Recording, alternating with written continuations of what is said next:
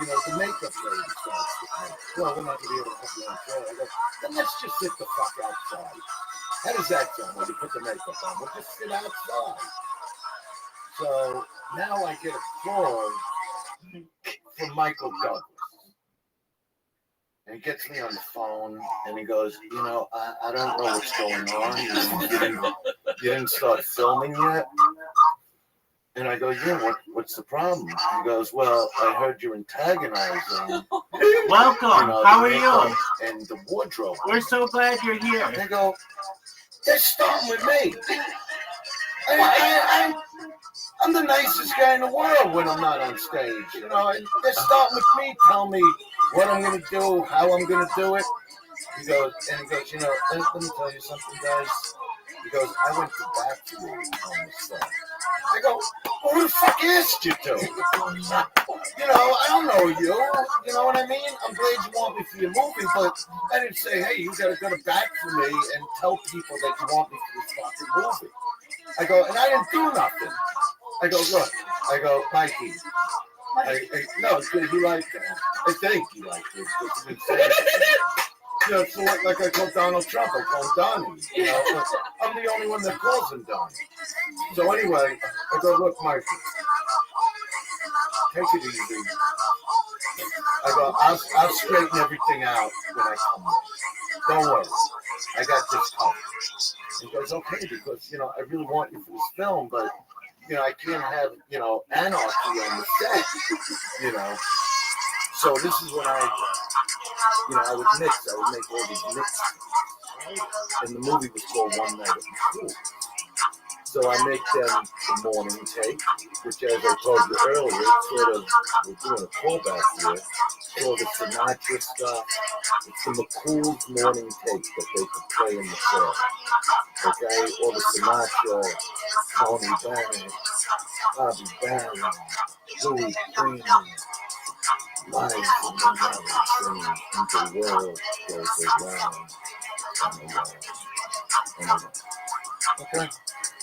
Now they got the McCool's after lunch, meaning night, which is all the 70s disco, leading to crazy house music. So I come in there, not only with the tapes, because I didn't know the setup, I buy these giant fucking boom boxes that light up. Alright? So we put on the music, and now here comes Matt Dillon, he's the star of the movie.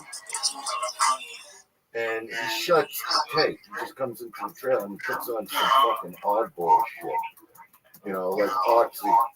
And I look at it, and I love the Dillons, both of them. And Matt's, the greatest. I said, what are you doing? He goes, no, I want to listen to this. I go, yeah, but who asked what you wanted? What we were all doing. I go, there's 6 people in here. We're putting fucking tape on. It took me hours to make that tape. I was going to ask, do you make the tape? Yes. What? It's very what? You made the tape? Yeah, I would take CDs, and I had a mixing board. So I used 2 CDs. If you date them, I'll make you one too. Yeah. I got a couple of them. And I mix it onto cassettes. So it's like a real DJ. Okay? So bottom line is, Matt really didn't give me a hard time because everybody's looking at him. And I said, look at the boombox I bought these fucking people. It's beyond belief. But I did decide at that time to fuck with Matt Dillon for the rest of the film. And he did a movie. Oh, wait! I gotta finish what happened. Wait. I will come back to Michael Douglas. No, because that's the end now. So I get these boom boxes. I play the music for everybody. I straighten out fucking Matt because he knows. I'm Dice. That's it. We're gonna listen to what I want to listen to. And but he's the coolest guy. But I did keep questioning him about a scene in the movie My Bodyguard. It was a constant. Okay? Remember the taking a dump. Like when he was like, no. BRB taking a dump. He was a kid, like 19 years old, whatever. He did a movie, The Bodyguard. My Bodyguard. My Bodyguard, where he's So like this good. tough guy, and he picked on this like nerdy kid, and the nerdy kid got this monster of a bodyguard. So then Matt Dillon gets his version of that guy. And what happened is Matt Dillon's bodyguard, threw this motorcycle in a lake that the nerd's bodyguard like really took time, like this old fucking bike, motorcycle, and he threw it in the lake in the movie.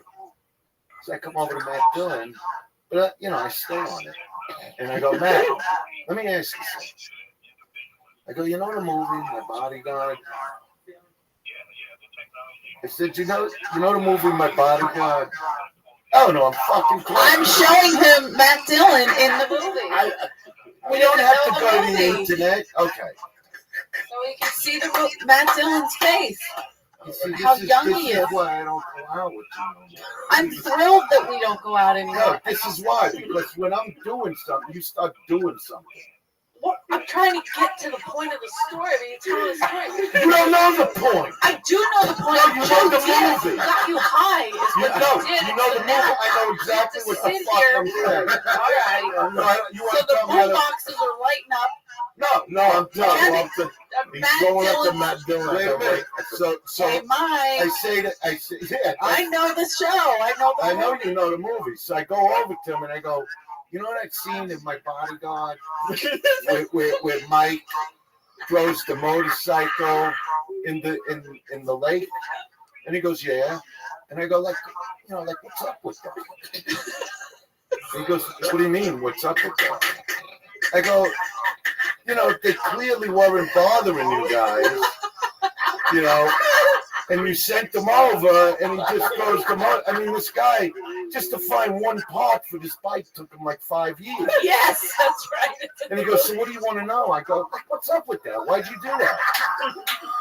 And he goes, like the wires, like his wires in his mind were like, he goes, Dice, we're doing a movie together now. Like, what do you mean? What's up with it? I go, no, there'd be no reason. You got your bodyguard, the kid had his, and for no reason, this guy's going over and starting in. Like, why would he do that? 20 years later. So, Guys, we're doing a movie now. It's just fucking cracked. So, yeah, no, but you know who I really cracked? This fucking stiff. Yeah, you have to tell that. Yeah, this fucking stiff who was in the I can't movie. think of his name. And it's not about his talent. The fuck is his name? Paul? I had that sitcom movie. Paul Reiser? Paul Reiser. Right. All right, so You knew Paul before. yeah, I know Paul since he started. Paul, good guy, great comic. He's very, he's fucking affected by like what he does. I don't know. It's the only way to say it. He's very serious. So he's on the set, and at the time he was doing all these AT&T commercials. Okay.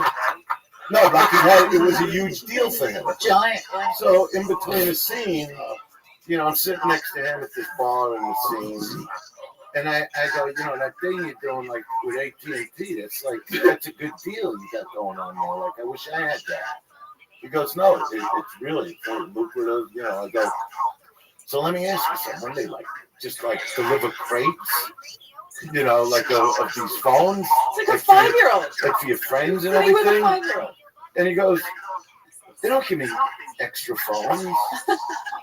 I go, you didn't put that in your deal? Like you get like a crate of phones for like your family and your friends?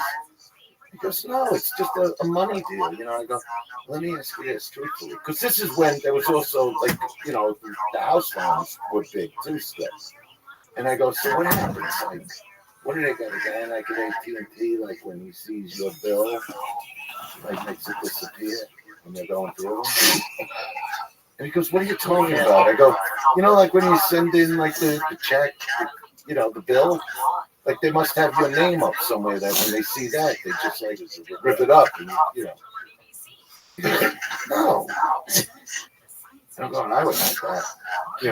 Why would I pay for my phone if I'm helping them out, getting them customers? So now what Paul Reiser would do is when it was time like not to be on the set, never come out of his trailer. He didn't want to see me. So I would, he likes at that time he liked smoking cigars and so I would like just bang on his dressing room door just to jolt him onto the trailer. Because I know he's like all chill inside with the cigar. And I'm like, fuck you. And I'm banging on the door. And I'd actually run away. So he would never see me. I bet so, unless he listens to his podcast, he never knew that was me. So Right now now he's at home like mother. So wait a minute. So now that I've made some friends on the set, the craziest part's coming. Because Max, my son Max, and John Goodman's wife gave birth the same. Not my son. Max didn't give birth. He was born. Trini gave birth to Max, and John Goodman's wife gave birth to their daughter the same day. Okay. Now I didn't know that. I come up, Trini has the baby. They put in like one of their hospital rooms for a few days. And but I had all these armed security guards on Max, like ex-FBI, because I was getting a lot of death threats at the time. It was the height of his career. Yeah, it's when I was doing the arenas. So there were two guys where all the little babies are with the black suits on, and like, who the fuck?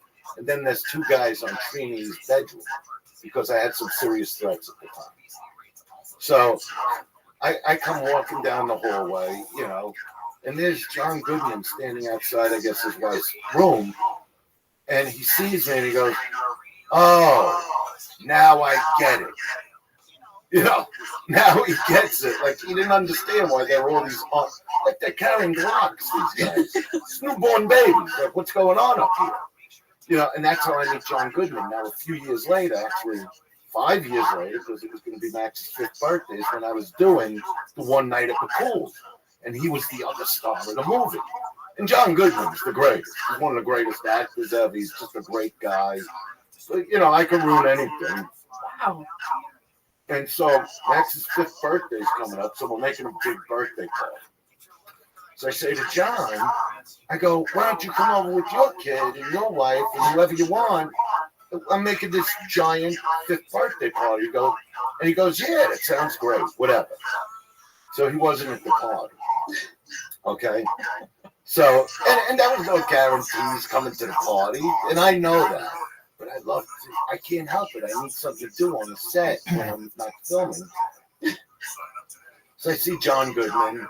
I sort of give him a little attitude. "Yeah, how you doing?" And he goes, "No, good, you right?" I go, "Nah, I don't want to say nothing, Remember, we were going to share the birthday parties?" And he goes, "No, thanks." I said, "Maybe we'll come by, I said, everybody, I had over 100 people there. Everybody was waiting. Even the Batman had hung out. And the Power Ranger hung out because John Goodman's coming. I mean, there were other celebrities there, but the point is, your daughter's 5, Max is 5, and, we're all standing around twiddling our thumbs, waiting for you, and you just say, "Fuck you guys. Fuck you, fuck your family." And he's looking at me going, "I'm not that kind of man." So I told you it was like in passing conversation. Like, "Did I take your address?" He says. I go, "It's not the point. The point is you said you're going to be there." And now he's looking at me. I think the guy's like, he's starting to get heated up. And he's like, "Well, look, if I make plans to do something, I go through with those plans. But we didn't make definite plans." I go, "You know what? Matt was right next to me. Should I go get him?" He's go, "Matt Dillon?" I go, "Yeah." The guy felt like he was on fucking trial, getting his morning coffee. And then I look at him and I go, "I'm just fucking around. How you doing? Everything good?" Is this like first thing Monday morning? Yes. Immediate. How did you get 7 in the finish morning. that film and do so well? Well, I With had all like, those people hating you. because I played 2 characters, and the second one tried to kill everybody with a machine Fuck gun. you. Yeah, Remember? that scene. Yeah. It was a good scene. So anyway, with Michael Douglas, when he shows up on the set, with his boom boxes and tapes, all of a sudden he's got his hands over my eyes. He was like, "Guess who?" That's happened twice in my career. With the Guess Who, one was Travolta, one was Michael Douglas. So he goes, "Guess who?" And he goes, What has happened on this set?" He goes, "People are more excited about you being on this set than Matt Dillon." Like, what happened? Everybody's turned around. I said, "I told you it's all going to be good. I got the disco tapes. I got everything." You know what I mean? I got the boom boxes. I know how to come to a set. I go, it was just that makeup girl. Go straighten her out. So me and Michael get kind of tight, right? So after the movie, he's going to take Catherine. What? I was just He's funny. got Catherine Catherine. Zeta-Jones Yeah, you're right. to Europe for her birthday. Oh, yeah. So I'm smart, you know. I like the guy. I want her to have a great birthday. So I make him birthday tapes for her. He Okay? does make a hell of a tape. No, wait a minute. I make a birthday tapes. Then I go to a sex shop. I figure I'll do a little shopping, you know. And I buy her this hot fucking number. I know how she looks in it. Every fucking detail. That's the worst thing you can do, to buy lingerie for their wife. Yeah, this wasn't normal lingerie. This was no Victoria's Secret or Frederick. This is the real deal. This is me going to the street. I understand what You know you're what saying, I'm but you don't think that's offensive, like to buy a woman? Did you ever see her? Yeah, we all did. Yeah, It's hot. exactly. So what am I going to get her? A robe? A terry cloth robe?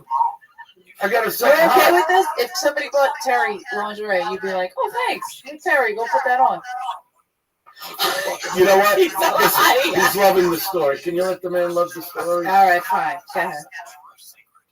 All right, you're buying her So Captain I find her this hot fucking number. I could just see like how her ass cheeks would stick out. Because it's in movies. You know, I studied her a little, and like that one she did, like, was it not Cabaret? What was Chicago. It? Chicago. So I saw her in some outfits. I'm going, all right, tits. They're not the biggest thing in the world, but I can make them look great. You know, I mean, they're nice. They're normal. They're regular big tits. They're not like, you know, kettlebell tits or anything like that. That you look and go, what the fuck is that? It's an actual What human the telling a fuck story. is that? Well, With fucking these big fucking tits banging between your head. You know what I mean? So I get it in negligee. And then I pick them up, you know, some like, you know, the best lube in the world. It's the kind of lube that if you put a little on your fingers, it'll be on there 10 years from now. It doesn't dry. It doesn't believe in getting dry. This is true, right? Yeah. I'm not going to say the name of it unless they want to pay me $1 million fucking dollars, but I call it silk. But that's not the name of it. Because that's what it feels like, okay? I get them that. I throw a toy into it just to, you know, make the box look right. A couple things that, you know, vibrate a little. But stuff, like he can't go into this place and get it. So I figured, so I give him the box to give her, right? So now I'm watching TV, okay? Not even kidding. And it's like one of the entertainment shows, like Entertainment Tonight. And they're showing a birthday party in a disco in Europe with Sean Connery. And Michael Douglas is talking about how they're playing Dice's disco tapes. That's what's being played in this discotheque right now. Because I really blend them and mix them. And then I get a call from Mikey saying it was the greatest fucking birthday she's ever had. I go, tell me, you gotta tell me how the outfit looks. He goes, it fit perfect. I go, and the other thing I put in there, the silk, and he knew exactly where it was. He goes, you gotta tell me where to get it. So I told him like where to get it. Yeah, I go, but you know, I don't know if you should go in there. So you call me and I'll get you like a dozen bottles.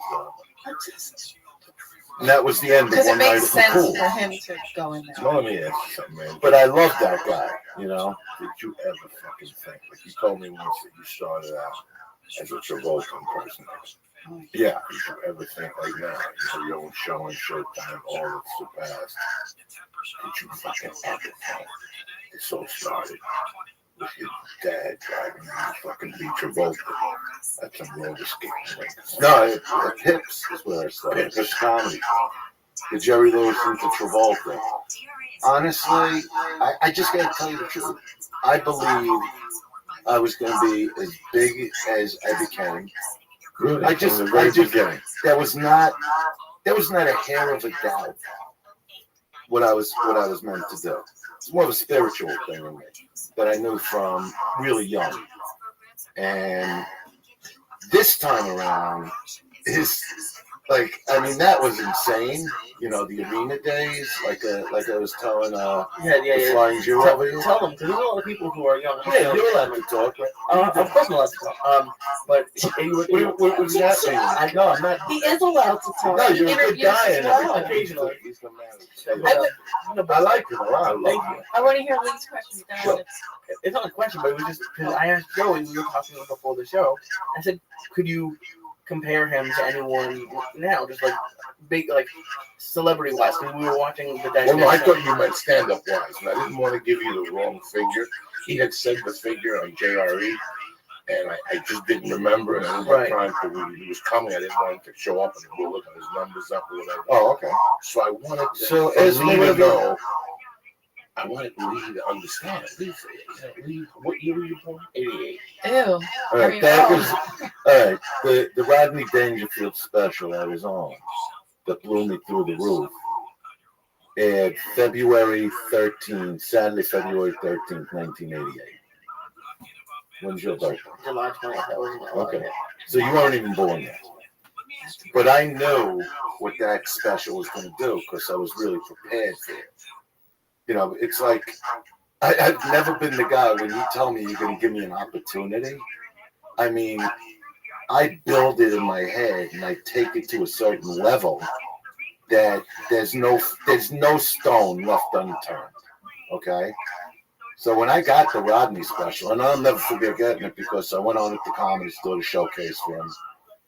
And then, you know, you want to hear from him. Did I get it? Did I get the special? Because his specials made like Tennyson and Seinfeld and Roseanne and all these big time comics, you know.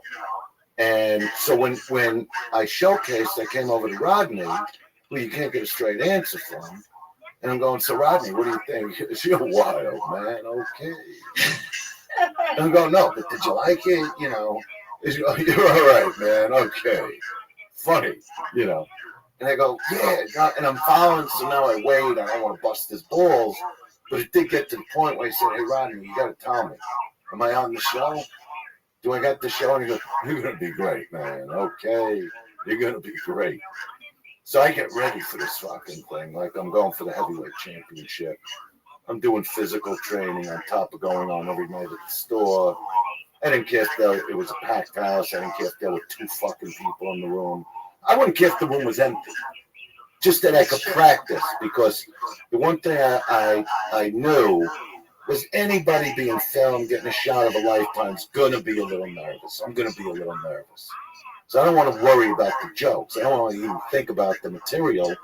All I want to think about is the performance, what people are seeing in their houses. And I knew the first night. So when I got dressed, now I do the Rodney show. We stay at the Regency in New York. And I was with Trini, and I put on the whole outfit I wore with this giant fucking Harley Davidson buckle, the glasses, everything. I said to Trini, you meet me at the club. I want to walk the street and feel it. I'm going to walk there. Let me tell you something. When I walked down to that fucking hotel, you could feel people looking. You know, it was like a fucking superhero coming down. The buckle is the size of my license plate on my car. Okay? The glasses are bigger than my head, whatever. So I come walking into Dangerfields, and they're just setting up, and Rodney's there, and he comes over, and he goes, how you feeling, man? You know, and I look at him, I go, tonight they get disciplined. Tonight, they pay. And he looks at me and he goes, okay, man, they're going to be disciplined. Okay. You're not mad at anything, are you? You know, he goes, and he just kept repeating, they're going to pay tonight. Okay, I got that, you know.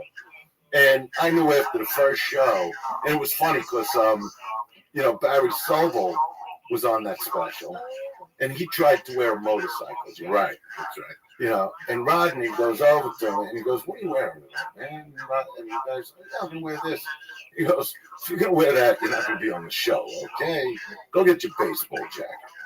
You know, Dice wears the leather, you know. And, yeah, Sobel's like, oh, man, he's just going to slaughter, you know. And I'm like, so fucking, I just want the camera on. I just want to introduce the world to Dice, and it's exactly what I did. And the show aired, like I said, February 13th, 88. And within months, I was on sale at my first arena was Nassau Coliseum, which is 18,000 seats. My agent, who is a rock and roll agent, Dennis Arthur, handles Billy Joel to this day, Metallica, all these giant rock. But even he was like, why do you think you could sell it? He goes, Billy Joel sells out Nassau Coliseum. Because I called him up. I said, what's a place? I did 1,500 seats in Manhattan, a place called Town Hall. Now I call him, and I go, what's a place like Madison Square Garden, but not the Garden? And he's going, well, you got Nassau Coliseum out in Long Island, but Billy does that. Comics don't do that. And I go, well, why not? He goes, you just did 1,500 seats. Why would you think you could do 18,000?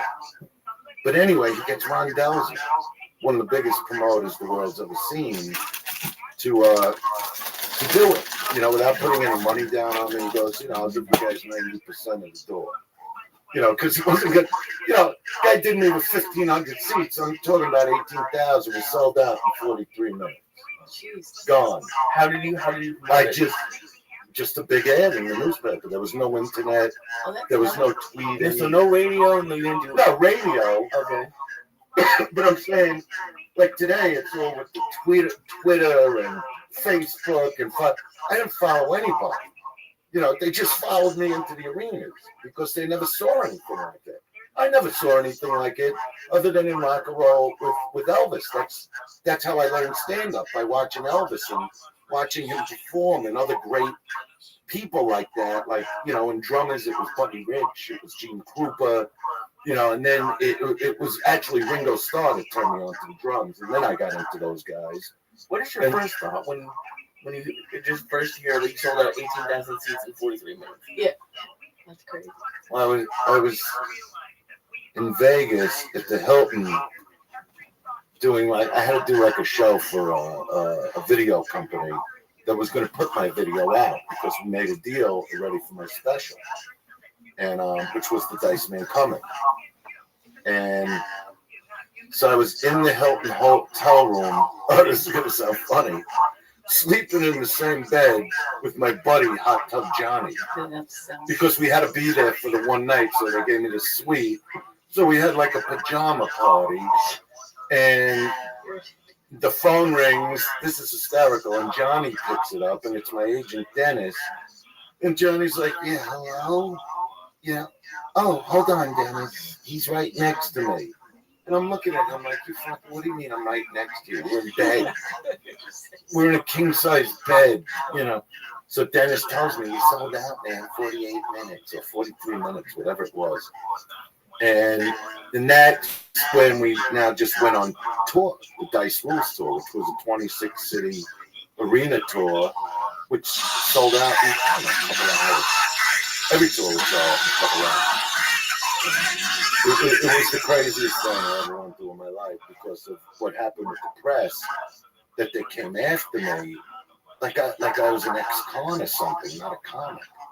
It was the most ridiculous thing. I couldn't even fight it because I'm like, what is this? So I'm trying to entertain the fans and you get the press, calling it the comedy of hate. I'm going, it's anything but hate. The comedy of how much I love pussy, really. And I did some gay jokes that weren't gay bashing. It was just that time in America where gays were coming out of the closet, so it was a funny subject matter. But today they call it like cross-gender, you know what I mean?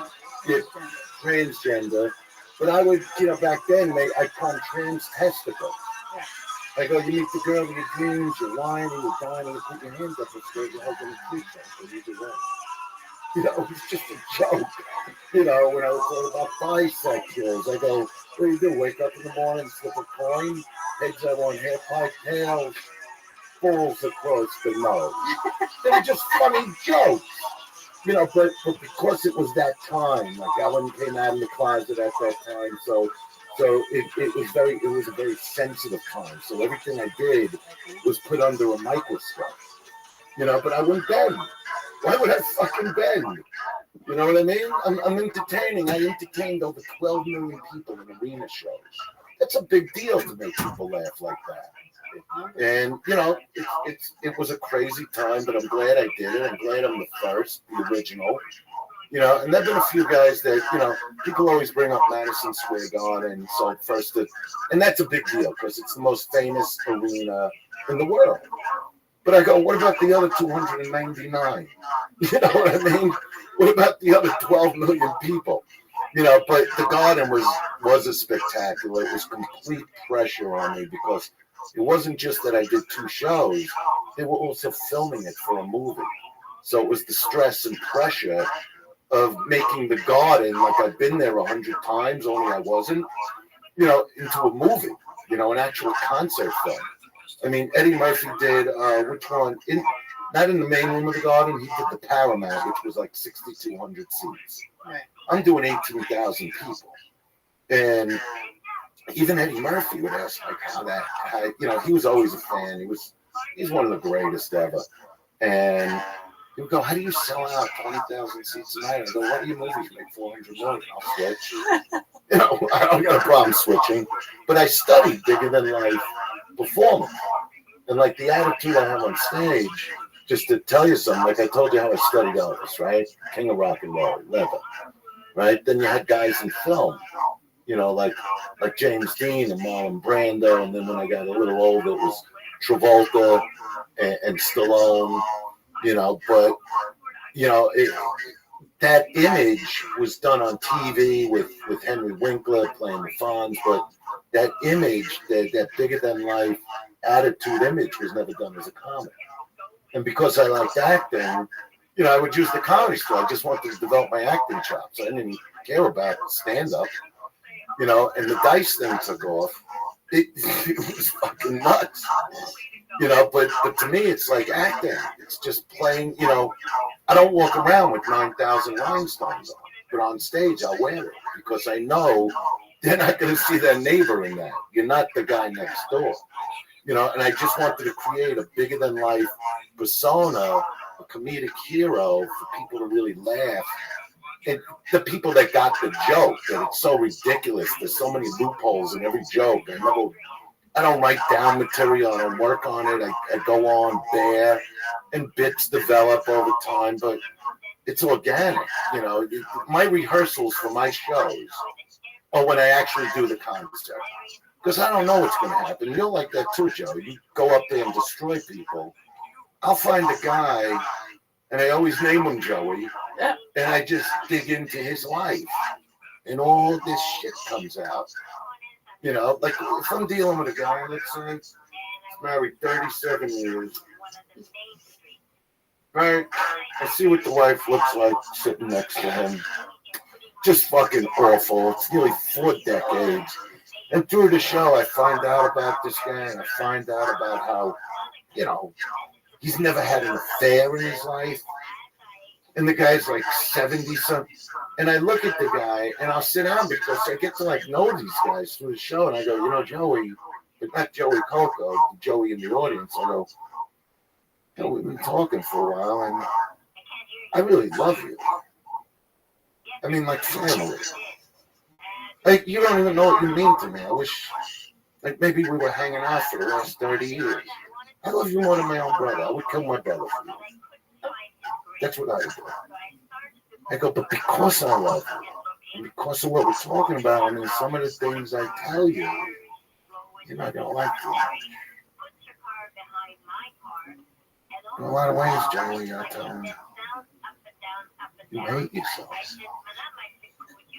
That's what I gather from this little meeting we've had here.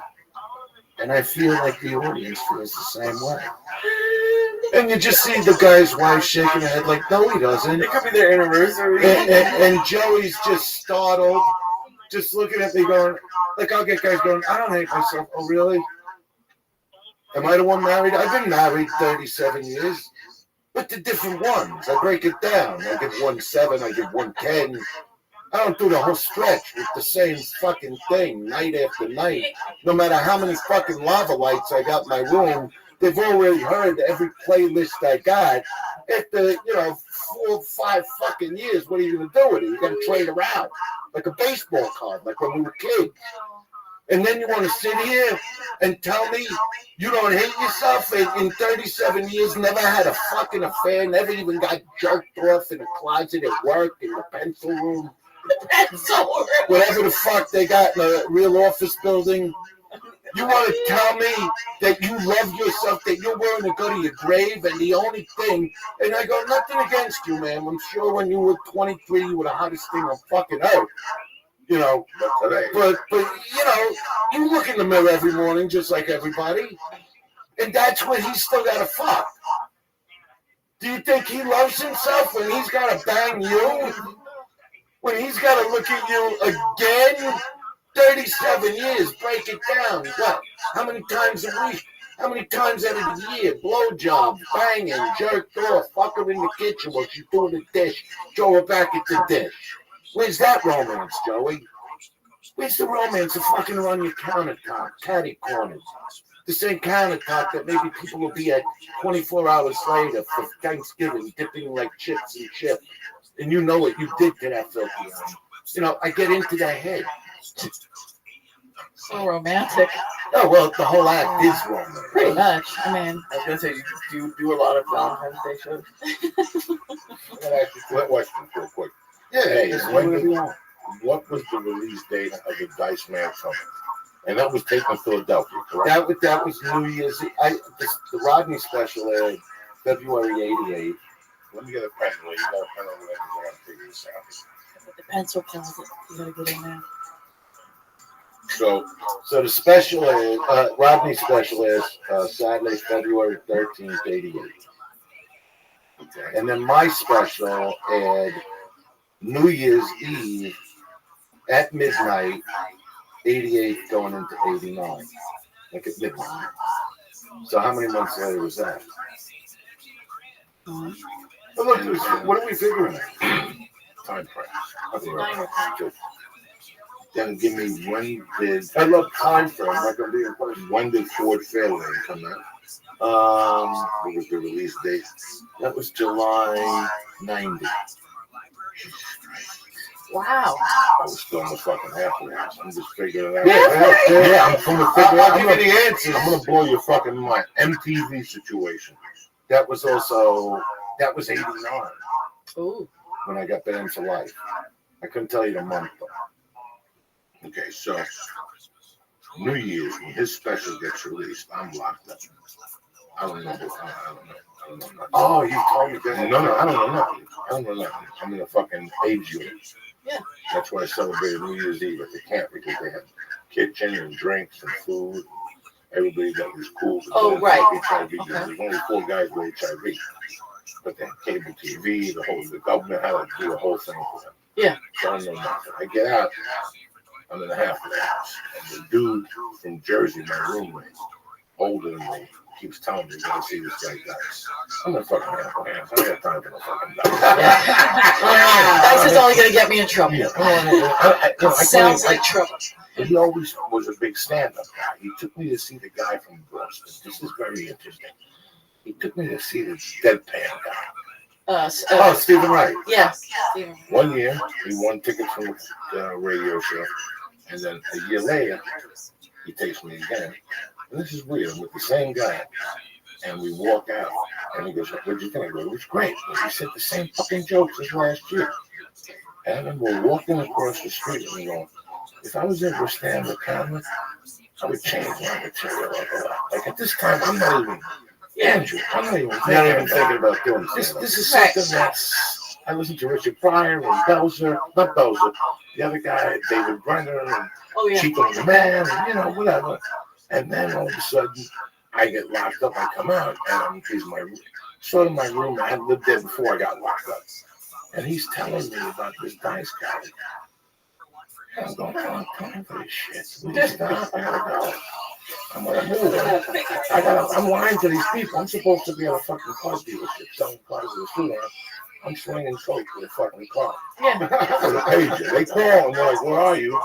They couldn't get, I had a special permit from the court saying that I could leave. I didn't have to be at a certain, like most people go to a job.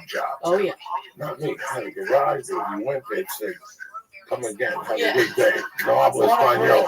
Yeah, and I would have my car and I'd go to people's houses and hang out and watch TV. And one day he convinced me. He goes, just sit, just watch. And all of a sudden, you know, the fucking thing, and I'm watching, and he's sucking me in, I'm watching. I'm like, okay.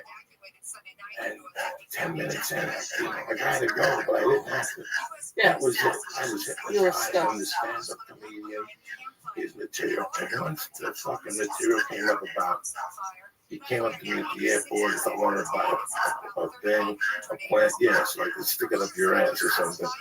I lost it. It was like, that's it. That was my breaking point. Yeah. Like, I knew I could do this. But this guy was saying, this is what I'm thinking as I walk. Right. Around. I have this. I mean, the things, you know, things. I have Yeah. I'm an only, they don't say. I'm an only child. Mhm. So as I'm walking up to you, I'm like, look at this fucking look. In the back of my head, you know what I'm saying? I got my own dialogue, but it's real. Like, it's fucking real. Like, it fucking torments me. It torments people. So Yeah. I watched the first 26 minutes, maybe 24 minutes. And I said, I gotta take this speech. And he's like, you take it out of the house. This guy's like my brother at the time. He was there when I got sentenced. I don't want you to take it out of the house. Yeah. I can't take it out of the house. Well, but these are hard commodities to get. Yeah. So I had to cut a deal. And I'm in the halfway house. Cut a deal. So I'm in the halfway house, February of '89. I finally watched the dice tape, maybe May of '89. They cut me loose, but I come up positive for cocaine from weighing it. Okay. And they put me back in the halfway house. Now, this is where it gets. Now I've watched this special, and at this point I know it backwards and forwards. I could turn it off and fucking write the fucking thing out. I went to the halfway house and I go, what the fuck are you guys gonna do in the music? And they go, oh, we don't know, we're sitting in the rooms, we all gotta be in my head. I go, listen, what if I rent the room and get Chinese food brought into this motherfucker? And we watch Andrew Dice play. I remember these guys. Yeah, but the girls were like, I don't know. They were like females. And these are the same chicks that I was knocking on their door. They'd open up the door. I'd give her coke and she'd drop, suck my dick right at the door. I'd be the lookout for myself when she was sucking my dick. And then she'd lock the door, like just slam the door, and I'd walk away. Here's the same girl, like, I don't know if I want to watch that. I heard it's pretty dirty. New Year's Eve, I had maybe, it started with like 9 people in there.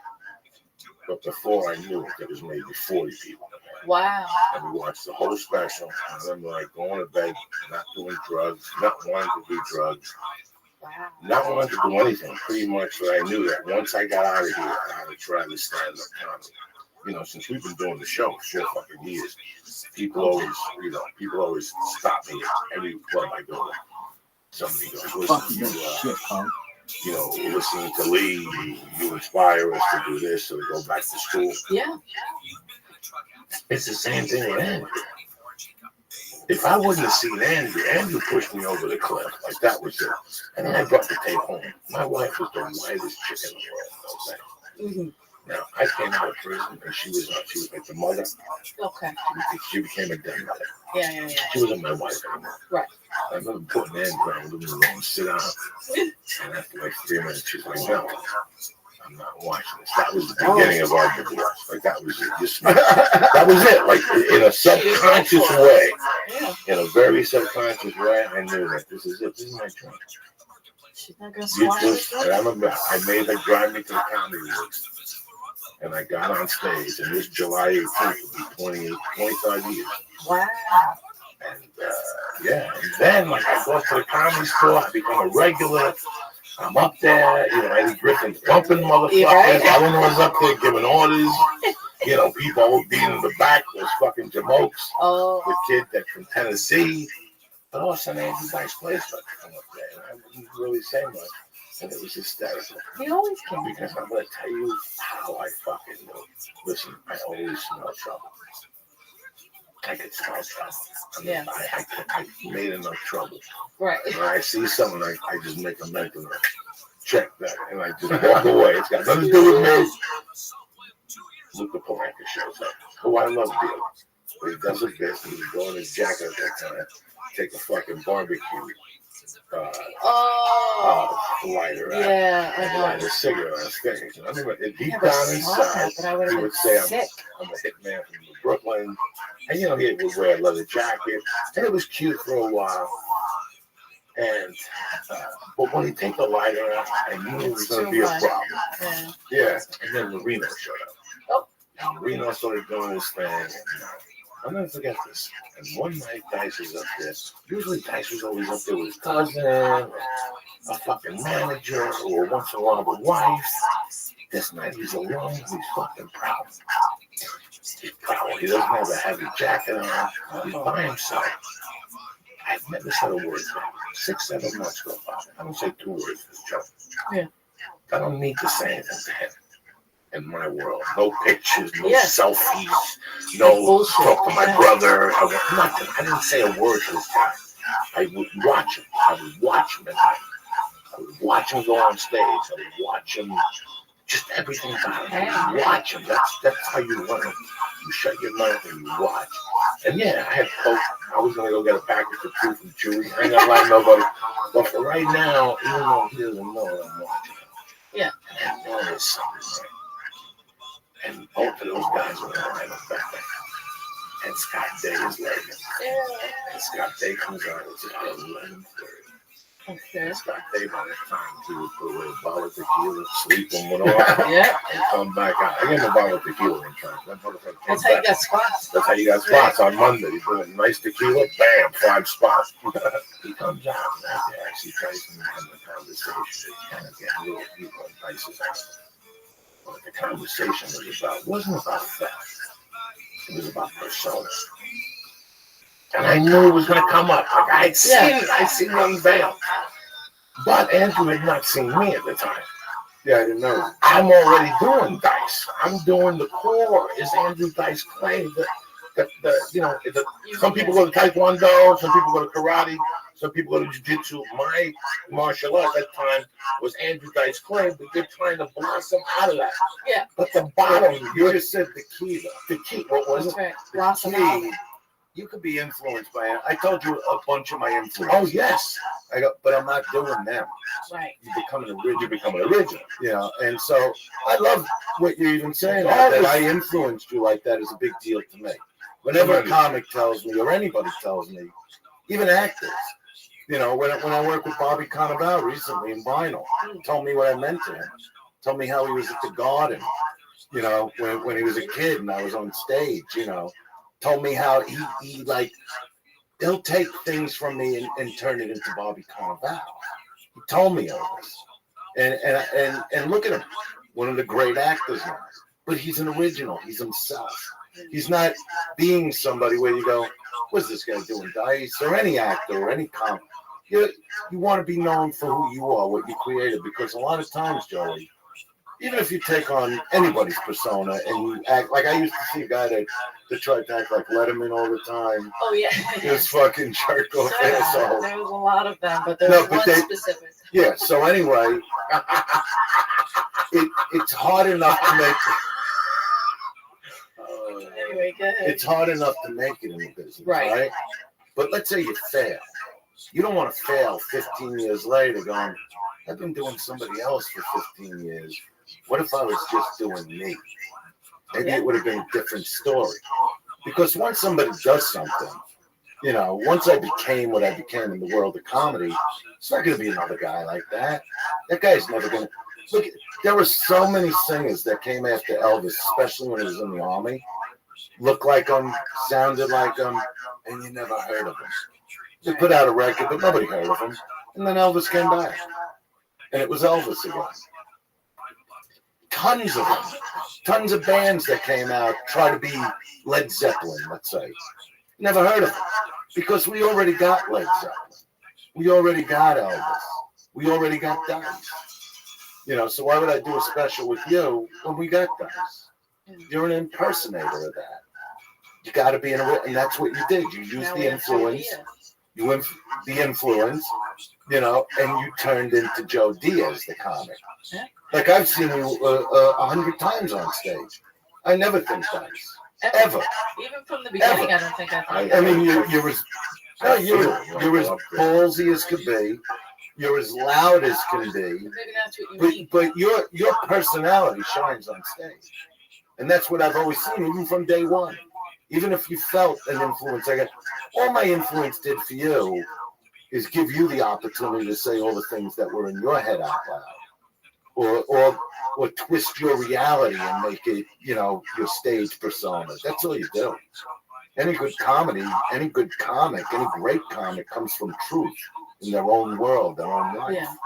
You don't have to talk about your life, but you're going to take things. Even when I talk about sex, like I was telling you about my bedroom and the lava lamp. So I will take it and make it a cartoon for them to make them laugh at what they do to each other. Because people put so much upon sex, especially today. I'm just laughing. I want you to laugh. A Sunday night at the store one night. Oh, And these two Asian dudes sat at stage right. If you're on stage facing Mitzi's Right. over here, and Andrew goes up there, he's fucking throwing, bombs and sucking dick, and people laughing. And I was like, look, so it's like those three fucking chicks got it. And I don't know, I remember one line was, that if I eat your father's food, he goes, what's your father on the restaurant? And he goes, yeah, that's it. That's it. They just fucking threw gasoline. Yeah, just here, like a softball. Oh my You God. lobbed it up. It's just like, You had them out of the park. I'm going to eat the food and shit blood for 3 weeks. Oh, I'm going to go to your restaurant and get a fortune cookie. That's what it was. I'm going to open up the fortune cookie and it's going to shit blood for 3 weeks. But the best was in Vegas. There was a table full of gay guys. And he's fucking going off on this stuff. He's talking about in Vegas, they're going to build a casino. And it's going to be shaped like the hotel. Because you remember that bit? like a hotel. No. 20 minutes. It's going to shoot cum. No, hotel casino cock. And fags going to be in the bottom going, That would be the big hotel cock. It opened up and the potato juice would shoot out. Exactly. Hotel casino cock. That's so Because of all the silly. themes in Vegas. Some of the That's best. still a good. What I say the idea, by the way. jacuzzi look like? I can't remember. It's shaped like all a the shrubbery cockhead. was black, and then it was. This is where it's really gonna get fucked up. Like I learned so many lessons sitting like 3 chairs down from Mitzi's. Oh God.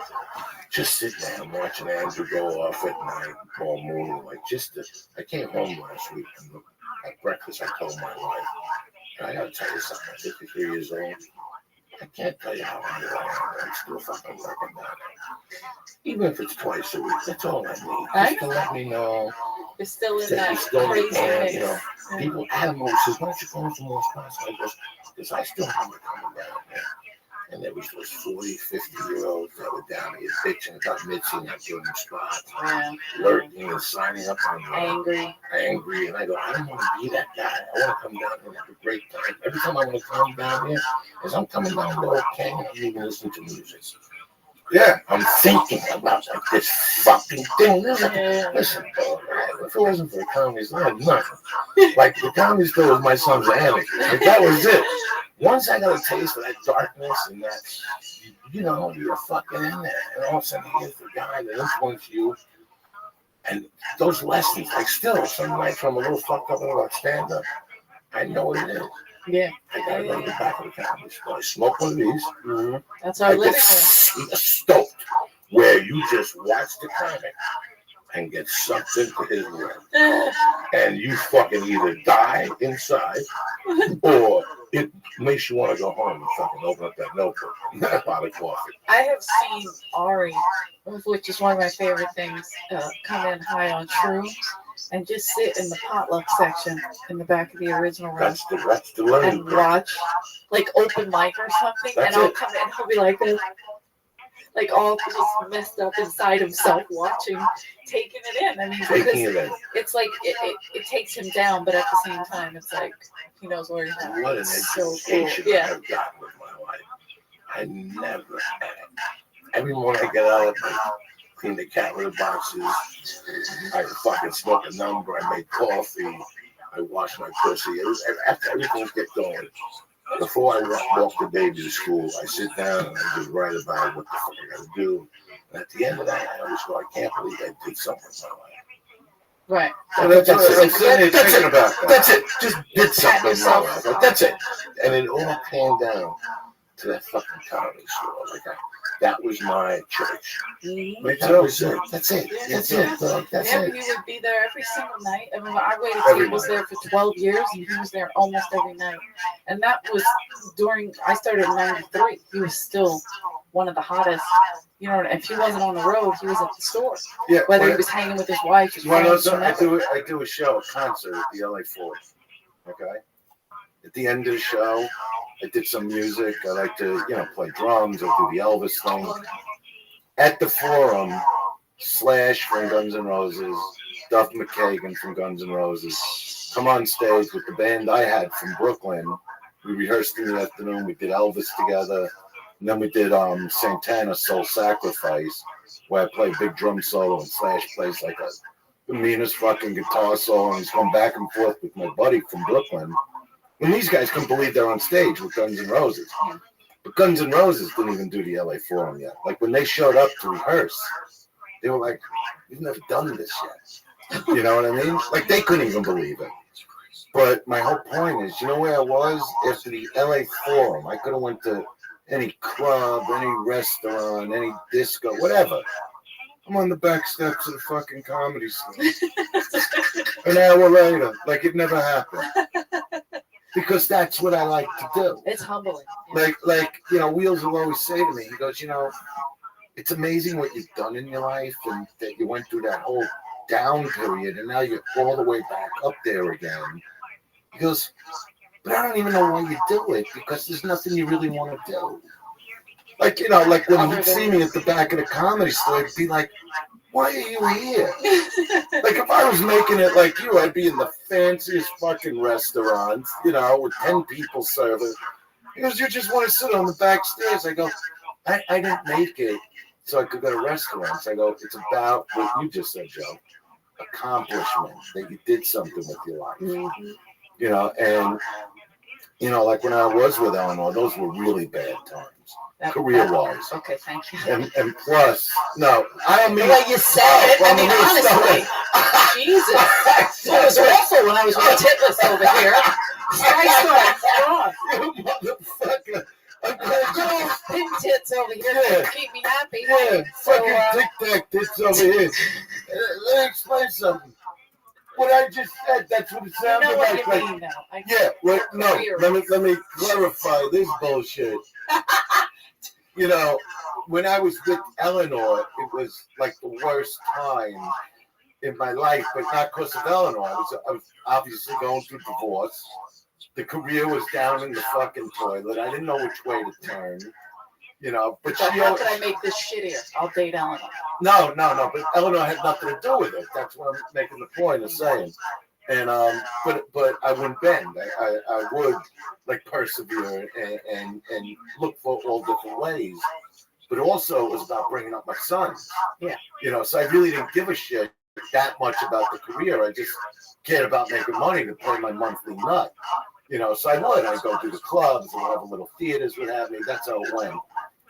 But my thing, and this is good for you too, was always about Max and Dylan when that happened. Because my thing is about teaching kids by example. And I would tell them, I say, wait till I step on the gas pedal. You're going to see something you've never seen in your life.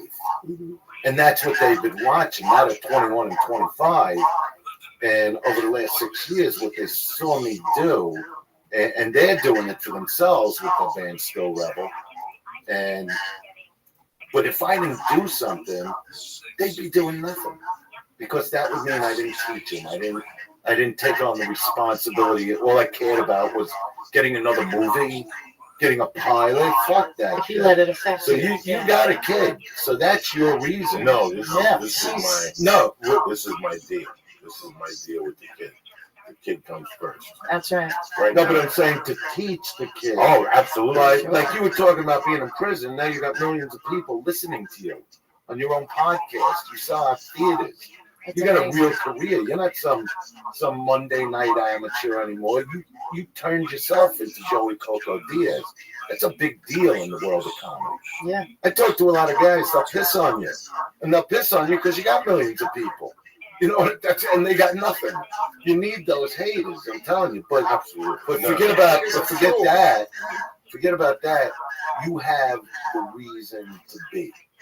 You see, when you got family, when you got people that you love, and they see you knocked down, like my family saw me, it was like the story's never. And I don't care how many arenas I did back then. That's the old story. That's the old Dice story. I was going to build a whole new one. You know, Yeah. and nothing was going to deter me. That's just who I am. You certainly- And you're that kind of guy. I wouldn't say it to a guy that's not like that. You know, because there are people that just, they ride other people's waves. You know what I mean? And that's okay. But guys like you, guys like me, girls like Eleanor, that make their own way. Oh, Eleanor to me is the best female. Hey, guys gotta, people in comedy, people always have to give you a spark. And Oh, it's what you do with that spark. Yeah. And Rodney gave you the opportunity of a lifetime. You went on there and fucked up that room. That's it. That's what you do. See, I didn't Yeah, he even did play the country, room. Yeah. It wasn't about the room. Playing to this. When I filmed, you know, I'll never forget, because, you know, Mitzi, it could be no fucking good at times. I know she's older now, and I love her. But the night of that special, the night of the Rodney special, I took a walk to the Comedy Store. Again, I wanted to be alone. And I just wanted to walk and look at all the people on the street, because I knew what had happened. I knew that by sometime the next week, all those people were going to know who I am. I knew it. So I come into the Comedy Store, and who did I see? Bob Schimmel, right? Nice. The funniest. Greatest. So he sees me. Everybody else, the other comic, a lot of jealousy immediately. That night, though, but not from Schimmel. He looks at me and he goes, "So anyway, Dice, the special ed is, right? This is a special ed like an hour ago, you know." He goes, "So the phone rings." You know, I go, "All right, here we go." And I pick up and he goes, "It's my mother." And he goes, "Yeah, Ma." And she goes, "Are you friends with Dice?" I love Dice. You know, and he just killed me with that. Now I go and I sit down, Mitzi's at a booth, and she's fuming over the special. You know, because I'm waiting for to say because I knew when I filmed it how it was going to affect the country. I can't prove it to you other than the ad I took in the Daily Variety 2 days before the show aired. I took it for a Thursday because in show business on Friday, nobody shows up at the studio. So I figured let the ad hit on Thursday. Full page in fucking Can you Variety. imagine? Full page of variety. Full page in Variety. And why are you laughing? At least I have to sleep over there. Let him sleep. I'm going to sleep. No, he's just It's high. okay. His eyes are So, never so open. yeah, Picture. we're all still. Shut. So what happened is I take out this ad, half the page was my picture, and in big bold letters it says, "I never studied much in school." I go, but when I turned on the tube, and I list all these things, there was Elvis the King, Buddy Rich with Hands Like Lightning, Gleason, Cagney, you was the great one, Gleason, you were number one. You know, all these different people I looked up to. And then at the end, it says Murphy and Pryor, both great, no doubt. But in '88, it's Dice that shroud. And I put the name of the Put that in special. variety. Yeah, I put that in Variety to the entire fucking industry because I knew how big it was before it ever came on TV. I knew it the night I filmed it. First show at Dangerfield, left nothing. Because, you know, that's how prepared you need to be when you can hit a home run. You know, I wouldn't have settled for being in the middle. That could never happen in my world. I would have quit by a long time ago. But I know if I did it right, it'll be the biggest thing. So I put that in Variety. That's my proof. So now it's Saturday night. The show airs. I go to the Comedy Store, sit down with Mitzi, and she goes off about, "I can't believe I don't have a credit. And, you know, they should have done it here. I don't like the look of it." I go, "You know what, Mitzi? All I give a fuck about is how the whole country got to see me tonight and I'm gonna go have a drink, which is very rare for me. Because she should have just gave it up at that So moment. just like congrats. Yeah, because she knew. Yo, what up? But you also know. How are you? Now I'm at the LA Forum. She's in the limo with me. She flies to see me at the Meadowlands. She flies to see Yo, me what at up? Madison How are you? Square. She came everywhere with me. What up, Apothecary? It was nuts. But I knew. But I only knew because I was that prepared. If you're getting ready to do a special, by the time you do that special, you shouldn't be thinking of your material. Just think of the performance. Think of the whole country watching you. And perform for them. Move around. Do something. Make it a little exciting for them. Even if it's with your backdrop. Don't just stand there with a mic. That was my big complaint with comics, that they didn't understand performance. Because I grew up with music. I grew up singing, playing the drums. It was all about acting, had nothing to do with stand-up. So when I would see all the comics when I came out here, like the Paul Rises and, Seinfeld, who I think is one of the greatest ever, what I didn't see was performance. And I can't go on a stage without performing somehow. I can't just go up there and do a routine. I would be bored to fuck. I just would be bored if I even thought about my act. The only thing that happens right before I go on is Wheels will tell me, well, Eleanor's on stage just kicking ass like she does every night. So maybe some of the toughest crowds in the country, my fans. And she destroys them all the time, every time. And Wheels is backstage with me going, now you go out there and you tell them something now. And I go, what? And sometimes, a lot of times, we've been smoking the weed before I go up so I can just let my mind go, He's going, you tell them the way it is. And I go, but about what? He goes, you know exactly what. You just tell them when you get out there, you let them know it now. And that's how he'll psych me up for the show. And then I'll pass Eleanor and go, she'll pound me, and I'll go, I'm just so fucking stoned right now. And he's telling me to tell him something. And I don't know what it is he wants me to tell him. And that's why there's a few minutes when I first go up there, I don't even bother with them. Like, even if they yell out my name, I don't look. I know I'm up there. I don't need to hear my name. Shut up. Wait till I'm ready. We're going to get through this together. That's how I look at it. Because I don't know what's going to happen.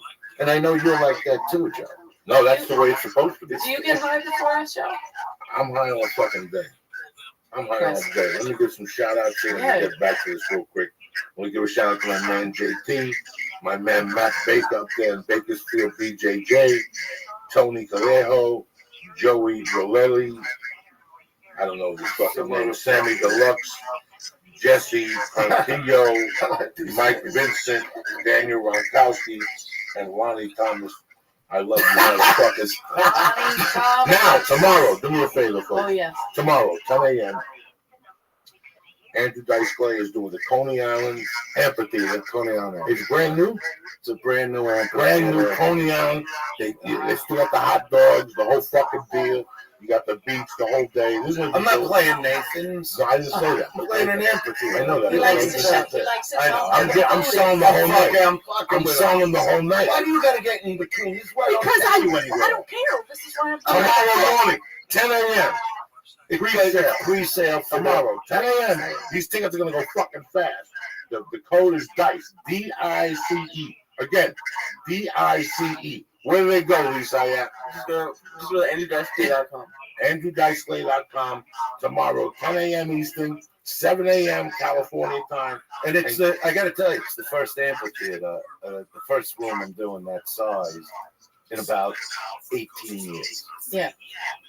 Yeah, and it's all, I should tell you, this was because of getting on the Tonight Show, doing the Tonight Show, and Jimmy Fallon, #1, the greatest. Yeah. Him, his producer, Michael Cox, they couldn't be nicer, and when I was supposed to do the show, because Dice, the TV show, was coming out, the network wanted me to sit on panel and talk about the show, and I was like, oh, they want me to do stand-up. I'm not breaking it up. The whole thing's like 6 minutes, you know what I mean? So I told the producer, I go, what's the most time you could give me to do stand-up? If you really want me to do stand-up. And he goes, 5 minutes. That's the maximum. And I go, all right. And I go through this material with him. And when we were done, this is cool. I asked the guy, I go, all right, once you get it all approved, can you write it out like in an email and send it to me? Just what Michael didn't understand is I was winging it, giving him the material. I wasn't sure what it was. I can't be dirty, you know what I mean? So I came up with some material like a week before foul, but I wanted to give it this dramatic opening that people would think I'm going to destroy my career in a minute, okay? So I do the set, and it winds up the longest set the Tonight Show's ever aired, 6 minutes and 23 seconds, and that was Ralph Fallon's introduction, and he was so excited afterwards. He was like jumping on my back behind the curtain. Just the greatest guy. I just want to hang with him all night, him and his producer. And the producers, texting me, you murdered it. And all I'm nervous is about it, that they might, cut it down, like edit it. Yeah. They left every fucking word in there. All right, this is one shot on the Tonight Show. This is what hasn't been done in years. Now, I'll tell the people out there that the concerts I'm doing, that you could also see on my, what's the name of my site? AndrewDiceClans.com. Okay, yeah. So, the concerts I'm doing on this little run in May are like between 1,000 and 1,500 people a night, which are great size. You do those rooms, you're a superstar in comedy, for the most part, okay? After the Fallon show, I stayed up all night, got on the plane. By the time I landed, this amphitheater was booked. That's how nutty people are going for this. And this is a 5,000 seat amphitheater. It's a new building.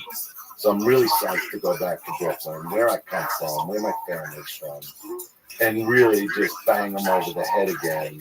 Because I really, on the Tonight Show, if I'm going to go on there, I got to reintroduce the country of dice. That's how I look at it.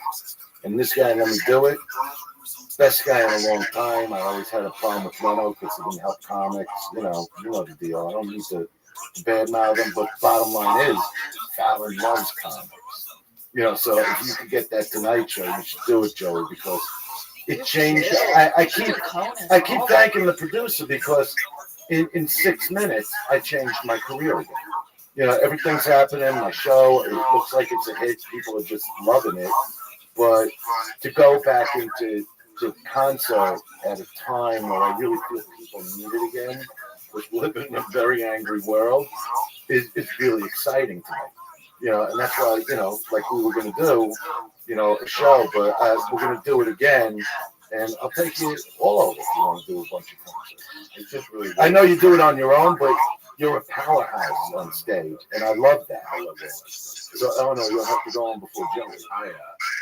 I love that the constant this whole thing is stand up. And I never expected it. That's the whole thing that nobody does.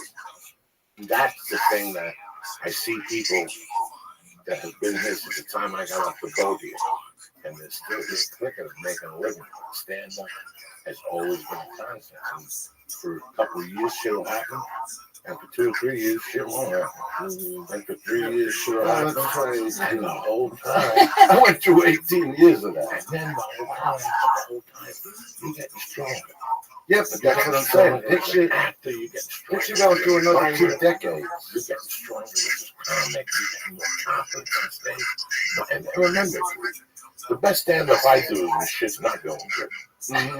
That's the best stand-up you do. Hey, nothing to me is funnier than when you hit a crowd that's silent and they're not laughing, like those late nights at the Comedy Store, when I could go up there and there wouldn't be a chuckle, and I could just chill and do my stuff for me.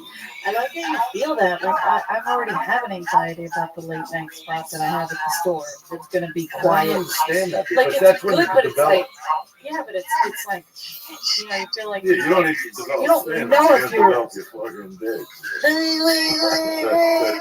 The 11:45. The 11:45. I got 12:45. Well, the 11:45. I'm just telling them. The 11:45 was 1:15 spot. Oh wow. If you do that 4 nights a week, that's like, let me see what he's doing. That's like going through gym, I get that. I got 4. Yeah. deadlifting, squatting, benching. 400 fucking pounds. And he was jailed. That's what Wow. those spots, Yeah. you know, those punishment spots. You know, when I Andrew did goes, 10 years ago. yeah, Yeah. That's what I was doing. and I did 9. You know, when Andrew goes up, those little fucking half a faggy comics would be. Oh, yeah. I'm not gonna sit through this. This is I would stay. ridiculous. Those are the guys that Oh my made God, me giant. I would stay. I would stay, watch, go out, get water, get a cocktail, come back, watch Andrew, and then they'd be looking for people and I had to follow in. Yeah. And Andrew would walk out, 16 people would I walk out. watch you. I would watch you. 9 would stay, Yeah. and you have to Figure figure it it out. out. And that figuring out is a fucking a year, yes. Mm-hmm. That's what Yale wants you to do. To think on your feet. That's the top thing. That's it. They just want you to be quick. That's a 4-year fucking degree. And meanwhile, you're sitting there going, why? I could be in Philly with my family celebrating Christmas. Why am I here? Yeah. The 21st of December. Why? And then, you know, you have like an idiot, like, you know, some idiot. You'll go, I can't believe I'm waiting here. Fucking idiot dripping pumping me. Right. And you'll go, I can't believe it's 1:15. He's about to get off. And somebody will go, you know what? You don't want to get started. Oh yeah. There's always somebody waiting. Oh, yeah. You're always waiting. Always somebody And waiting. you have to think of it that way. I'm honored to still be. Oh yeah, me too. I love it, but I do get a little anxiety still. That's what it's all about. Oh, okay. Good. Listen, As I go long as that's not I crazy. go to other places. Yeah. I try. Listen, in the bottom of my heart, you go to other comedy clubs around town, and I go up like nothing happens. There's no pressure. You know what? I'm to the age right now. When I go to the comedy store, I get car sick. And you'll make it with that car sickness is that's anxiety too. Because if I don't get car sick, I tell you what, I start getting anxiety. Those 5 steps when I walk up and I step to the left on Mitzi's chair, I get anxiety. But those are the steps I'm gonna fucking love. Yeah. And once the anxiety comes, I take 3 or 4 sips of water and I breathe, I turn around and I look at the light. I make sure I can see that there's a door open. Yeah. And I breathe, and once they say coming to the stage, I still have a little bit and still have a breath. Yeah. That's the You know what? You would have loved the Westwood comedy stuff. I never saw that. That was the best. What would go on there because, you know, because nobody's watching. No, it was run by you guys, right? Like, You know, you I guys- got one of my best lines from the alleyway. Outside the back of the comedy store, there was an alley and then an arcade. Like, you know, you understand. in Westwood. Yeah. So there used to be this comic, Andy Huggins. Today we have Dave Taylor. It's basically the same person. Hilarious. Tall like that, thin like that. You know what I mean? Angry? And so Andy Huggins, picture like Dave Taylor. You know what I mean?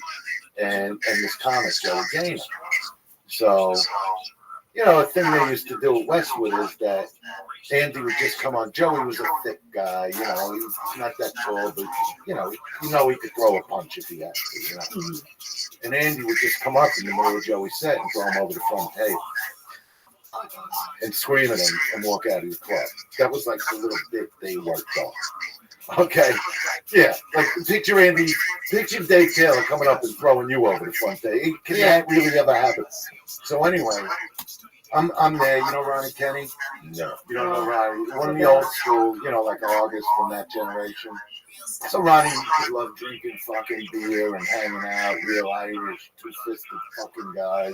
The best. You know, great Guy. guy. Funny. You know, so anyway, you know, he's about 6-7 beers in, everybody's hanging out. Joey's on stage. Here comes this guy, Andy Huggins, throws him over the front table. You know, and of course, the people that would go to Westwood were like college kids from, you know, Westwood. You know, so Joey goes over. Wait a minute. Joey goes over, and all of a sudden he starts choking.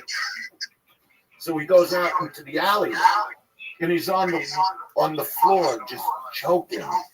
You know, because what had happened is one of the wax candles poured into his mouth from a table.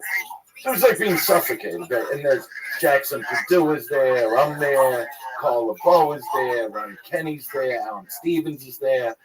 And the guy's basically choking and nobody's doing anything. And Ronnie, who's on his 7th beer, just goes, "Hey, Joey, if you can't party with the big boys, don't show up." And I just fall down laughing. Like, I can't put the way he said the line. I wound up making it like a hook line in my first special, The Guys Man Coming, with "If you can't party with the big boys, don't Yo, show what up? up." How are It you? wasn't about somebody choking on wax. It might have been I'm Rabbi somebody Rothschild. choking on cock instead. I'm glad you're here. But that's where I would sit. Like, I would just study all these people. And if they said something like I remember when you started saying, it's an old expression, but you made it your thing with "who's better than you" back then. You know what I mean? And it was like, yeah, like, like who's better than me, who's better than you. But it worked for him. Yeah. Like, he was instantly, when you started out, you were finding at least something, some kind of hook line, which is the most important with comedy. When they could leave and remember something you said. Like, even me, when I go, "Oh," the word "unbelievable," the way I would say it, they'd start saying it. And that's how you hook an audience. I was in the fucking halfway house when Ford fell in. So I have a movie. Did you ever leave this halfway house? I was in there from February of '89. But somebody February of '89 till like August. Right. Okay. Here we go. I stayed in there from But then he got recharged. Yeah, I stayed there from February of '89 till I got married. The day before the fucking Saturday. That's so funny. So I got married September. So they got married September 5th. But I When'd you get married? married No, September? Yeah. I got married in September. September 9th. Which one? No, we didn't get married. 9/9/89. Wow. But 3-4 days before that, I got released in the halfway house. I stayed out for 2 months. Then they put me back in. They violated me for 90 days. So November, December, January. I got released February of '03. And then they threw me back in there again. February of 2003? No. 93. 83. Oh, he's hot. No. It's fun to watch. 90.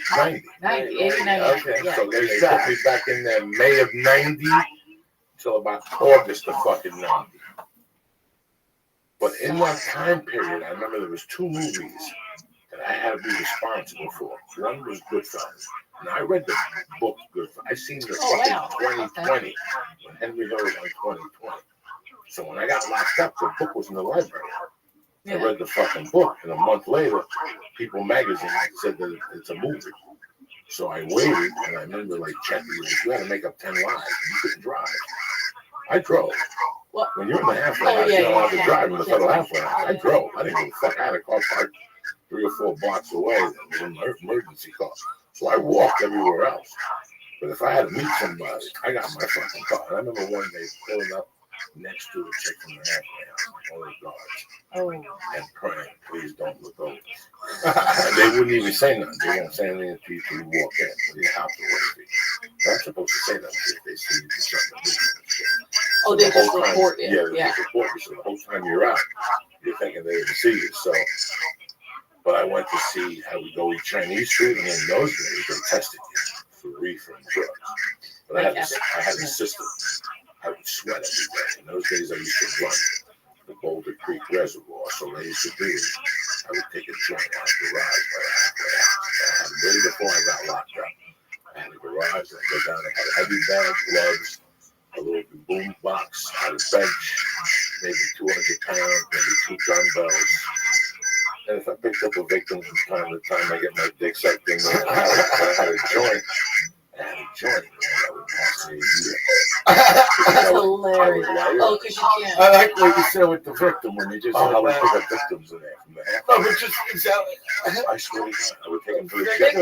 $35 a month they charged me. Yeah, he does. $35 a month for that fucking garage. It was better than going to the gym. Yeah. I had my own little fucking gym in there. So, what the fuck? I would go in there, I would take a hit off the joint, I would go to a Chinese restaurant, eat, and I would go to a movie theater. Oh, wow. And I remember, like, Fort Fairlane, Oh. I was in the halfway house. Goodfellas, and there was another movie I snuck in to see. Batman.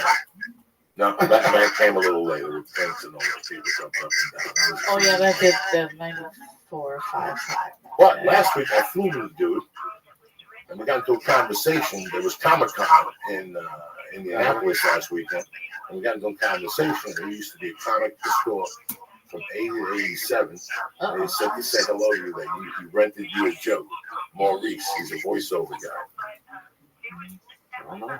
You might want to do it. He Then. rented. Oh no! You're talking. You went up to him and said, "Listen, I want to buy that You joke." threw me off. And he goes, No, "Nice. I didn't say it. How about I rent it to you?" No, it was a guy I was hanging with that claimed he was Maya Lansky's grandson, which is a whole other story. And I was supposedly doing the That's Johnny it. Carson show. That's Lisa Ayers, my You know. grandson. No, but this guy was nobody, but he really played it, you know. And so when I was supposedly doing Carson, we went over to Maurice, you know, because we had to like put together like 5 minutes or whatever it's gonna be, you know, of like cleaner material. Yeah. You know, he was lying. This guy was just a pathological liar. But he goes over to Maurice and he goes, "You know that Rocky bit you have?" He goes, "I need it for dice in a week." And he goes, "You don't know how hard it is to come up with a bit. I'm not just gonna give him. I'm not giving him my bit." He goes, "What about if we rent it?" You know, and I forgot how much he told him he's gonna give him. But then Maurice called for the money. You know, and obviously there was no Carson show. I never did Carson. And Lansky, he called himself Lansky, and he got mad at Maurice, and he goes, "Now I'm just taking the bit. Take it up with my grandfather if you don't like it." Just like that. That's a whole story. I wrote a script called Comic in the Con years ago. Yeah. You know, it was just great. I can't. It's too long to go into. No, but that's what was the Maurice's bit. But we never rented it, and I never did it. Who's better? Like, who walks around and going, "I want to rent your bit It's crazy. for a night"? Yeah, to do on a national television Yeah. show when there's 4 channels. Yeah. Like if somebody did that today, there's a big chance The nobody reason, would see the it. reason Maurice called us, he wanted to go see Howie Mandel, who's very close with in Vegas. So we wanted the money for the airline and everything. And the guy got mad at me, so now I'm just taking the bit. What were you gonna And when he say? hung up, I go, "These are my friends. We're not just taking a bit. You can't just do that." He goes, "I could do anything." Oh. Yeah. Are you really a landscape? Absolutely. I don't know. A distant cousin. Are you even with us right now? Absolutely. His eyes are like, I "What told are you that's what smoking weed?" happens to him. That's a really good picture, yeah. That's What? that's See an that accurate picture? Look at his eyes right closed. That That's picture fucking is a good. good picture. You do stand up, right? No, Not at all. Why not? I don't think I'm that funny. I don't think I'm that kind of funny. Really? Okay. I like doing this. Like the reason why I think you like doing this and sleeping. yes, that's true. You got a He- girl? Yeah, he's got a Mexican girl. He's got a big party to plan for her tomorrow, right? Yes, Cinco de Mayo. it's been planning for weeks. I see that. Really? What are you gonna get her? A pinata? What are you going along with? With little pictures of Lee in it? How come? For what? It's Cinco de Mayo. Go to fucking How long you been going with this Cinco girl? de 3 years. Mayo. 3 years. You argue a lot with her? No. Never. She's not combative at all? She's No, she's Mexican. really cool. And she's Mexican. Yeah, I don't know. Then she's fucking lying to you. Yeah. Joe, tell him. Tell him. Joe knows. I like them, but I stay clear. How come? Because simple. It just don't work for me. It's too hard. Well, It's too hard. I've seen a Latin woman match. I've been living with him 7 years. Does Lee, do you get beat up? No, well, here's the thing. I think I could see her doing that with someone, but we have similar likes. It's like, so we don't argue because it's like, hey, do you like watching TV and having a star and getting Thai food? So yeah, that's what we like. So there's no fights there. I've always, Andrew. Yeah, but you can't be like a pansy. No, I'm not. I don't think you are, but don't ever get to that level. I think that. You know what I mean? Like remember Joe? you know, what went on in Rebel with James Dean, Oh, with the father when he's on the fucking knees, picking up broken fucking dishes.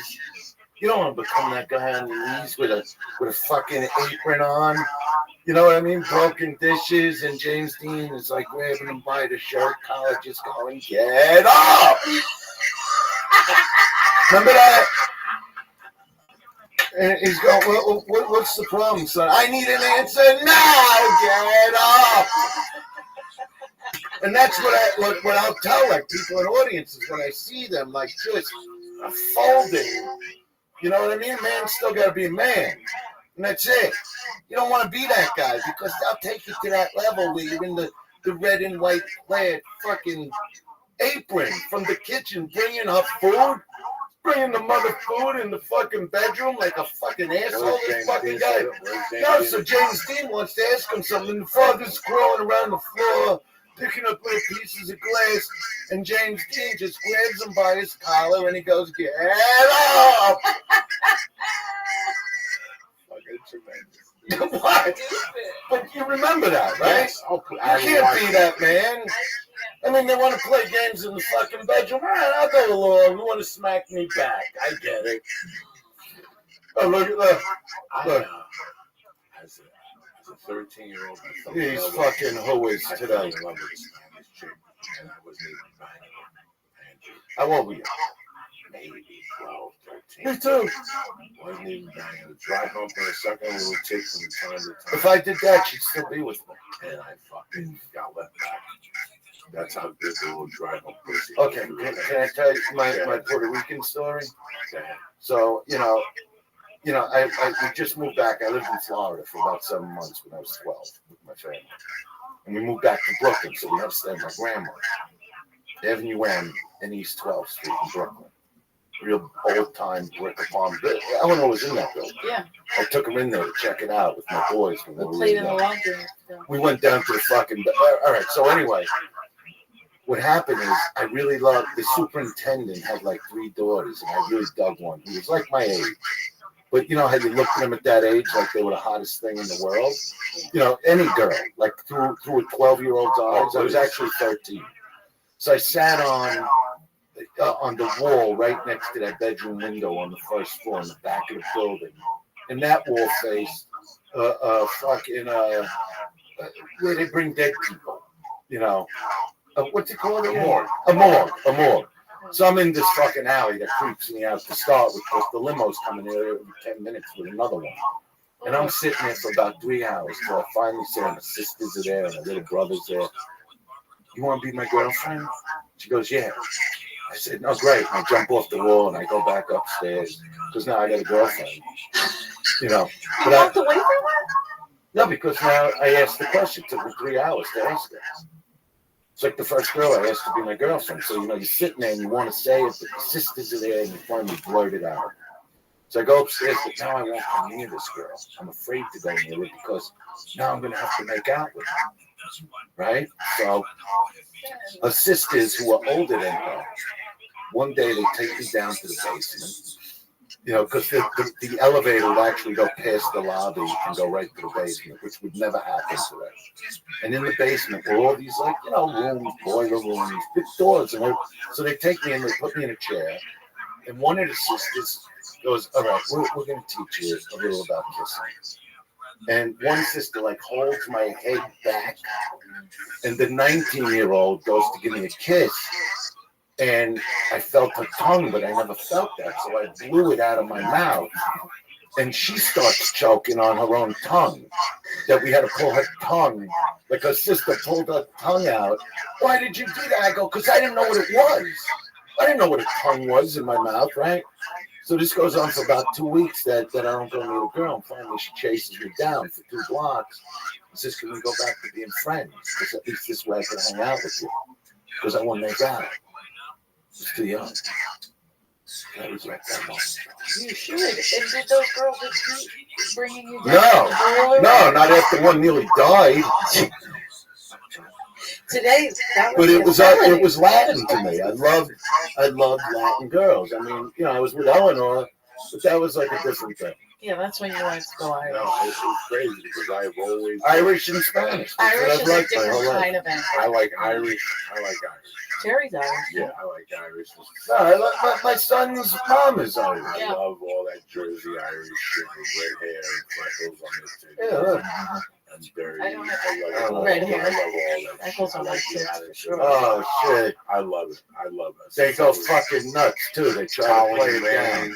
Oh, I dated. Oh, they sit on your fucking dick, bang German your greens. balls into the fucking floor. Halloween. You climb on top. You start Oh, my fucking God. eating a kitchen. You Yeah, go he's down just- to a he's in fucking a- box. he's in a Start different munching fantasy. away. You know what I mean? He doesn't Then they even know what he's fucking saying. nut all over your fucking chin, and you feel like a man. What do you think? Do you do these things for the next? Yeah, is this what He your has to. Trust me. Cinco de Mayo's going to be about? Yeah. What are you gonna do? A nut on the chin? Fuck. I guess I will. Let me get the paper. Jesus fucking Christ, what they can do. You're going to have to get a little pinata.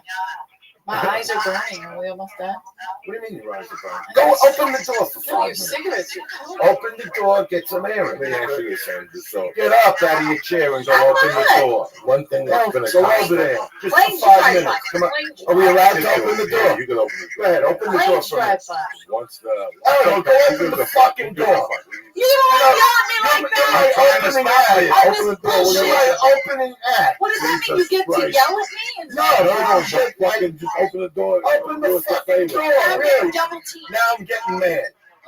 You stupid son of a bitch. That's what you are. She had her teeth on the microphone. She's so fun. That's what I love about her. She's the greatest. So this whole time, whether this generation knew or didn't know, you've been working. Yes, You've of been course. touring, Vegas, fucking whatever. And now it's about to kick off a few 1,500 seats. I don't know. Open it all the way. For the love of Christ, what's the matter? Yes, Open the door. That's a girl. That's why it's a podcast. You do what you want when That's you want right. to do This it. is a fucking podcast. Yeah, so the first part of the store is 1,500 seats, but now we're going into these, giant fucking places again. I don't even know how. I'm gonna need you, Joe. I'm telling you. Yeah. Don't worry, I'm here for you. I'm dead serious because this time around it's like I really want to bring like incredible comics with me and just that people walk out going, What a what kind great of show. show this? Like the best comedy show ever. That's what I want to do. I don't want to rock the fucking mic, guys. Rock Do 5 minutes. I want those coming with Do the it Philadelphia. Oh, yeah, I'm doing Philadelphia with him. I'm doing healing. But before that, I'm headlining at Uncle Vinny's in Jersey. Are you? I plugged that July 10th and 11th. Good for you. I mean, June 10th and God 11th. bless you. Did you see Eleanor on the Blue Comedy Show? Yes, I did. Yeah, and How we're getting great my is it? Dangerfield spot. Thank That- you. Yeah, he called me and told me, Joey did. I watched it. That's why I did that. It's that the weirdest special. thing. Listen, man. I'm just glad we connected. I fucking I haven't seen seen it on the computer, and there's the dice pile. It popped So up like good. the Lord just popped in my lap. I went to the comedy store that night. I called, left you a message, and something happened. I'm watching something also tonight on the night show. Running around, and you guys play. I take it. I went to the comedy store, get involved talking to somebody. I walk in the fucking house. I turn around. I go in the kitchen. I get some water. And I come out. I didn't even have to do the Wow. coming to the stage. Made it.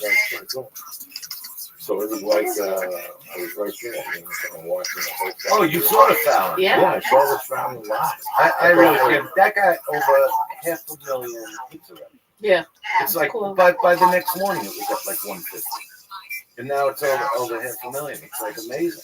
I can never thank him enough. That's all. That's why I'm saying his name. I think he's the greatest. Because he's not afraid to let a guest shine. That's what I love It's a about him. little guess. Just let me fucking go. I felt like I was on at the comedy store. I felt nothing. No, you look loose. You had the I was very loose because I don't know. at Yeah, the comedy yeah. store, there's a bunch of professors do your education just to see that I'm going to do this till they put me in the grave because it doesn't matter. I You love do it. it. You know what hires you? You go, you do it. You get in your hotel room, you sleep, you smoke a number, you take a plane home the next fucking day. So I've learned so much from you, man. Just this last journey. This one of my it's a store last week. It's amazing. But I try not to like I talk to Ellen about this stuff a lot. Like there is a lot going on now, but it's always been important to me that I'm just grounded. Yeah. That I am the guy from Oh, you Brooklyn. got the boys. You know what I mean? And that's how I really You got feel. a Spanish wife. Yeah, Spanish food. I don't eat the Spanish food. I can't do it. No Mexican food at all? She gets Nothing. you to eat a lot What? that you would never eat. The Spanish skirt steak I eat. It's just flavorful. You know skirt steak. Yes. That's like my favorite steak. No, I love But it. there's like the Mexicans like came out with a version of it. No, Like pinata steak, some kind of fucking. no, that's rude. She'll marinate it. She marinates it in different. Yeah, but it's like skirt steak, but you'll get it like Put it on the grill, nice. Like I like going to the Mexican mart. You know, Yeah, the she- food mart, it's the fucking best. The best. Bags of cookies that are this big. You want to talk about munchies? The bags of cookies. You don't find a little bag like in Yeah. they're this fucking big. Yeah. Like beyond belief cookies. Mexicans don't fuck around no more. You understand it? Let That's me right. read these ads and we'll get the fuck out of here. Yeah, because you're not getting a back rub because it's 10. No. It's late. No, I got a no, spot. I need you to dig your I elbow got a in there. spot at the phone. No, when I went down, when I had that fall with my fucking arm 2 weeks ago, Where's the masseuse at? right here, she's good at it. Give him a massage while I do the I ads. had to do a spot. Oh, Get the go ahead. Just start with the high voice. Another reason we're going through something. Listen, Can you live with that voice? I love that. We're No matter going what. through You something. live with it. It don't matter what you're doing this season. You know, you got the old fella tour now. What do you call those people? The whole Coachella. Oh, Coachella? Coachella Yeah. for old people. Oh, I do want to Coachella. say, you just did remind me of something. Go ahead. I'm proud Oh, to say yeah. this about my son's band, Still Rebel. So, number one, they got booked to do a Tracy Guns tour, who had the band LA Guns, and he did Guns N' Roses for a year. And he heard a lot of cuts from their album that's going to come out called Valley Days. And so he booked them on this big tour he's going to do in October. But just today it was finalized that my boys are starting off first band at Ozfest, the final Ozfest. Crazy. That's a congratulations. Yeah, I couldn't even believe when I got that. But see, people just don't forget. You know, Sharon Osbourne saw them on the Late Late Show about a year and a half ago. And I get a text from her last week, and I call her up, and she didn't forget. And I tell them all the time, I go, these people like Sharon Osbourne, and they see you, just like producers and directors that watch young comics and go, 3 years, I'm coming after that guy. You know, they watch you develop. You know, so for them to get this Ozfest, like, I'm like out of my mind. You know, most guests come on here and we laugh and we giggle. This has been more of Yeah. a tour. I've learned a lot in this thing. So I want to thank you for coming on. You know, I'll come on the show anytime you I want. love you. I don't know. Love you Let me back. do these things here and get the hell out of here. Like I said, it's concert season. It's baseball season. Football season's around the corner. And that's when you're going to need what I'm about to talk to you about. What's the next big event you want to go to? Like I said, Coachella, you know, preseason football is coming right back to LA. All this stuff, whatever it is, you can bet that it's awesome, that someone's going to pay less for better seats. How? They use Score Big. You're paying too much for tickets. If you know the markups and last minute convenience charges, even printed home fees, you end up paying courtside prices for non-seat bleed, whatever. What do you call those? Nosebleed seats. Score Big is here to change that. Did you know that 40?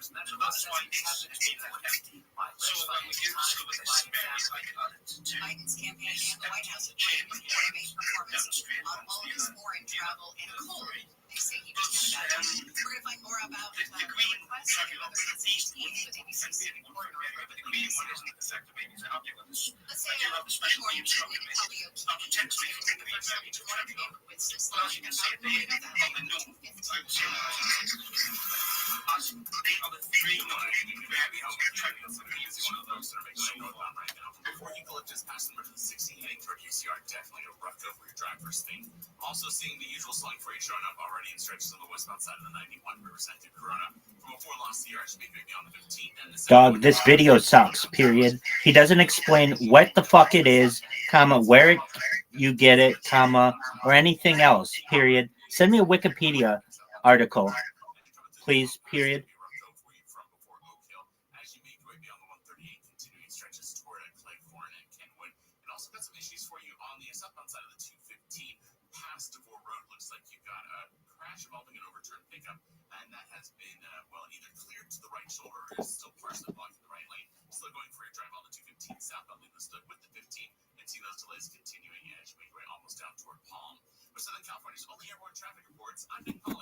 Fucking around the second line, we took a fucking a star. But when I got home, I ate like a banana and an apple, and I had some fucking wasabi around me, and I went to sleep. Something happened in the morning, and I had to get up and pee. Okay. I get up and pee, I lay down, and all of a sudden, I noticed my clock. I get up, I blow my nose, then I lay back down, I put the sleep back in the mask on, and my right hand, and I could feel a finger an inch away from my back. And every time I would breathe, the finger would tickle my back. You know what I'm saying? Like, I gotta move an inch away from her. And now I'm sitting there, I'm like, what is this sleep back in this shit?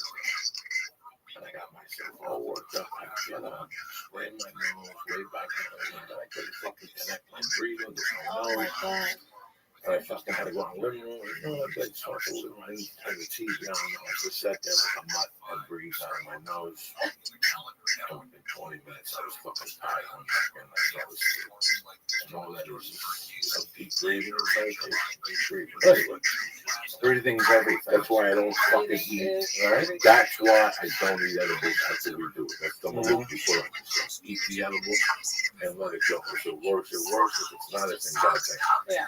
Right? You leave it in God's hands. Sometimes you get a fucking knockout, and sometimes you get fucking like tonight. You okay, right? You're not passing out. You're not gonna stay at the 1 in the morning. I'll be okay.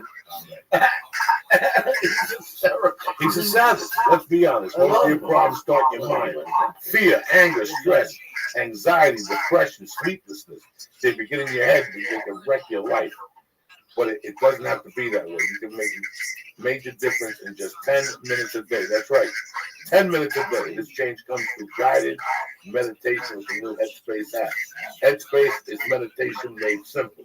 It's guided meditation that you listen to whenever you want, wherever you want, right on your phone, computer, and tablet. I should listen to this the other night at 4 in the morning. Meditation is rooted in thousands of years of tradition, with thousands of scientific studies that show its positive effects, like improving focus, relationship harmony, and decreasing anxiety and stress. Join over 5 million. Listen, 5 million users already getting some Headspace for free right now. Do yourself a favor. Download the free Headspace app and begin their Take 10 program for 10 days of guided meditation at headspace.com/Joey. That's right. I'm talking to you cocksuckers about meditation because you should all be doing it. Go to headspace.com/Joey. The Headspace Take 10 program is 100% free way to experience the benefits of meditation in your busy modern life. So why fuck around? Train your mind for a healthier, less stressed life. Start with your free trial today. Right now, download it. Headspace.com/Joey. Again, that's headspace.com/Joey. Headspace.com/Joey. Headspace does not play games. And that's it. Besides that, we got On It. Always go to onit.com and see that. I just ordered some Green Living food to put on my little milkshake in the morning. Right, Like a interesting. little almond milk with a little fucking strawberries, some blueberries, some raspberries. You want me to make you Not one? bad. With some flax seeds. Nice. It takes the swelling off.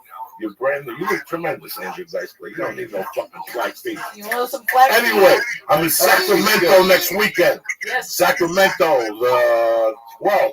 And the following week, Pittsburgh, Pennsylvania, bitches. Really? Get your shit together. Oh, wait. Do we know where I'm going? No, we know where you're going. The most important fucking ticket you people want to buy. And let me tell you something. I seen Rod Stewart out there. There's a place out there that's out. Anyway, if you're going to be in the East Coast, July 30th, Andrew Dice Clay at the Coney Island Amphitheater. Pre-sale tomorrow, 10 a.m. Yeah. Code name Dice. Go to AndrewDiceClay.com right now to get tickets. Stop fucking around. Yeah, because he has I other got it. dates going I You got on. Canadians, come down. Yeah, come down. I got it. I don't know if that was my Canadian accent. Okay, but you're talking about trying to promote the Keswick and Bethlehem. Yeah, do you know those dates? Maybe the 14th, May 14th, Sands, Bethlehem, 5/13. 13th. The Tropicana in Las Vegas, May 28th. Oh, May 28th. That's a big The one. Keswick Theater, May 18th. Chicago, the Copernica Center. What is that word? I'll just take your word for it. Copernica Center, It's all on Chicago, your website too. So June 18th. Oh, so what am I doing? yeah, that's what I'm I'm saying. just following what he's doing. No, you're smart. You're But smart. tomorrow So it is pre-sale for the Coney Island Amphitheater, 10 a.m. they can get all that on your But they, website. but they get AndrewDiceClay.com. deals on the tickets. Go to AndrewDiceClay.com to look at this tremendous tour schedule. We'll be back Monday night, 8 o'clock. Don't fuck around. We love you, cocksuckers. Eleanor's here. I'll be in Jersey, Uncle Vinny's, June 10th and 11th. Uncle from the fucking Vinny's. Then you'll see me. Oh, no, you're Helium. Helium. I'll be in Helium before We're that. gonna work that together. Right? Yeah. Lisa, I love you, cocksucker. I love you. I did a Helium podcast. before I did a podcast with a licensed medical marijuana grower who gets one of the awards. And I just go to my podcast license here. All right. Stay black. Have a great weekend. Thank you very much. Howdy. I love you guys. Thank you, Andrew, for coming on. I'm honored. Thank you for having me. Do this thing, Lee. Ukrainian President Zelensky says Russia targeted 5 cities with more than 40 different types of missiles. Chapman University students have partnered with the Irvine Ranch Conservancy for a climate change research project. The goal, Chapman University Associate Professor Gregory Goldsmith says, is to strengthen conservation efforts. To understand what native plant species are most likely to be resilient to increasing temperatures in order to help us better manage and restore the native ecosystems in our backyards. Students measured 12 different plant species to determine the thermal tolerance of their leaves. The results will be presented at a national ecological conference in August. In Irvine, Corbin Carson, KFI News. When we come back, there is new hope for a ceasefire in the Israel-Hamas war as Hamas appears to be backing off on one of its key demands. We're going to get the latest from ABC's Jordana Miller in just a couple of minutes. Time to check your traffic and look at some slowing in Riverside on the 91. Delays do continue to, get busier for you as folks are making their way westbound right now. Coming away from Fort Lost Sierra as you make your way, it stretches down the 15th to Corona. That'll be slow going for you as you make your way toward about Surface Club right now. Starting to see a few light delays further westbound on the 91. Continue toward the 241 Toll Road. Rainier Valley, 215 north, a little sluggish for you just past the bridge of the 60 as you make your way toward UCR. And definitely still seeing a rough go for your drive getting into and through the Canal Pass on the southbound side of the 15. From before Oak Hill, almost as far back as Ranchero Road, actually going to be heavy stretches of slug for you beyond the 138 as you make your way toward Havoc between Cleghorn and Kentwood. With Southern California's only airborne traffic reports, I'm Nick Poliokini. The Medal of Honor is the highest military decoration in the United States. Since it was established in 1861, there have been 3,517 people awarded with the medal. I'm Malcolm Gladwell, and our new podcast from Pushkin Industries and iHeartMedia is about those heroes. Listen to Medal of Honor, Stories of Courage on America's #1 podcast network, iHeart. Open your free iHeart app and search Medal of Honor, Stories of Courage. The free iHeartRadio app is #1 for music, radio, and podcasts, all in one. Discover a new podcast from our library of over 350,000 titles. Here's an iHeartRadio podcast preview. There was a murder in Central Ohio. People still don't want to talk about it. The man who committed that crime once sat on death row, but now he's on the run. His name is Lester Eubanks. Lester didn't tunnel out of prison or scale a stone wall. On December morning in 1973, and a small group of hands were granted permission to walk outside his hands. His handcuffs were taken off, changed into civilian clothing, and he and 3 others were driven to a local mall. They were told they could wander the stores and were asked to return to a designated meeting spot.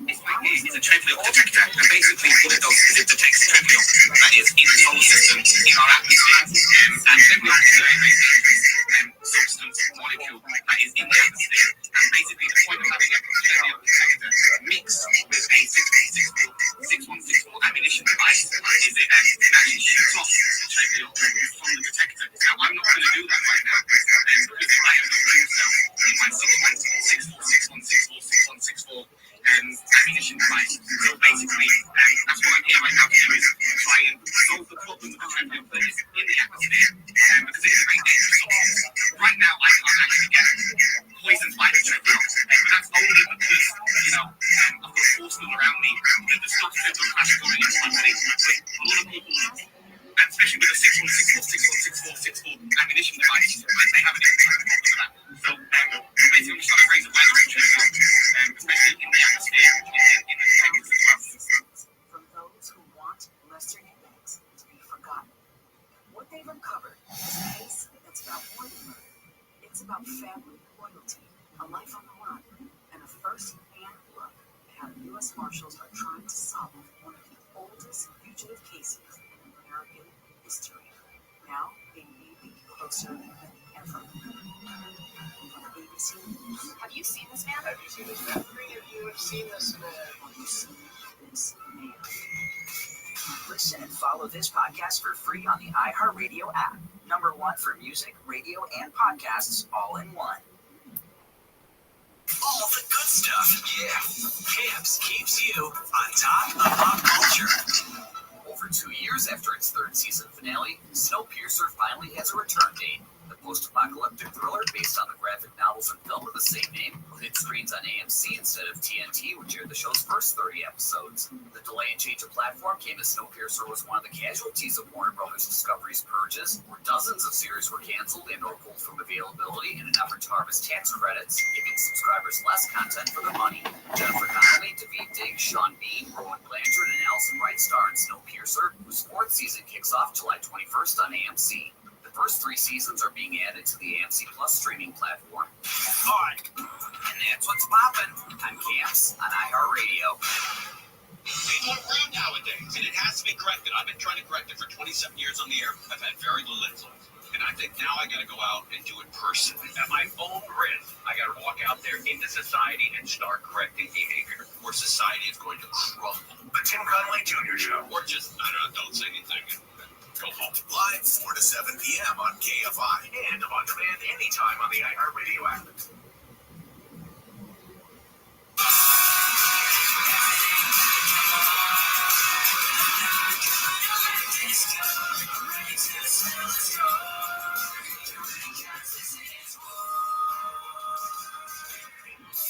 Like 9 months more. We'll be talking to Jordana Miller about some new hope for a ceasefire between Israel and Hamas in just a minute. It's 5:20 on your wake-up call. Good Monday morning to you. I'm Amy King. Here's what we're following in the KFI 24-hour newsroom. Riverside Congressman Mark... All those videos suck, period. None of them say how it's formed, period. None of them show any evidence of it, period.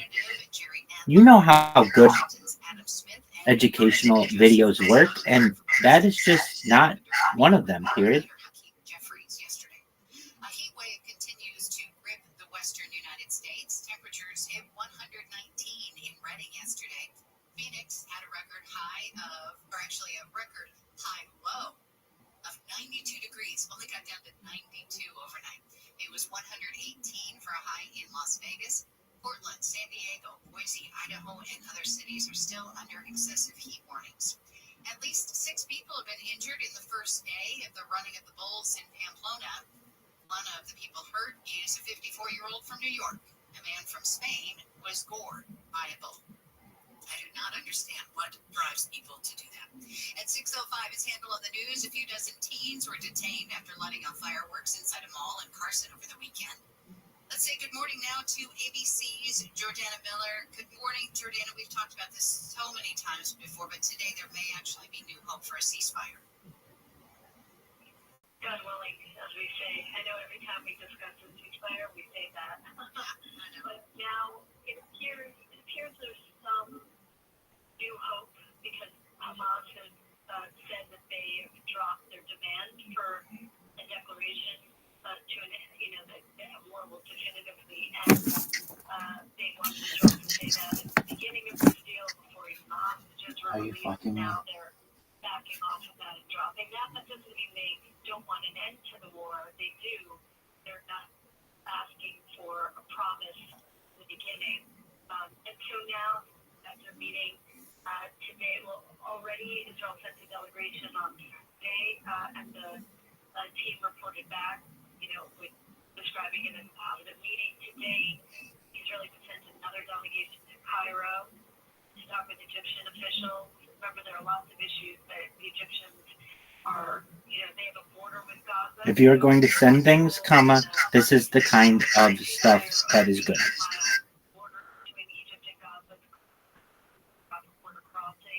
All of that controlled right now by the Israeli army. And those talks are supposed to set the stage for larger, wider talks on Wednesday in Doha. And the CIA chief, Phil Burns, is expected to be part of those talks with also Qatar officials. There's a lot of momentum and discussion. There's still a lot of details that have to be figured out. The timeline of the Israeli army redeployment, who Israel is from its Palestinian jails in order to get out the hostages. The big question is, really, is Hamas's leader, Israel's leader, finally ready to put down their arms and stop this war?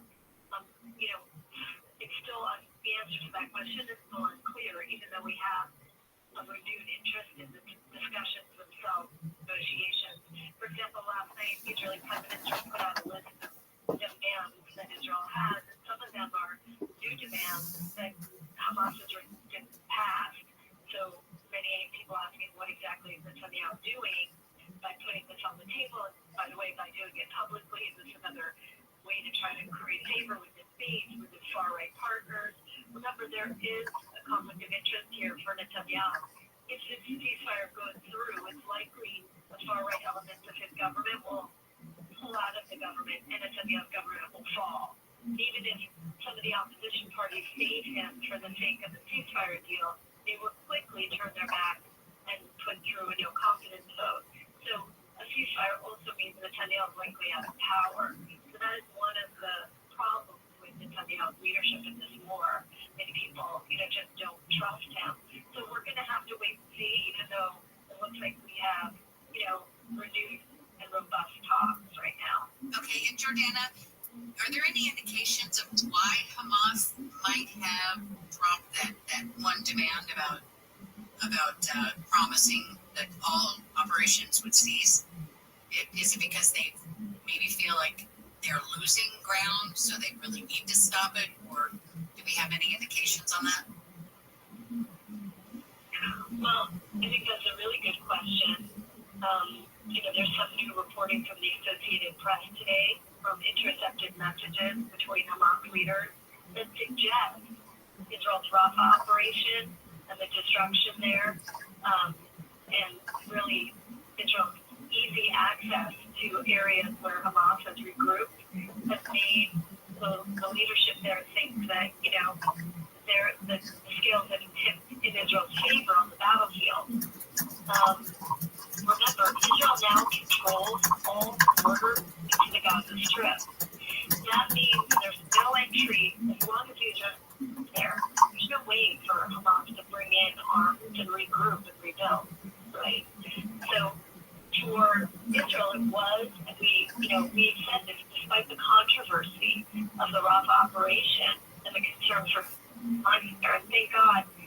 again, there were not thousands of killed in the Rafa operation. Right? They did evacuate, and most of them safely. There were hundreds killed, but it did not hit the fear that the White House had. Israel always said it was a strategic interest to take the 8-mile Gaza border between Egypt and Gaza, because that's where all the arms came in that allowed Hamas to build up its military capabilities. So it may be that Hamas realized, what are we going to do? They're going to, in a sense, starve us out in a war now. It's clear that on the battlefield, I do think Hamas is now at a disadvantage, and that may have contributed to their position, softening their position. Yeah, interesting, because just a couple of weeks ago when we were talking about seeing communications between Hamas leaders saying, hey, we've got Israel right where we want them, then it might have turned around that quickly. Right, rather quickly, exactly. In this sense, we have to say that Netanyahu, though he spins a lot, and sometimes he's wrong, and sometimes he's lying, right? It's our job to kind of figure out when. In this case, he turned out to be right on the Rafah operation. It was a key turning point in the war, and it was a key strategic interest. And Israel, in the end, did need to go to Rafah. And we will be watching for talks later this week in Doha, and hope that they can come up with a solution. All right, Jordana Miller in Jerusalem, thank you so much for your time and information. Okay, talk soon. Take care. An alleged hit-and-run driver in Garden Grove has crashed into 2 adults on bicycles and 3 children being pulled in bike trailers. 1 adult and 2 kids were in critical condition yesterday. The cyclists were riding on Hastur Street at Twin Tree Lane when they were hit. The driver took off, but a witness followed the guy until police could catch up to and arrest him. 3 men charged with the murder of a woman in Newport Beach during an attempted robbery at Fashion Island are due in court. A woman from New Zealand was hit by the alleged robber's car last week as they tried to leave the mall. They led police on a chase in LA County where they were arrested. The men were charged Friday with murder, including a special circumstance allegation of murder during the commission of a robbery and a sentencing enhancement of killing a person over 65. The Orange County DA's office will decide later whether to ask for the death penalty. California Democratic Congressman Adam Schiff says President Biden and former President Trump should both take cognitive tests. I think, frankly, a test would show Donald Trump has serious illness of one kind or another. Schiff is defending President Biden and says the choice is up to him. Schiff told NBC's Meet the Press. The Joe Rogan Experience. Change my name, Joe Rogan, podcast my name. The vigor to defeat Trump in November. This summer's political conventions in Milwaukee and in Chicago are expected to draw both protests and security threats. The Secret Service will be supervising security for both conventions. The Secret Service agent overseeing security for the Democratic National Convention says it's serious stuff. We're not only here to ensure the safety of the attendees of the convention, but there's almost 2.7 million residents of the city of Chicago that live and work here every day. Police in Chicago say they plan to put hundreds of officers on bicycles for crowd control. Entrepreneurs in California have been invited to pitch their product to Walmart and Sam's Club. Walmart is accepting applications for its 11th annual open call event for small business owners and entrepreneurs across the country. The program is part of its $350 billion commitment to boost manufacturing of products that are made, grown, and assembled in the U.S. The company has provided thousands of business owners the chance to become a Walmart supplier since 2014. Entrepreneurs who get a golden ticket will get to sit down with Walmart and or Sam's Club merchants. Applications are open until July 15th. Chris Adler, KFI News. This show is brought to you by NatureBox.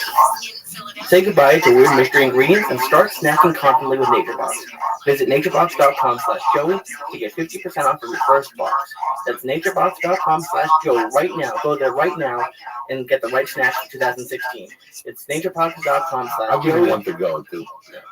To get 50% off of your first box. Show is also brought to you by Onnit.com. Go to Onnit.com and use code word CHURCH to save 10% on all of the great optimization products like Alpha Brain and New News and SwimTech New and SwimTech Sport. And we'd like to welcome a new sponsor. This show is brought to you by Datsusara. That's Datsusara.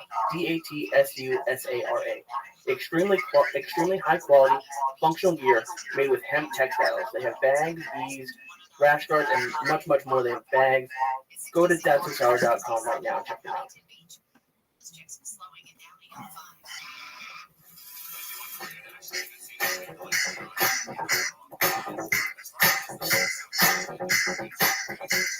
Kick that motherfucking wheel, Lee.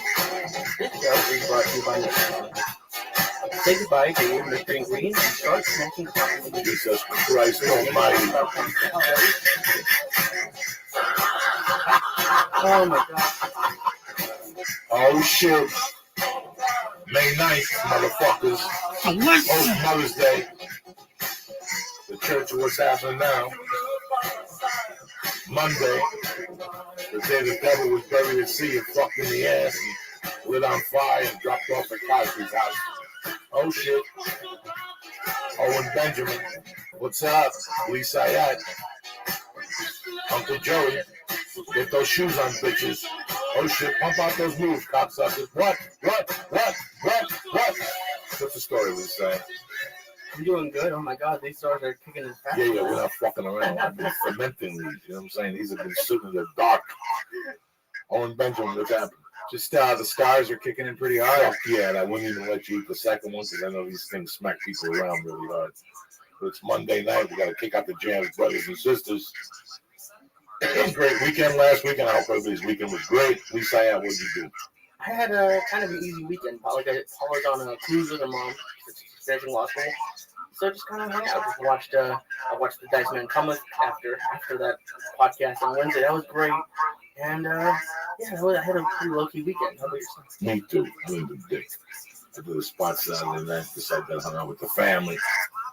Sunday, I want to go to Mother's Day. She went to church. I went to jiu-jitsu. I called her. She goes, I don't feel good. Come home. So all our plans are broken because she gets some migraine headaches. And that was my fucking weekend. I didn't do shit. I wrote a little bit. Did a couple of jumping jacks. Nice. And I went down to a fucking comedy store. What else you want from me? That's what you do. People think that you went on jet set. And, I went down to the Bahamas and hung out with Pete. I don't do that other shit. I don't know how many people do that, though. Like, on a weekly basis. Like, oh, I'm going to San Diego for the weekend. Or I'm going to North. It's like an every weekend thing out here. Yeah, it's basically like, I'm going to go sit in a little tube in the sky. Because that's what you're doing. You're, like, traveling most of the vacation. If you do, like, a one-nighter, what's the point? It's like a 9-hour flight for, like, to sit at a beach that just looks like your beach. Right? 2 days. I never had all that energy. Yeah. I didn't have all, like, when you grew up in the East Coast, you always have that weekend outing place. For us, it was the Jersey Shore. Right. You know, and that was one summer where I would go down. But it always felt like too much work for me. You know, at least that's what it did for me. There's a lot of people that say lifestyle, man. You know, D'Agostino's sister, she's out every fucking 4 nights a week. She's 30. I don't know how people do it. But I did that. I sit here now and go, I don't know how people do it. I did the same thing, just in a smaller frame. I bought a 12-pack and went home with smaller gram of Coke by myself. So what's the fucking difference?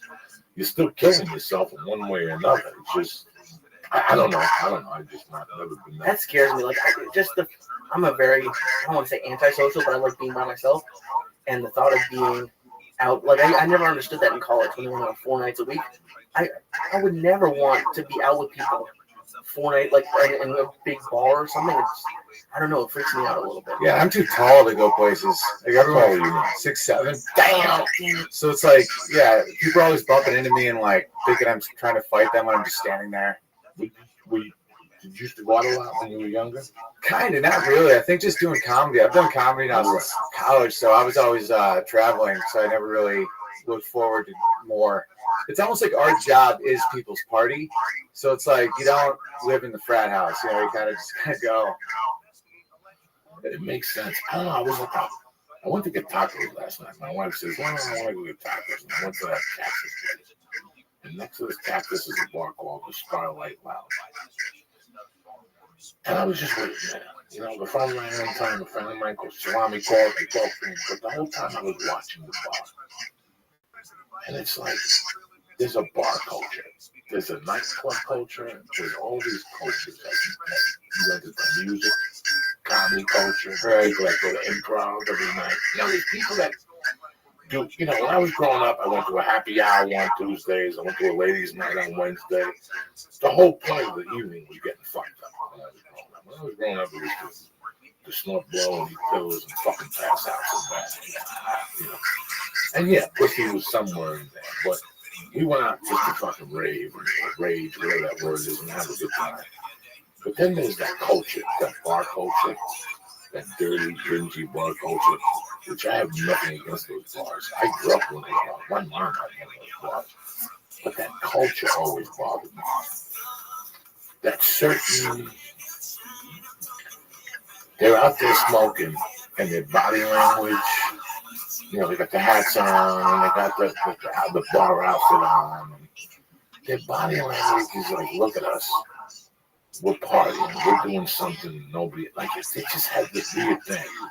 Like they had before, dudes come out and smoke, and 3 other dudes, and the token black guy come out, because every one of those bars in Studio City have a token black dude. Yeah. You know, like we like black people. We let hang out in here, you know, those type of fucking morons. Right. That you could see right through it. It's just, it's like an Old Navy commercial. Yeah. It was just like, it's got everybody's represented. Everybody's represented. It's like, hey, I'm the Arab guy, but I'm just like you guys. Yeah, and they drinking, and I still remember being stuck in those bars. Like when I was a kid, like, to go get drugs or something in the afternoon, having to listen to that small talk used to make me fucking sick.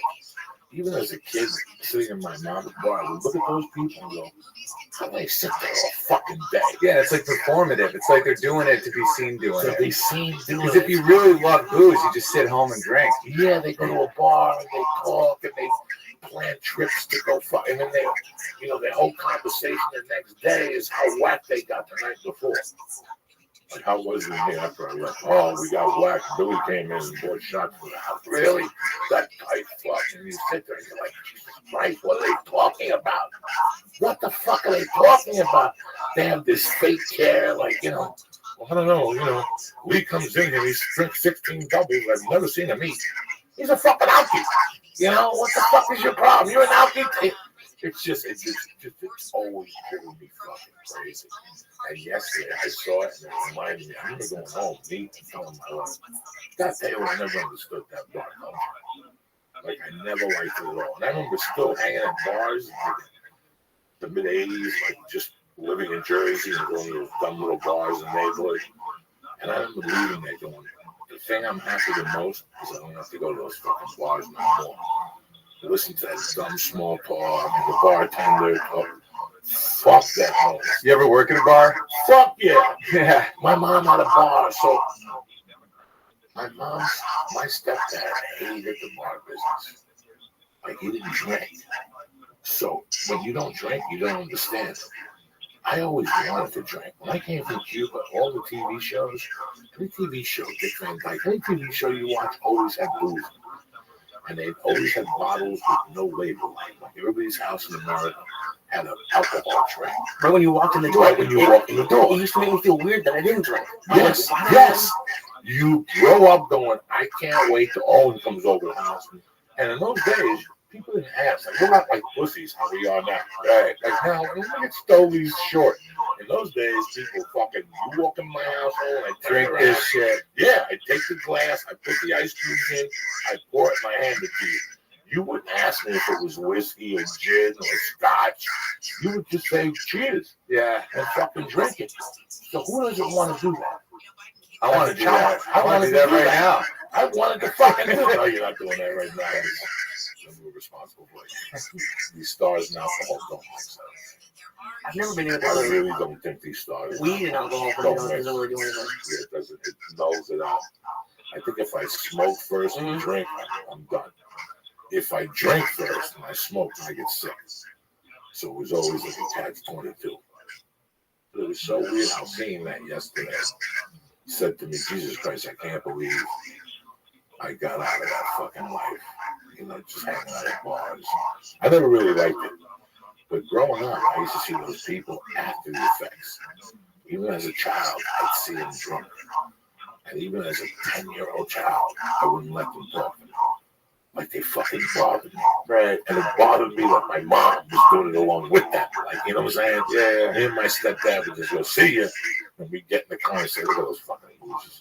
Like, I swear to God, I always never liked that shit. Right. And everybody, listen, that's what makes the world go around. We all have different tastes.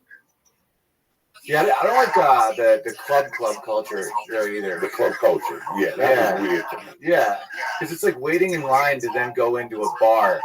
I don't understand that. Like when you wait in line, like people wait in line like 3 hours to go get the same booze that's at the dive bar. You know, I never understood that. I went to all those clubs in New York growing up. You know, I went to Studio at the End on a Thursday night. I went to Xenons and all those dumb clubs they talked about. If I said to you I went more than once, I'm lying. Even then, they just weren't. Yeah. People won't blow. I want to talk. I can't talk when music's blaring in my ear. So if I talk to you, I got to hit you with a shot of bad breath. And then you talk to me, you got to hit me with a shot of bad breath. All night, you're just smelling bad fucking breath. I didn't like it. Why does anybody like this shit? I don't like it. When I was 19, like I said, 19 to 22, I went to a couple of clubs. After a few drinks, I would dance, you know, but it wasn't like, listen, now, in those days, let's get something straight. And even back then, Uncle Joe don't wait on lines. Like, that culture is a culture that's destroyed. Right. Like, I don't get that culture at all. Like, when I go to Austin, I love the barbecue. But I'm not. Yeah, you don't like that. It's not my bag to wait on line in front of people. We waited for it. I don't. Yeah, like Pink's, like the hot dog shit Yeah. is always like a crazy line. You get a hot dog. I don't do that. That place, the breakfast place on Sunset, on Fairfax. Yeah. 10 years ago, Lindsay Lohan went there before one of her trials. So every day you go in there, I drive by and see a line in front of her. And me and Faisman, a bunch of us, would be going to Duke's, getting a nice cheese omelet with fucking curly cut French fries. Right. And I see these mutts waiting on line to get fucking eggs. Waiting on line to get eggs. Waiting on line to get eggs, which anybody can make a fucking good egg in their sprinkle it or whatever the fuck they sprinkle on it. But that whole scene thing. Why do people do that? Because it just appeals to their. You know the place I'm talking about, the Griddle. Yeah. Right across from the Starbucks or something, Coffee Bean on Sunset and Fairfax. There's a line. And 60 yards away, there's a bagel place. That dude will make you a nice bagel on lots and makes juice jelly. You understand that she's from Arabia or somewhere? She's over there fucking putting lots on bagels and onions for the fucking delicious. So there's no line there. No line. Nobody even, or a nice turkey with cream cheese or tomato. Every time I go in there, everything you're saying right now sounds fucking delicious. Incredible. I don't fuck around. So I don't understand why you would stand on that line to tell your friends. Me and Ben went to the Griddle. Oh my God, what the fuck are you talking about? What the fuck are you? And I've been there. It's a nice breakfast. It's not worth the line. No, I wouldn't say no. Right. Have you ever had a place that was great and then they changed it to one of those places? I had a breakfast place that was perfect, and then they changed. They added crepes. They painted everything, and it looked like it's like an old country place. And it was impressive. Was there a line? No, there was now. It took like 3 times as long because they changed owners. It's something that Joey talks to me about a lot. It's like don't fix it. Something that's not broken. Like why and that's something in my life too that always, whenever I overreact to something, it ends up like backfiring in my face. Yeah, it's like those species that they'll bring in to kill like a bad species, and then it fucking makes it worse thing. Oh, it's the worst. And it like, I don't know about you, but like in my life, it just destroys things. Like if okay, I need to fix this, and so to fix this, I'm gonna go 8 hours out of my way to fix, and then it ends up like not even working. And if you just let things happen, I don't know. It's something I've been trying to fix lately because I'll overreact. See, but maybe you're trying to fix the fix thing. That's true. Yeah. That's kind of the point. Yeah. I don't know what the fuck you're talking about. Fixing things you want to do 8 hours out of the way. I don't know. Like, let's say you had a show, and it's like we were talking about earlier. You used to fly in a night before and get ready for radio and be all prepared and all rested, and then the radio show wouldn't bring you tickets. So now you just have a good night's sleep, and you go on the next day. And it's easier. You get just as many people coming in or more, and you don't have that stress of going to LAX at 5 p.m. and that away from your family. Just stuff that you think you need to do, but it's the simpler the better. At least for me. Oh, I see what you're saying. Well, even when we first started the podcast, when you and I throw ideas, you come up with a good idea, but it's not a simple idea.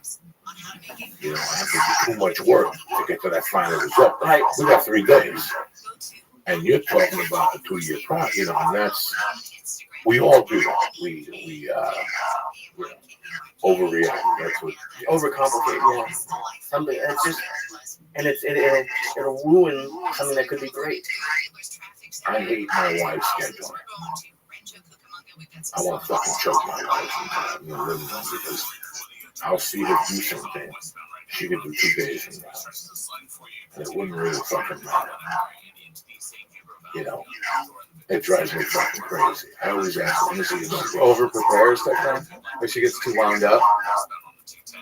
Okay. This morning, the chick was coming in to watch the baby. Mondays is the only day Mercy isn't going to school. Yeah. To bring Juana in, and she helps watch the baby when my wife goes food shopping, and then I sit for a while. Juana will do some laundry, and then she'll clean a little bit. Juana only comes in on Mondays and Fridays. Guess what my wife is doing something now? Fucking law. As your brother when you want to introduce it. Right. You know what I'm saying? So I'm about to ring her fucking neck.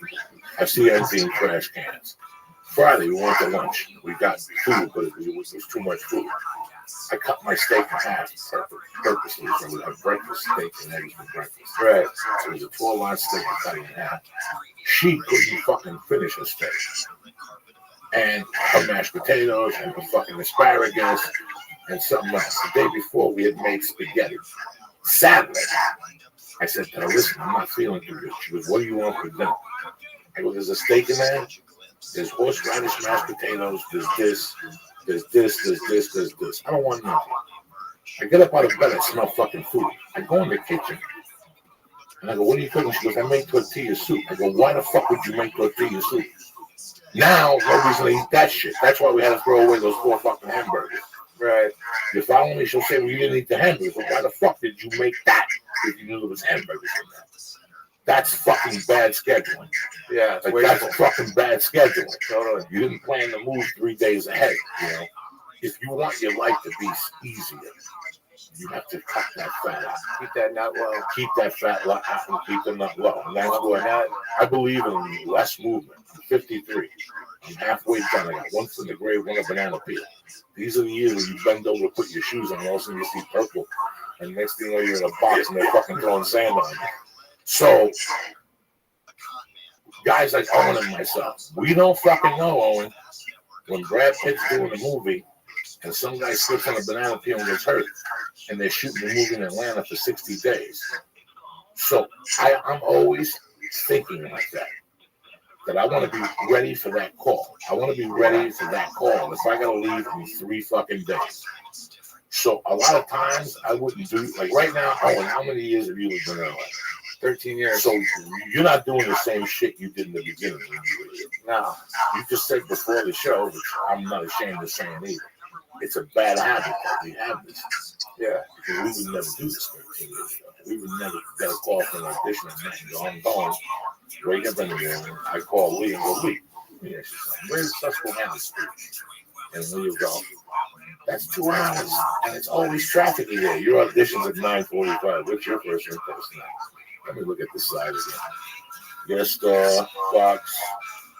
Let me look at the show where it stands. Number 18. Hello. Yeah, welcome to the circle. I won't be able to go to my fucking audition. You see things for what they are. When you call it an audition for an ambiguous character now, he's a homeless guy. Just go in there and be you. Just have fun with it. Do me a favor. Where is it? 4:30 down in Santa Monica. Let me answer your question.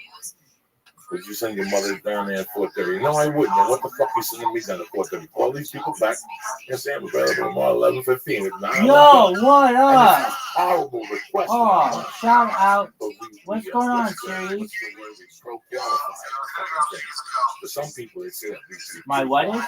We already lost. For some people, Oh, thank you for letting me know. Just 1 moment. How's it going to change my Right.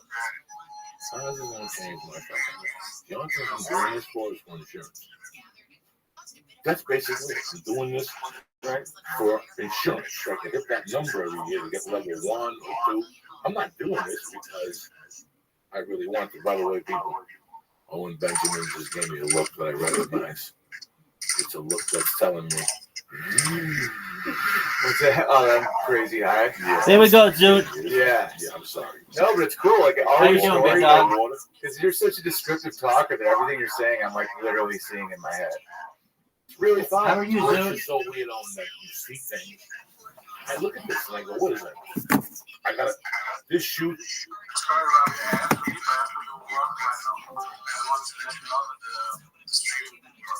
I appreciate it. Thank you so much. Beautiful. Excellent. Thank you.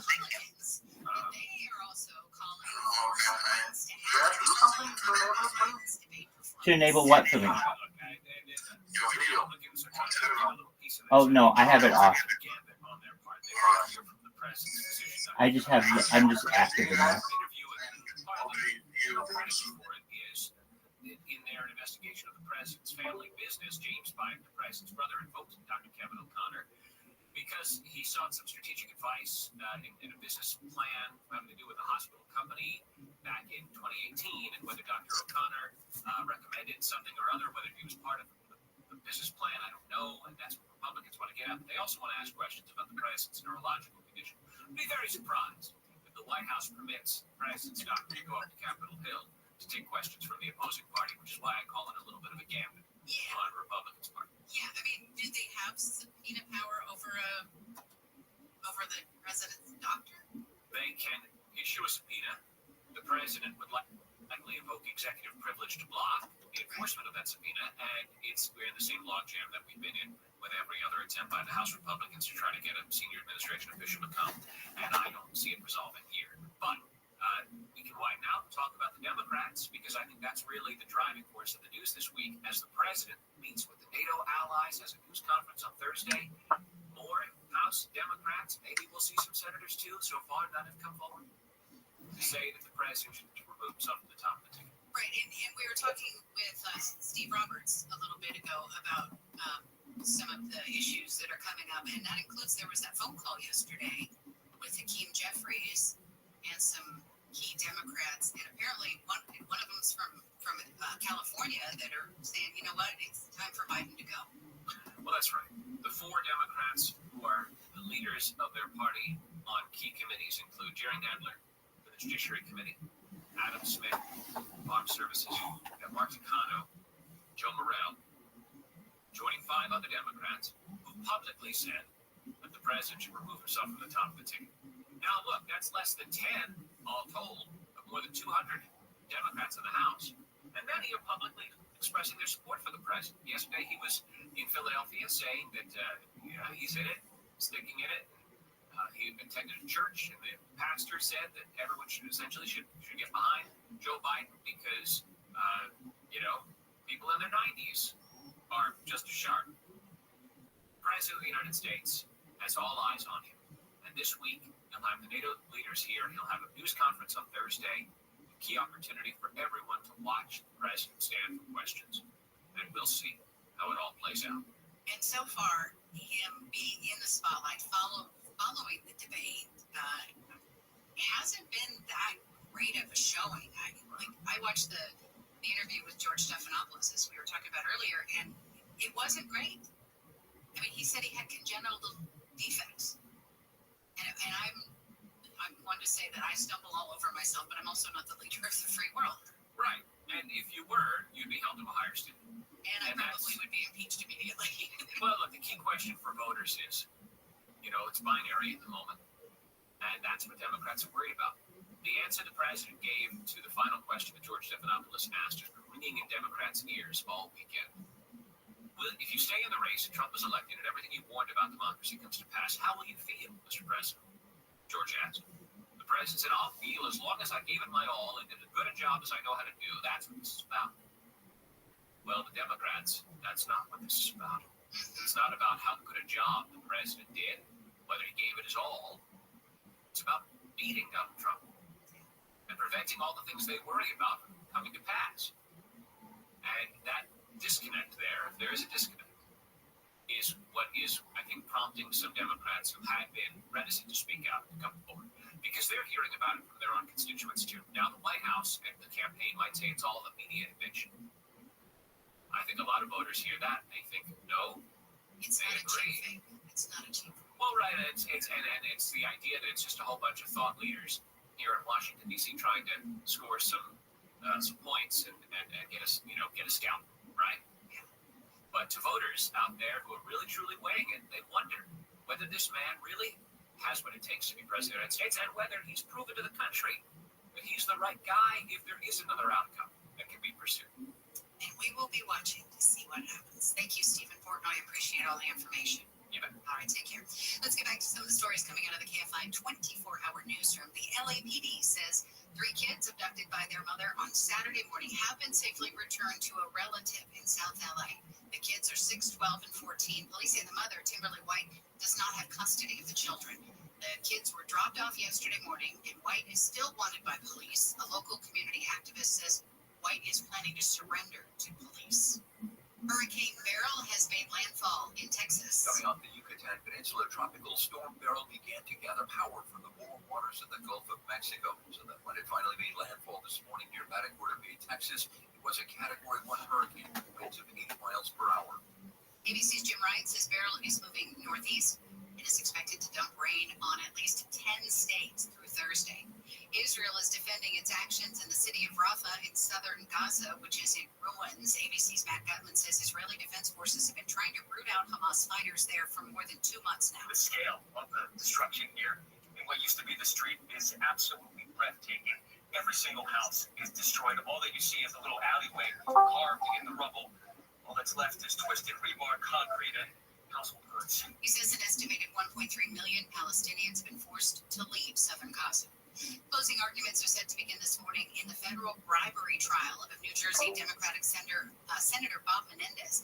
ABC's Lindsay Tuckman says Menendez has said he expects the jury to find him not guilty. He expects his attorneys will produce a powerful and convincing summation, and that the prosecution, he believes, has failed to prove every aspect of this case beyond a reasonable doubt. Prosecutors say Menendez and his wife accepted hundreds of thousands of dollars in bribes from 3 businessmen in exchange for Menendez using his position to benefit Egypt's government. Okay, did you see that Danny Trejo got into a fight at the Sunland Tahunga 4th of July parade? This guy, he just cracks me up. I mean, and I don't think this is probably a laughing matter, but he's now speaking out about what happened. So he got into a fight with someone in the crowd after someone threw a water balloon at the car he was riding in. It was a classic car. So Trejo has told KTTV that someone yelled that the balloon was filled with acid, so that could have been really bad, right? Then he said he was hit with another balloon, which prompted him to confront the guy who threw it. Trejo, who's 80 years old, stumbled off a curb, fell into the street during the fight. He wasn't seriously hurt, but a friend of his was ended up bloodied and bruised, but apparently everybody's going to be okay. But Danny Trejo, get into some action. And we all just get along. I'm glad he's okay. And I'm glad that there was an accident. This is KFI and KOST HD2, Los Angeles, Orange County. Southland weather from KFI. It is July, but we've still got lingering. I see a hot tub 84. You're safe. Right before your head broke out, you're fucking safe. Right now, you got a fucking hot tub. You know, God knows what the fuck's in it, unless it's modern. Yeah, there's some AG hot tubs out there. There is. Well, I mean, there's like some shit where you look at it and you're like, that's a fucking dirty hot tub. Oh no, those are dirty motherfuckers. Those hotel hot tubs. Yeah. That's you go in there. That's malaria for little kids. Little moms go in there with fucking dirty, filthy fucking kids. Really? I was gonna say that hotels would be cleaner because they have to be clean. Well, if you go to a fucking listen, if you go to a Four Seasons, which you know I'm not Johnny Four Seasons, but if you go to a Four Seasons or one of those high 4-star chains, you know, well, you're not gonna see that many kids. You know, when I travel during the week, we really get those 3 stars, whatever the fuck they give us in the comedy club. Yeah, I mean, like the condos, those are fucking dirty. Oh, yeah, the condos are fucking filthy. But the hotels that we stay at, if there's kids and they're jumping up and down the pool, jacuzzi, you got a problem. When you go to those Four Seasons or those higher-end hotels, you don't see that many kids. It's adults and business people doing laps. We've heard a lot of stories about like the La Jolla condo, but what about like what are some other condos like Cleveland's got an interesting condo. What do they do? It's just like right across from the strip club, which is across from the Improv, and it's just to go in there and it's some dark shit's happening there. You can just feel it. So the Cleveland Improv has a bad time. Well, I kind of like it just because I don't know, it's kind of convenient to shit, but it just has that vibe of like, When was the last time you were in Cleveland? last year, maybe 2 years ago. Okay, so this is the powerhouse right here, right? This is the powerhouse building in Cleveland. Yeah. The strip club is right here. Okay, it's right across. You have to walk the river there. It's on the water. Yeah, it's right in the water. Yeah. And then you walk this way here, and there's a building. And that's where the condo still is. Yeah. And Yeah. right across from it, there's a little bar. It's like an Irish name or some shit. Yeah. That condo's not bad. Yeah, I like it, but there's just like broken shit. Like there's a broken thing. Well, that was 15 fucking years ago. Yeah. You know, the last time I was in that fucking condo, guess what I watched? The first time I ever watched Sopranos. So 1999. Wow. It was the last time I was in that fucking condo. No, I'm lying to you. I was there after the Wayne show. And I basically went there for 3 days to get fucking scissors out of my brain. That was one of the places where when I left the hotel room to take the plane, I was paralyzed. Take the whole ride to the hotel, jumping out of the car. The strip club, they have a free lunch. Right? Prime rib lunch. Yeah. They still tell me they still have the prime rib lunch. Yeah, they definitely have like a big food thing going on. That's 20 fucking years. The first time I went there to Cleveland was 1999. I went from Miami Improv, which was like a paradise. People doing blow, people drinking, people fucking in the bathrooms. The bar stayed open till 2. It was across the street. I'll never forget. So I was in Miami. The Coconut Grove. Coconut Grove. Yeah. This is when Coconut Grove was Coconut Grove. Before fucking they turned it into a town and the cops fucking closed it up. This is when Coconut Grove was, you know, the first time I went to that Miami Improv, it was Tuesday to Sunday. And it was the summer of '99. And the first time I went to that Miami Improv, the way I went, it was a condo. Yeah. At that time, they were still putting me in condos. And they put me in this condo. It was a Tuesday night show. And I got out, and they said, "Do you want food?" And I was embarrassed. And I go, "No." And I walked back to the condo. And I stayed in the condo. I was fucking starved. And next one I got out, and I walked over and got breakfast at the news. This was Jericho Lane, the place was across the street from the news. Something news, I forget what it was. And I was a feature. I was making fucking $400 or $500 a week. And breakfast was $20. My head on my floor. My head on my floor. You know, Coconut Grove was a heavy duty area at the time. Heavy fucking duty. I mean, everything was sold out. I mean, there was really nothing. Man, that's crazy. This is crazy. Man. This was Coconut Grove. It was Coconut fucking Grove. You know that hotel up the corner from my Miami Improv? Yeah, Coconut Grove. That's where the fucking Knicks and the NBA teams stay. That's what type of hotel it is up there. Heavy duty security, cameras, valet parking. They had a shield. The only people who stayed there were Richard Jennings. I forget. Miami Improv only had 2 comics that stayed at that hotel. Everybody else stayed at the Newport. Whatever the fuck it is there.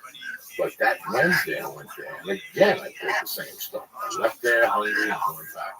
Thursday was an 8 o'clock show, and I left there again. This night I said, "Fuck you. I'm going to find the fucking bodega." I walked 3 blocks away. It was like being in New York City. In what way? People everywhere. It was 1 in the morning, and there were people fucking everywhere. Everywhere. girls dancing, pizza places. I kept walking the wrong way. I kept walking through a residential area. But if I walked a different way, and all of a sudden I bumped into waiters from the fucking Improv and waitresses, and they're making me go to this other bar. Next thing they're telling me if I want to buy blow. For 3 days I sat in that room in Miami with no blow, no booze. I didn't know nobody. And it became this fucking city. It was amazingly amazing. And you could get the one bar where they used to hang, you get dolphin, mahi on a fucking seeded bun with mayonnaise and coleslaw. You have no fucking idea. Owen Benjamin is starting to see the devil. I love it. It's my boy out of New York and shit. But the moral of the story was I went from this nightlife the first time, because the second time I went to Miami, I was crazy.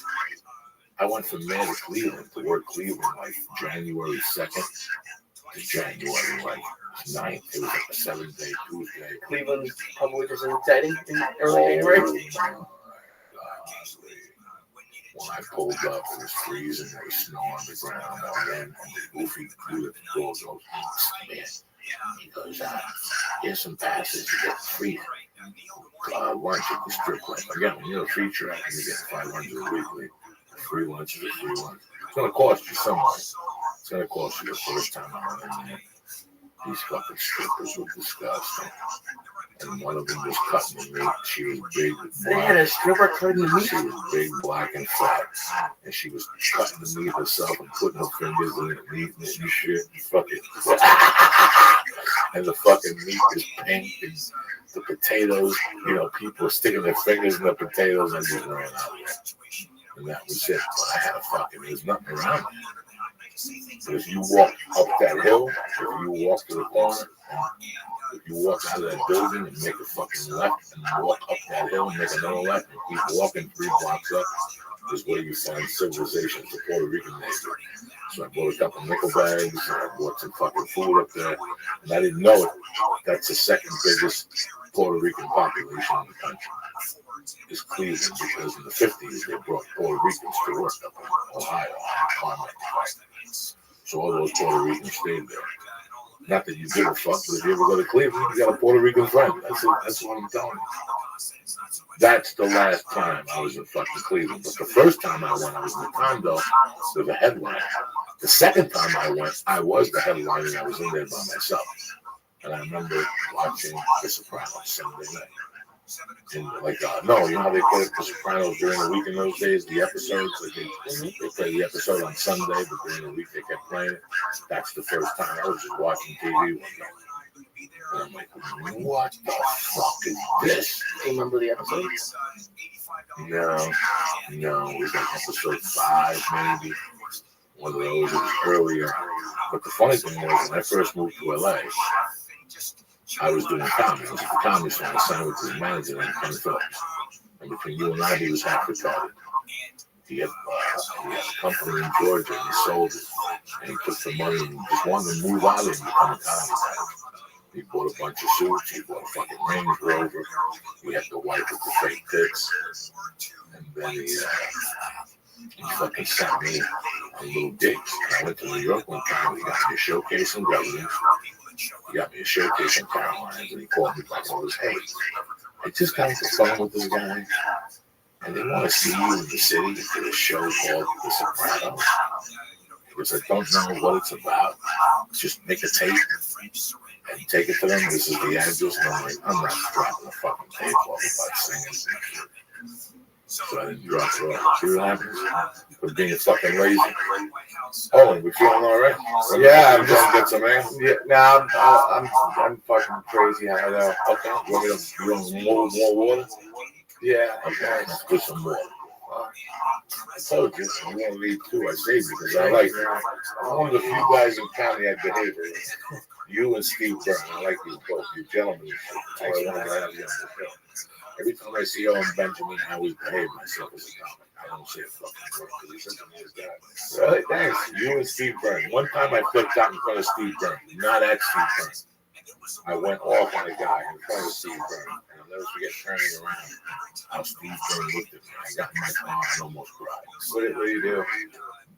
He wasn't upset. I still talk to him about it. He goes, no, I was going through my own shit. That same guy was at the comedy store Saturday night and getting a canister full of weed. And we talked. It was just a misunderstanding. He was a manager at the store. Right. I was going through my fucking bullshit in 2006. What happened? Probably went there to get coke and nobody was up there. And a couple of days earlier, Paulie Shore. This guy was Paulie's assistant back in the day.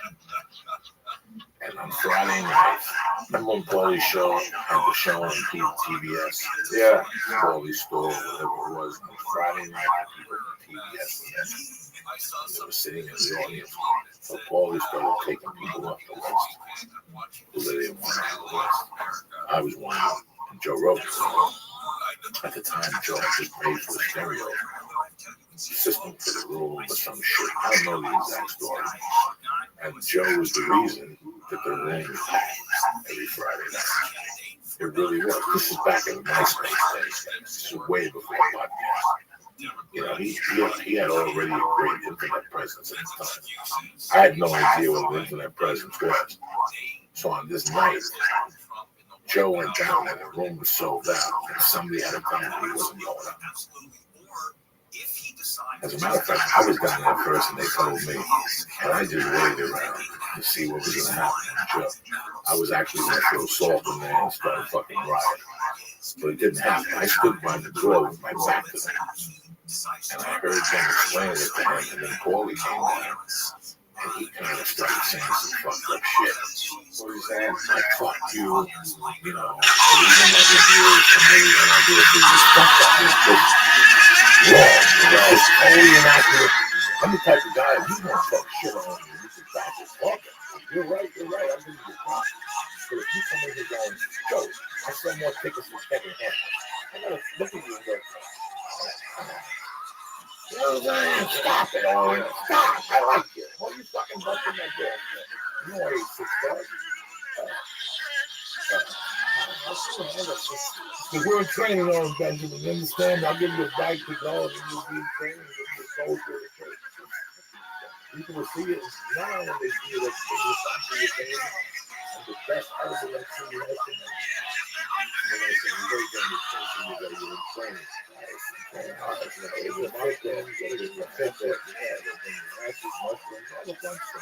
You can take in a hotel room by yourself. Sure, with an iPod. Yeah. Johnson Pink Floyd, just fucking say that's it. It's over.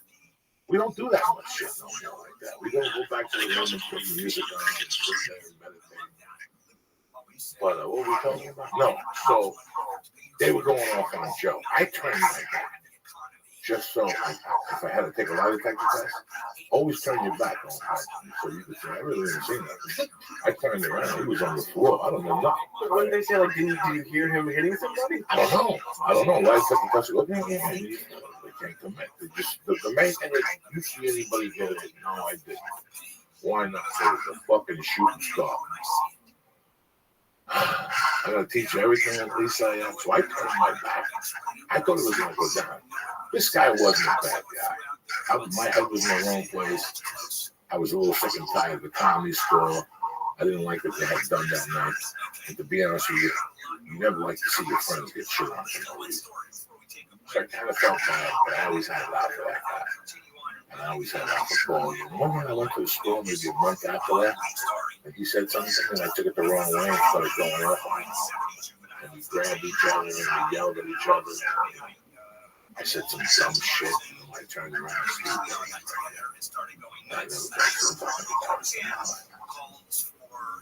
And we apologized for that going on something.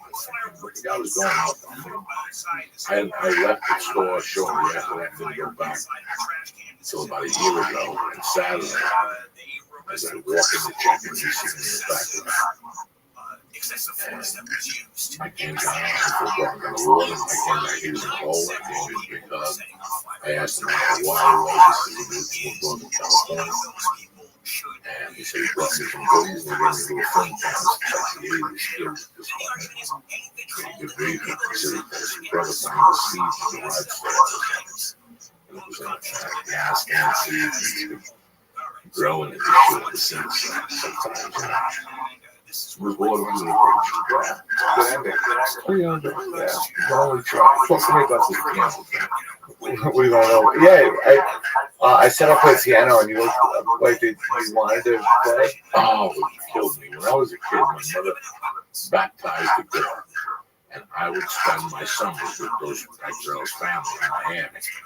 And her mom was a big-time college professor in Cuba. And after she got married and stuff, and she had kids, and she exiled to the United States. Now that she had kids, she wasn't a teacher or professor anymore, but she still had that state of mind. So when I would spend my summers in Miami, she would basically tell me, by the way, from 9 to 12 every day we do schoolwork. Like there's no fucking going out and playing, there's nothing.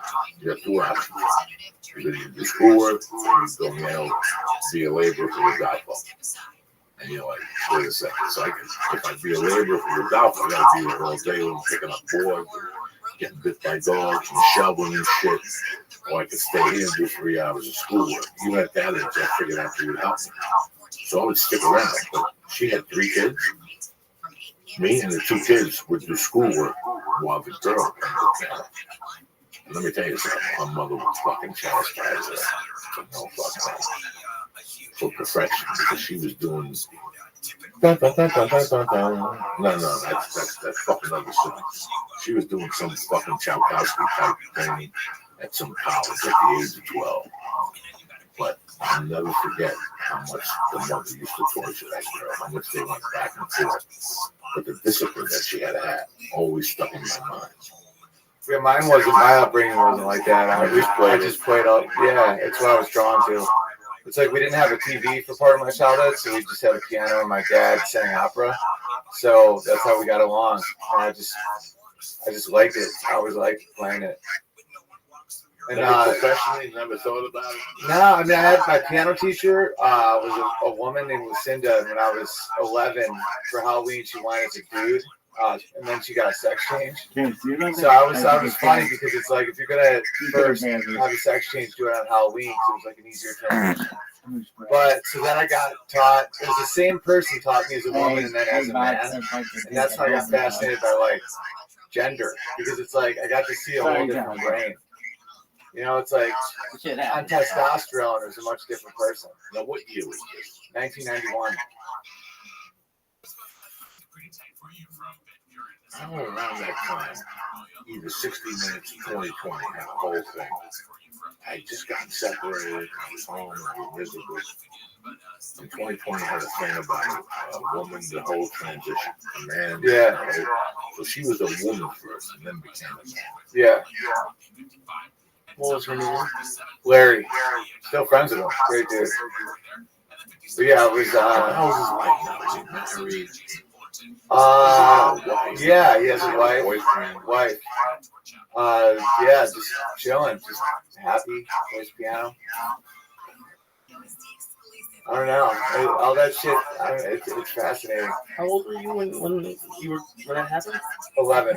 You got balls of steel, kid. Around the same time, I wasn't a piano teacher, but my dad's friend, had a friend who would always be at their place, and it was a guy who was, I don't know if he was transitioning to be a woman, but he was dressing like a woman. And it didn't freak me out, but I was thinking it was around that age. I just didn't understand it. It was confusing. Yeah. See, I grew up with dudes who put wigs on and just put Scotch staple on their dick and took their chance. You know what I'm saying? I don't know if they did the complete check. And sometimes you'd see them with glasses on with a suit. And sometimes you see them with a clean shaven with a wig on. You know, there's always an adventure. Spanish people got wild imagination. They just don't commit, you know. The whole fucking, I never really known anybody who made the transition. That's very interesting. Because I see all this transgender stuff in the years I North Carolina and all the bathrooms. And in the back of my mind, I'm going, I don't see these many transgenders. Right. Oh, you go to Hollywood by Young Donuts. That's right there in Beverly. That's where it's crack-a-lack. That's when you see the whole neighborhood. But and they're not even really not full committed. You can tell that they're just weekend warriors. Weekend warriors and shit. Weekend Warriors. Fuck. Did he ever explain himself to you? Or you decided to listen next week? You're fucked up. No, that's why she did it on Halloween. Because then it was like, oh, where But is she didn't it? skip a beat. Like there was no hint. Like there was no listen. We never even talked about it. I think I was right at that age where You didn't give a fuck. I didn't give a fuck. You don't give a I literally didn't care at all. So it just never came up really. I'm trying to think if I had my mom had friends that were gay, like claiming they were gay, you know, but nothing to that I was, you know, I knew a guy that put a wig on. That freaked me out a little bit, you know, it took some time to adjust that ass with people. But besides that, I never really had somebody who, I thought there was a lot of preparation into having a gender operation. I thought that there was a lot of psychological, you have to go through a year of psychological evaluation. They give you hormones. Right now, when I live with the people across the street from me, they're dabbling with something. I don't know what the fuck is. I have no idea. He says he's a pilot. I don't know those charter planes. Listen, if you're a man, you come into my plane as a pilot, as New SEAL on Monday, I can't trust you with my fucking plane. Right? I can't. You're confused. You're not confused. I don't know. I just can't. I'm not saying nothing bad. I'm just saying that he's been home a lot more since he became a woman. I'll tell you that much. And he gained a lot of weight. I don't know if he cut his dick off. I know his hair is down. I know the cheekbones are high. I know that his voice changed a little bit. I know he stays in a lot more. Tremendous, realistic, strong. Yeah, you just relax. This is the devil here. This is it. This is as good as it gets. It's a fucking Monday night. I'm the church of what's happening now. Where's Tony Bennett? Did you even line it up? I know you didn't. See? You're fucking slipping when we say that. Thank God Owen Benjamin's on the show tonight. Let's smoke this fucking bowl. While we say that, play this thing. You want to take it every Owen Benjamin, this is the blood pressure. Another hit on it. Oh, yeah. No. I want to be around. This is it. What the fuck am I? Compliance issues. You must do A, B, C, and D in addition to paying a fine, which is exactly what Boeing is agreeing to. Yes, No. Moving to France, the French left won the most seats in the highest net legislative elections just yesterday, and they're really just beating back that far-right surge, but did not win the majority. They're calling you a new soldier in training. You got like 8 stars. You're a new star down there. Yeah. That's it. What happened to Tony Bennett? That was quick. I turned him up. Did you come back? Oh, I just went to open the door to give my main man some man. That guy didn't pop the second one. He wanted to eat another one. I go, no. Let's see how this one tastes. You know, I know you live down the beach. I see you out at night smoking. I figured you could handle it. Relax. You ain't driving. You can't drive. Right. Fine. You got to go all the way to the 90s. They're going to have to cobble together various parties. I got a probiotic in here. Yeah, there is. I got my full song. Holy fuck. Oh, yeah, you're right. For a while. Sure. Nice. Oh, yeah, we don't fuck around here. I'm just checking what's happening now. I thought you fucking. That's why I asked you. I remember one night. Yeah, no, I like big things and shit. It's the edibles. I haven't done an edible in a fucking while. Oh, yeah, this is like fucking watching a Hitchcock movie. You know what I'm saying? It's like you're in the birds. You see Jungle Book 3D? I think I am right now. Yeah. Relax. Just take time. We got your back. Just drink some water. Let the hell open. You don't get anxiety. Have you seen Captain America yet, bro? Oh, yeah. You should have seen it going up and down, fucking going with my little shirt on. Get the fuck out of here. I got better shit to do than want to see fucking Captain America. Here's the reason we're smoking tonight. We are Captain America. This is it. Don't get no better than this.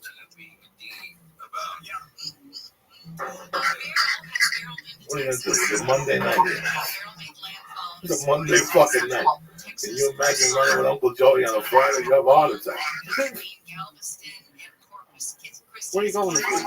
This week I'm going to beautiful fucking Sacramento, California. That should be fun. Very excited. I like that little room. It's a small room. It's a sushi joint. I got Red Lobster. I got the hat. I got the menu planned for 3 days. Understand? They give you a little half a Hindu breakfast at the hotel. The eggs smell like fucking God knows what. You close your eyes, you inhale them, and you pray for the best. At lunchtime, somebody picks you up, you go for a little walk in the neighborhood. And at night, you got Red Lobster with a bunch of black people who I love. Nobody's more passionate about fucking Red Lobster than black people in Sacramento. They go bananas. That one specifically, they Oh, love yeah. it. Oh, yeah.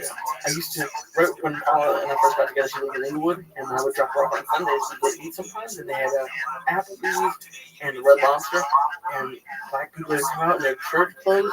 I used to sometimes tell the mom to not cook, so we could go and watch what it was the best stuff I've ever seen. Applebee's, we never went to Red Lobster, but Applebee's was hysterical. They had a Red Lobster on Wilshire Boulevard. No, they didn't. Yes, they did. Years ago. Me and my wife came back. My wife picked me up at the airport.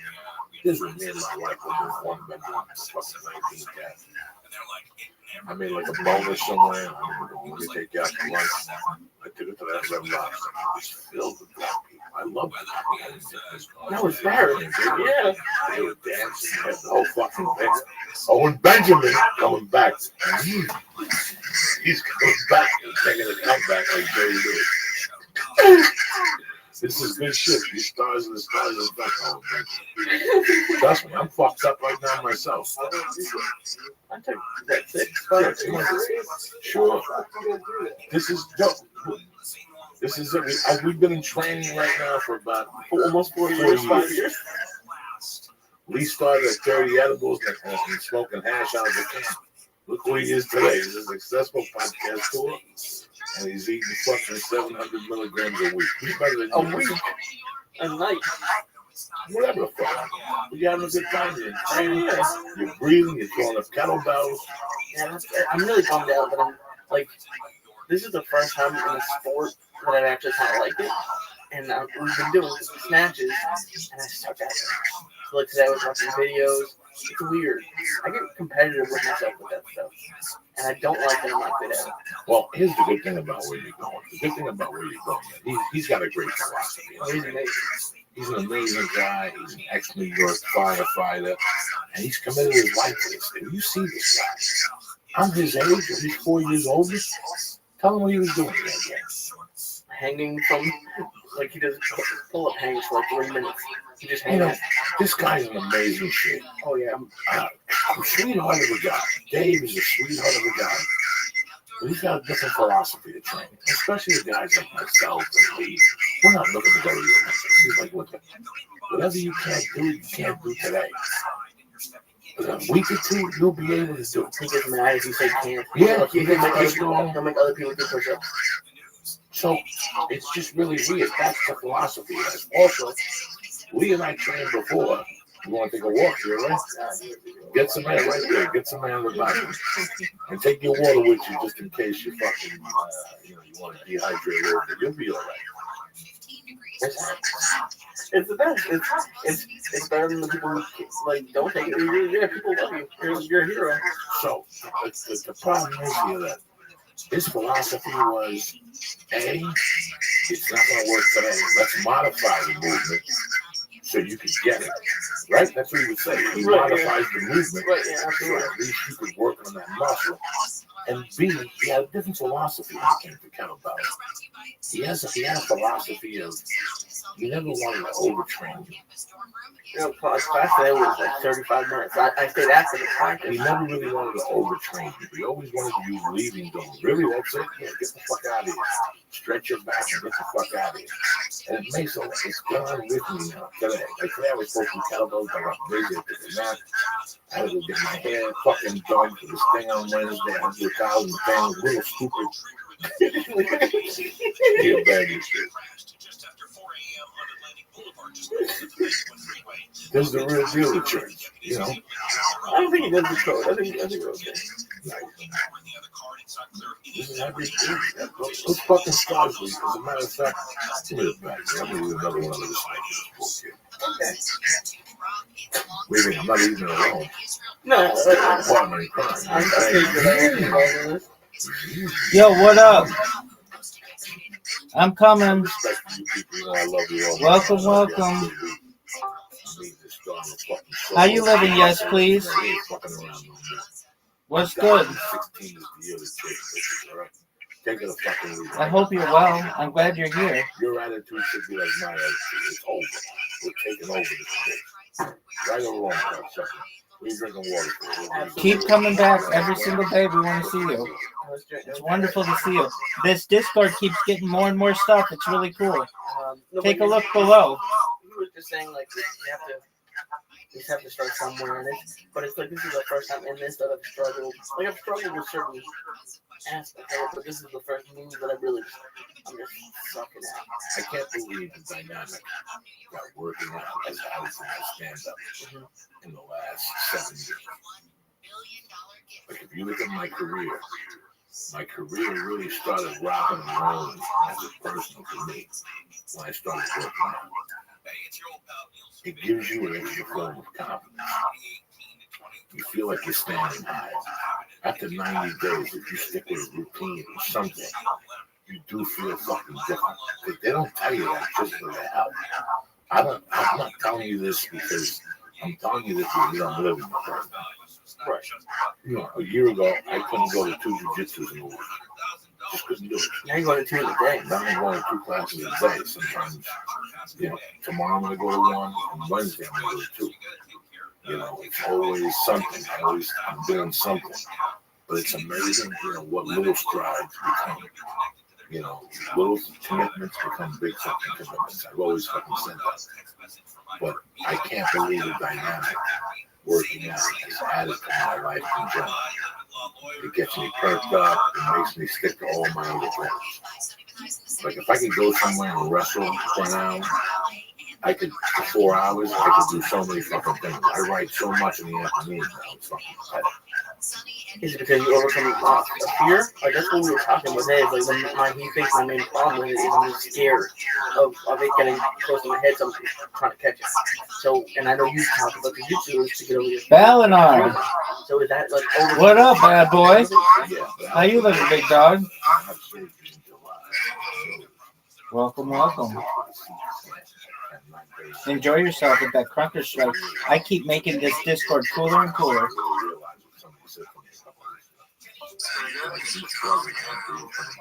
Oh, just 1 moment. Apologies, what'd you say?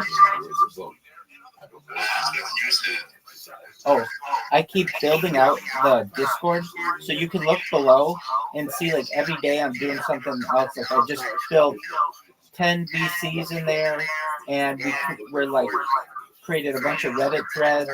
So check it out below when you have a chance. Beautiful, baby.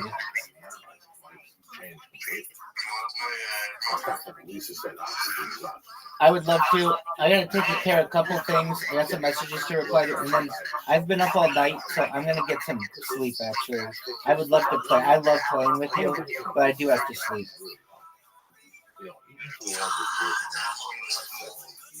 I love Counter Strike, so I'll watch you. When you're at your yeah, dude, I'll watch it. I gotta take care of a few things though. I got some messages to return to some people. I'm really working on these fucking robots. It's my top priority. So yeah, I'll check out what you're doing. fell asleep yesterday. Poor kid. I wonder if I can I just watch Crunker Strike? I can feel it. That's okay. What would happen? Joke. Right away? Yeah. No, I don't know. I could sleep for 40 minutes and wake up scared. I'm not sleeping on the machine. And it really shocks myself. The other night, I'm telling you, I woke up Let me in the see if I middle can of see it. the night, and I had to sleep at the machine.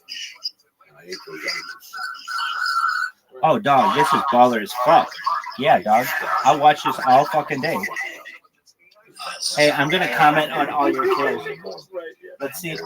I'm gonna do play-by-play on this whole fucking game. So, are you playing right now? Are you in the middle of a? Oh no, it says play. I see. Damn it! You're gonna suck me into this, and I have shit to do. But I'm gonna watch you play one round. All right. Here we go. Dog, it's just one round. Apologies. All right, I tried to turn it down. We got my man, Balinar, with the sniper rifle. He's jumping around, avoiding. Oh, now I see how he shoots. Now I see why he gets so many kills.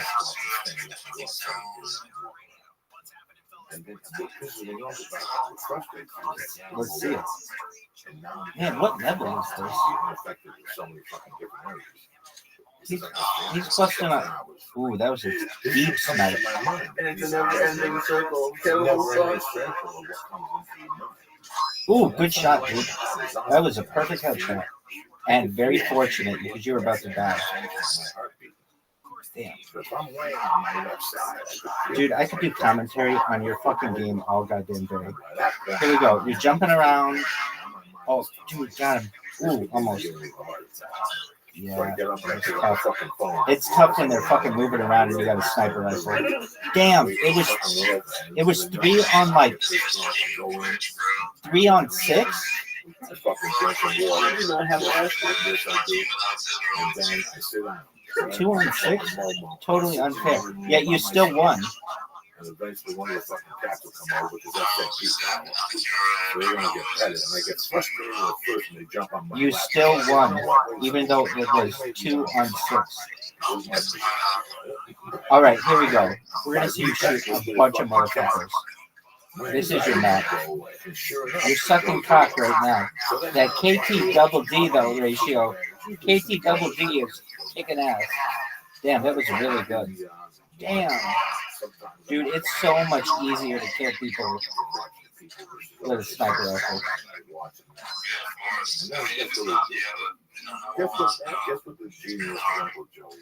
Ooh, good shot.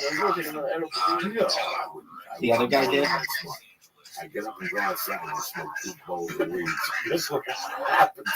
Now it's 3:15 in the morning. I'm sitting there and my world is ending. It's collapsing. How many bullets do you get for the sniper rifle? I drink fucking a gallon of water. Calm down. What? Before, who knows? Before reload? I'm a fucking idiot. And then I fucking. That's pretty good. Then I fucking.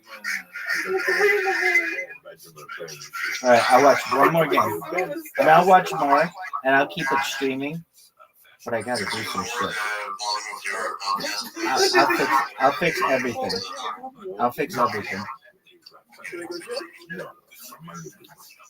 So that's what I thought. So now I gotta sit there for another hour on my heartbeat. And I gotta take one of those. Ooh, good shot.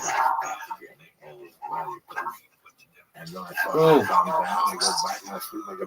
Oh, dude, you got these guys in this fucking window. Keep that shit up, dog. Oh, here comes a nice shot. That was really good. Dude, I want to be a video game commentator. I want to be the Joe Rogan of video games. Yeah, I'll just be like, oh, this motherfucker's in a toad. Oh, please. There's 1,000 fucking characters in my world. I got Insomnia Get Joe. him. I got fucking. Get him. Oh, shit.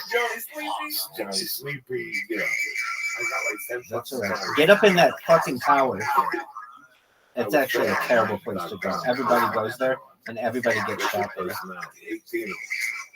Oh, you're all the way on the other side. Yeah, that was a tough kill. fucking Joey Bad and Bud, Joey Wendman. You may have to.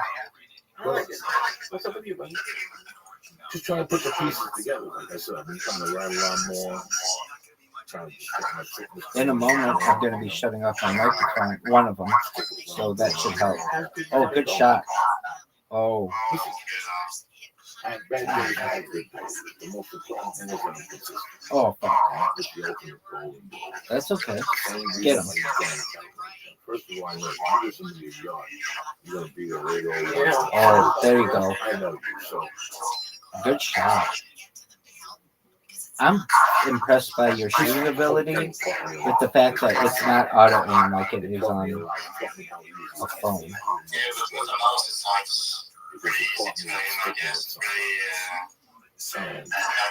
Ooh, that was a bang bang. Nice victory. Okay, I'll mute my microphone now.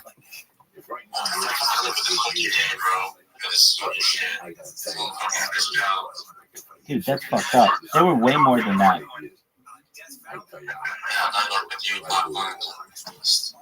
And because I did this, it helps me understand how easy the system works, how easy life works. And this applies to, let's say you want to be a baker or a mechanic or whatever. You know, listen, yeah, I can walk into whatever, motorcycle technology or automobile. When you're 14, if that's what you like doing, you're 15, look at these kids actually have. I wish I had the fucking brain that kid had at a young age. Right. Because people, this is easy. It seems like it's a long time. When you come to me and you say, well, you make it like that. You make me sick. How long do I have to make 15 hours? Oh my God. I'm working for 7 years. 7 years. You know, but then a smart motherfucker will say, well, I can work here and learn the trade at the same time. And you know what I want to say? I can upload my own stuff. But the main thing is, I don't think about the money right now. See, that's why I used to get caught up when I was young. I used to get caught up on how much are they paying me now. Because I never thought there was going to be a tomorrow. I always think there was kids, but there really is a fucking tomorrow. But how do you, especially when you're young, you need the money now. So how do you focus? How can you focus on tomorrow when you rent to tomorrow? Putting the fucking blinders on. Like putting blinders on and going, you know what? I'm just like this.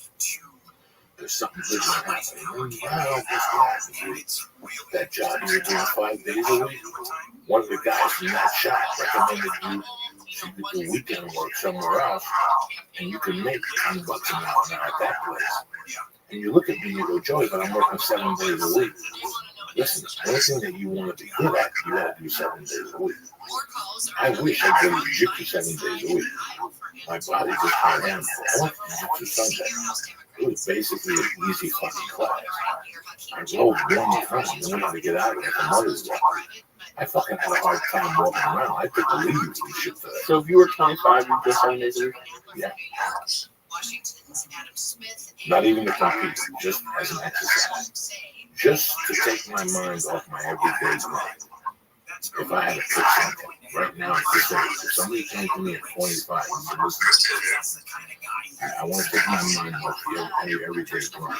What should I do? I'd say, go to that particular jiu-jitsu school and tell do everything he does.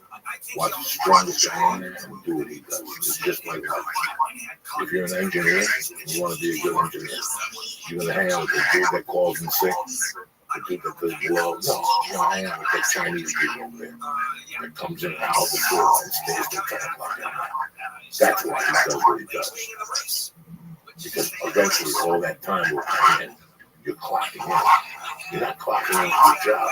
You're clocking in on the clock of life. And the clock of life always fucking remembers. It really does. If you think I would tell you this when I was 30, you're fucking crazy. Okay, let me tell you who told me this. Slash. I'm not friends with Flash. I don't know Flash. I don't know his phone number. I don't know how to get a hold of him. I bumped into him once at the Riviera. I had insomnia. It was insomnia joke. I had no drugs. At that time, Rogan didn't smoke weed, so I didn't have no weed. So I'm walking through this fucking hotel, and there was like a pinball playing or something. At the convention, he was there. Flash was just roaming the pinball He room. was at the convention, but that night he was at the bar. And he was just standing there. And I asked him, I told him I was a fan that I'd seen him at the comedy club on Sunset one night. And we used to do comedy at that place where I met him. I used to hang. I told you he used to run to me.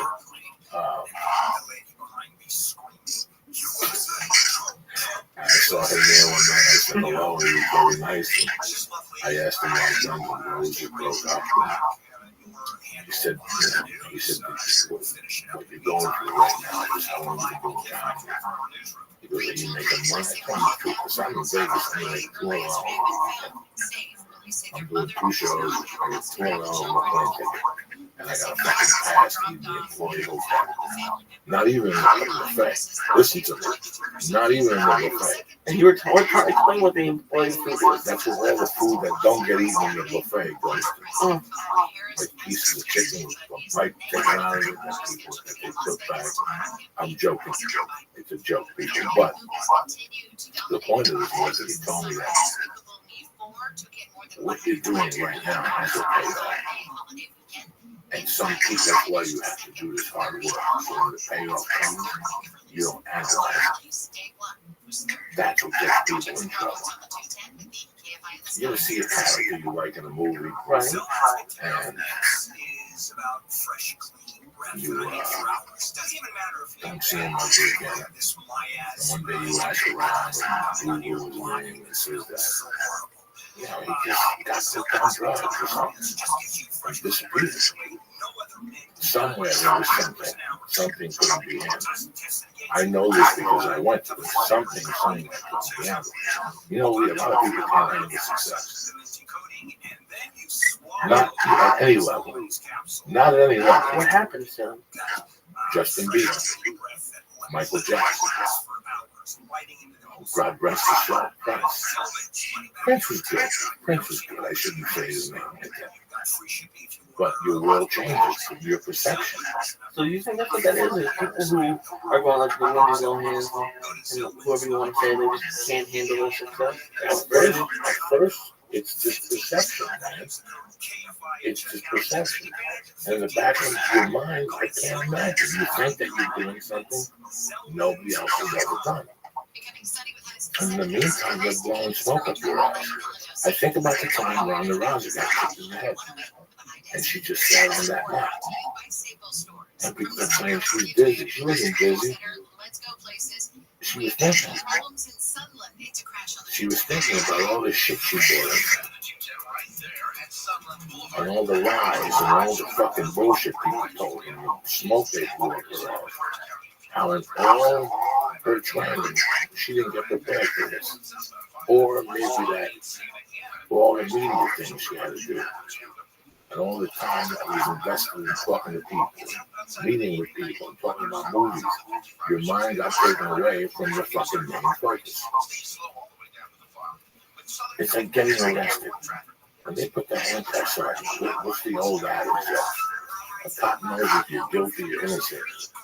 Because the guilty guy, he goes to bed like a baby. That's it. He got caught. The innocent guy is up thinking, I'll leave you out. That's really crazy. Yeah, that would be my first instinct too, like how would I think? When I got sentenced, I snorted a little under a gram of blood, and I fell asleep for about an hour in the jail cell. They came and got me the process for maybe an hour and a half.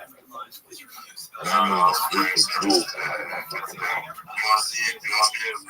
And that's when I realized, I go, holy shit. You know, that's it. This is it. This is my fate. So you didn't have anxiety about being in prison? You're just like, I just read the comment. That's it. That was it. At that point, everything else was bullshit. Once that judge said she didn't mean shit. Once I walked in there and I took my fucking handcuffs off and I sat in that cell, that's where the walls fell off. And it was the weirdest thing because the walls fell on me. And the walls fell on me. I went through this panic, a little bit of attack, like your light flashing in front of your eyes. And I took my jacket off. I had a suit, you know, and I had a collared shirt with no t-shirt underneath. And I got that heat, that anxiety heat I get. I took that jacket off. And I don't know if I breathed through it. I know I didn't pass out. And I was alone. And there was a camera. And as I'm patting the jacket on my leg, I could feel something in the jacket. I thought it was a button. And I went to flip the jacket over and stuck my hand on the left side. And there it was. I could feel it fucking baggy. And I said, I hope this is fucking empty. And I put my hand up so the camera wouldn't see it. I left it in his hand. And it had a little rock and the rest of it was powder. I remember what batch that was and everything at that moment. When I got it in July. I got sentenced in August. And I was doing that suit since July. That was a special batch? No, I had gone to court before in that suit. You did not bring coke to court with you? No, I was out of my fucking bed. And I crushed it up. I took my wallet out. I took a dollar bill out I had in my wallet, like a 20 or 10. God knows what I had in there. I had no hundreds in them. And I rolled up like a 5, whatever the fuck it was. I did that whole package on one snort. They didn't see you. They didn't see me. I made believe I was pissing. And I went into the sink like I was washing my hands. So the camera was over my back. I put the dollar bill in the hand. I put it already in the package. So I put it up to my nose. And I snorted it, opened the dollar bill, wet it. And I flushed the dollar bill with the fucking package just in case. But you know I don't fuck around. Where's the dollar bill? Everything. What was I gonna do with it? I'm in prison. We're under a dollar bill. What was I gonna do? What's a dollar gonna fucking do for me? So I flushed it and I sat on the thing and really within 20 minutes I passed out. And you're just relaxed. Like what happened? What went through your head when you woke up and you're like, you're falling asleep in prison? Once I heard my name, there's nothing I could do with that. That's it. I was a beaten man. Everything had surrendered. Like all the thoughts I had for the last 16 months or whether or not, what was I going to do with my life, this was it. Now I had to start thinking about what the fuck was I going to do now. I'm not going to lie to you, like 4 days later, I started calling my then girlfriend and my attorney and seeing if we could put something together to get me out of there. But within a week, I knew what I was doing. There was no, I wasn't going to escape. I'm not that fucking dumb. I was going to escape or nothing like that. Did you at that point know there was probably going to be like a year and a half or how long you ended up doing? Or did you think it was going to be the full 6 years? I thought about 2 years. I thought it was going to be about 2 years. So you didn't even really know. But I also knew something else. Because he had said something to my attorney. He told my attorney to file a reconsideration letter. Right off the bat, he told my attorney. The motion. The motion couldn't get served for 120 days, which means 4 months. So I knew I was doing 4 months at least. And I knew that even if I went to court after 4 months, this is bullshit. So I got sentenced in August. All right? So what's 4 months? That's December. What happens in December? The holiday. Yes, it's a slow death. Yeah, and then the hearing was scheduled for January 20th. The day the president, he got an, what's that called? Inauguration? Right. So it was 1989, January 20th. Because I remember sitting in the cell waiting to go to court. And going. And the community corrections people said, nope, we're not taking it. Oh, you're trying to get out of prison. I was trying to get the sentence reduced to 6 years community service. 6 years community correction. What does that mean? Which means that they put you in a halfway house or a work experience program.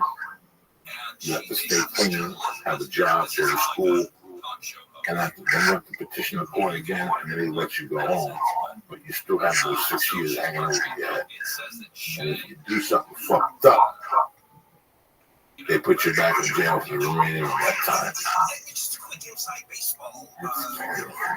So what happened was, Community corrections turned me down. And the probation department turned me down. But guess what else happened? I had done 5 months. So 5 months. So what happens is, when you go to prison, you go to prison under a number basis. Okay, so you're allowed to file for the halfway house at the 18th month. You're eligible for a halfway house at 18 months. For your first 6 years. No. Is everyone else? Okay, so 6 years. Okay, so let me do it for you. So 6 years, all right? Tomorrow you go to fucking jail. You get 6 years. 6 times 12 is what? 72. Right. What's half of 72? 36. You're gonna do 36 months. Right. If it's non-violent. Okay. If it's a violent crime, you're gonna do 3/4 of your sentence. If it's non-violent, first offender, you behave yourself, you get your high school diploma, you join the band, you join the choir, you do all your therapy, and you pay your restitution. That's the most important thing, you pay your restitution. So you got 36 months, okay? So let's say my situation. So that's 3 years. In my situation, it was 0 to 6. They gave me 4. So that's 48 months. Okay. 48 months divided into 2 is what? 24. I did a month in county. A month in county counts to 2. What's that make? 22. 22 months. I did 5 months. What does that put me at? Oh, so okay. You follow me? So fucking December. One day I'm talking to my counselor. He goes, "Oh, by the way, I put you in for a halfway house." What the fuck are you talking about? I go, "Yeah, eligible." They have a computerized calendar. They submit you right away. Now they got to decide where they're going to take you. They have to take you. And there's no turning you down. They have to take you. Just as soon as the bed opens up or something? As soon as the bed opens up. So once I went back, they transferred the sentence to 4 years. Or they did something. They transferred the sentence to community corrections. And he knocked off something. They knocked off something. So, but it was already too late. I was already up for a halfway house in December. They had already put me up for a halfway house in December. So now they were just waiting for a fucking bed. So within a week, I got a call that, hey, BCT to Boulder County Treatment Center took me. Do you have to pay for the halfway house? Fuck yeah! But the beauty of it was, right. The beauty of it was either BCTC or LCTC. And LCTC really wanted me. LCTC is Longmont Community Treatment Center. And fuck Longmont? Oh, at that time, Longmont was a cow town, but wait, they're the best topics ever in my fucking life. At the prison? No, at the fucking, there was a store. No, called something. Lee. I used to drive from Boulder anywhere. They were 89 cents a piece. I was just 22. I would just give it whatever I had in my pocket. Really tacos. They were that good. So, what kind were they? Machaca with eggs. Just delicioso tacos in Longmont, Colorado. When I was waiting to get sentenced, I would work at Hertz Rent-A-Car. And they would say, go to the Longmont, pick up a car. That was music to my ears. Did you get to stop at Delicioso Tacos? Did I get to what? Because you got to stop there. Every day. I got jobs in Longmont after that. Valley Subaru, Sprinkler Auto Sales. Just to fucking work. Just to be able to go to Delicioso. That's how I was fucking banging out in those days. Is it still open? I think so. Will I take you there? I don't know. I don't know if it's the same owners. Hell yeah. I don't know if it's the same breakfast tacos. I don't know what the fuck goes on there. So that's what saved me. So when I got back, I was out of that fucking thing. By February, I was already in halfway. And you went in July? Oh, yeah. Boom, I was already in halfway. I don't know how to start, because for some, like, obviously I know you're a good person, but it is kind of scary that some of these people who are, you think are going away for a while aren't going away for as long as you think they are. No, that's what I tell people. This is all bullshit. I love when they arrest people and they make those statements on television about somebody's shooting.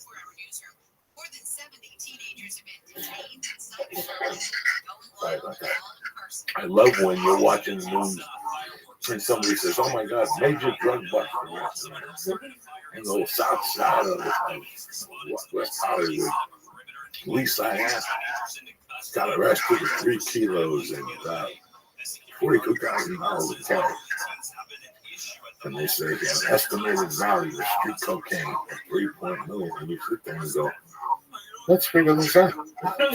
In my day, I would sell coke and do math for hours to figure them out. But then I talked to the detective and they told me how they did it. Do you have those notebooks? No, I looked at us on fire. I would sit there for hours and do math. I have one witness that's still alive that could call in here and tell you that for 10 hours I would sit there, snort, blow, and become fucking Copernicus. What sort of time would you do? Okay, so what for the cases, maybe? I was still doing math in 2000. When I got the longest shot, I was doing math. Like I would figure out the scenes I was doing, and how much each scene they were paying me. Like I was that retarded that man on the blow. I would get that fucking retarded on the blow. I really think Owen Benjamin he is the first guest that has ever abandoned shit. I don't know. I think he's out there. I could see it. There was one point where I could see his eye just go. Thank God he said no on the 501. Yeah, he was dead. Well, actually, I kind of think the body kind of like pushes back at that point, but maybe not. Maybe he would be. No, listen, man. I asked him if he smoked dope. He said yes. I don't even know where he is. And then he said, "Can I take a star? It's there. You know, you want a star? Take it." But then he saw me and we eating them, and he goes, "If you guys are gonna eat 6 of them, I might as well take another one." Guys, you know me at home. I will give you as many stars as you want, as long as you eat them in front of me. I want to see a disaster happen in front of me. I live for that shit. He's 6'7", 200 pounds. I don't think the star death was going to kill him. Now, by the way, this kid's a great kid. What I was telling you guys about this guy at home, I'm not bullshitting. There's like a couple people that when I see out, I behave myself.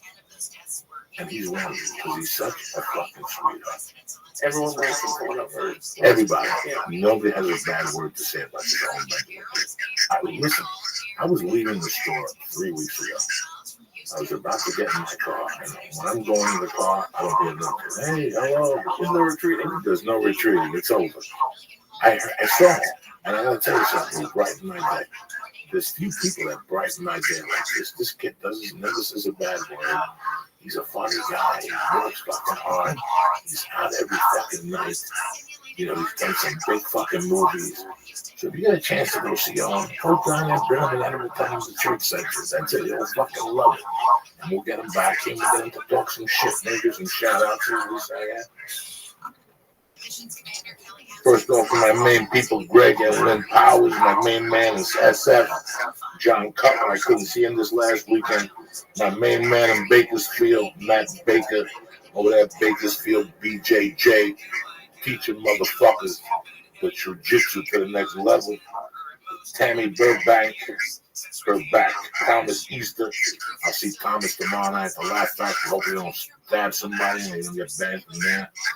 Melissa Eva Perez, my family in Chicago, Bob Lalingus and shit. I'm shooting my special there October 22nd, Chicago. Why? Because you're bad motherfuckers. And there's no better club than Rosemont, fucking Chicago. So I'm shooting my special at Rosemont. It's fucking official. Tickets are not on sale yet. I gotta figure out how to get the Lingus family of fucking Lee. Who shot fucking Lincoln? Booth Towers. Right. Towers Booth. I gotta give him like a little whoop there. My man Mark Walsh, Shad Reeser, Crystal Johnson over there looking good in fucking Utah, and my main man Troy Wallace Evans and shit. Always giving me some love. I'm gonna be in Sacramento this weekend, and next weekend I'm fucking thrilled to say I'm going to one of my favorite cities, Pittsburgh, Pennsylvania. I'm gonna go to fucking Tremonti, whatever the fuck it is. I'm gonna fucking walk around. I'm gonna go rub the Roberto Clemente statue, the whole thing. You understand me? I don't give a fuck what he's saying. I'm having a good time. I'm writing. Everything's coming to pieces. I'm writing 3 things at once. You know, my comedy's kind of weird right now because I'm in the middle of a I'm like a butterfly. What's a butterfly before he becomes a butterfly? Caterpillar. A caterpillar. I know that process. Oh, cocoon? I'm in the cocoon process right now. You know what I'm saying? I'm trying to put shit together. I don't even know why she has nicotine gum. I gotta do it with coffee. If not, it doesn't work. It's like cocaine without alcohol. It just don't work. You gotta do a fucking yay. You gotta drink. You gotta look out the window. You call your mother for Mother's Day, tell something. Where'd you send it? I sent her flowers. Flowers in the car. What the fuck? What is wrong with you? When are you gonna go see it? You wanna go back? You're gonna go back And you're gonna come with me in November? Absolutely. It'll be bullshit. Fuck yeah. Now that you went back in June, I'll take one of my freaks and shit. You won't be the freaks. I understand. So I'm excited. She's happy. Got her some nice flowers. It was a good Mother's Day. Nice. I tried to do something nice for my wife. I was sad the last 2 fucking days. You know, I'm writing this chapter in the book right now. And I'm supposed to have 3 chapters. And then we could sell the book. And then we have to write the book in a certain amount of time. It's not at this point that I'm a bad writer. I know the stories. It's really coming together for the first time.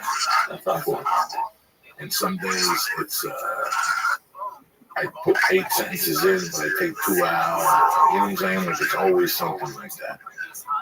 But the other day on Mother's Day, I wanted to read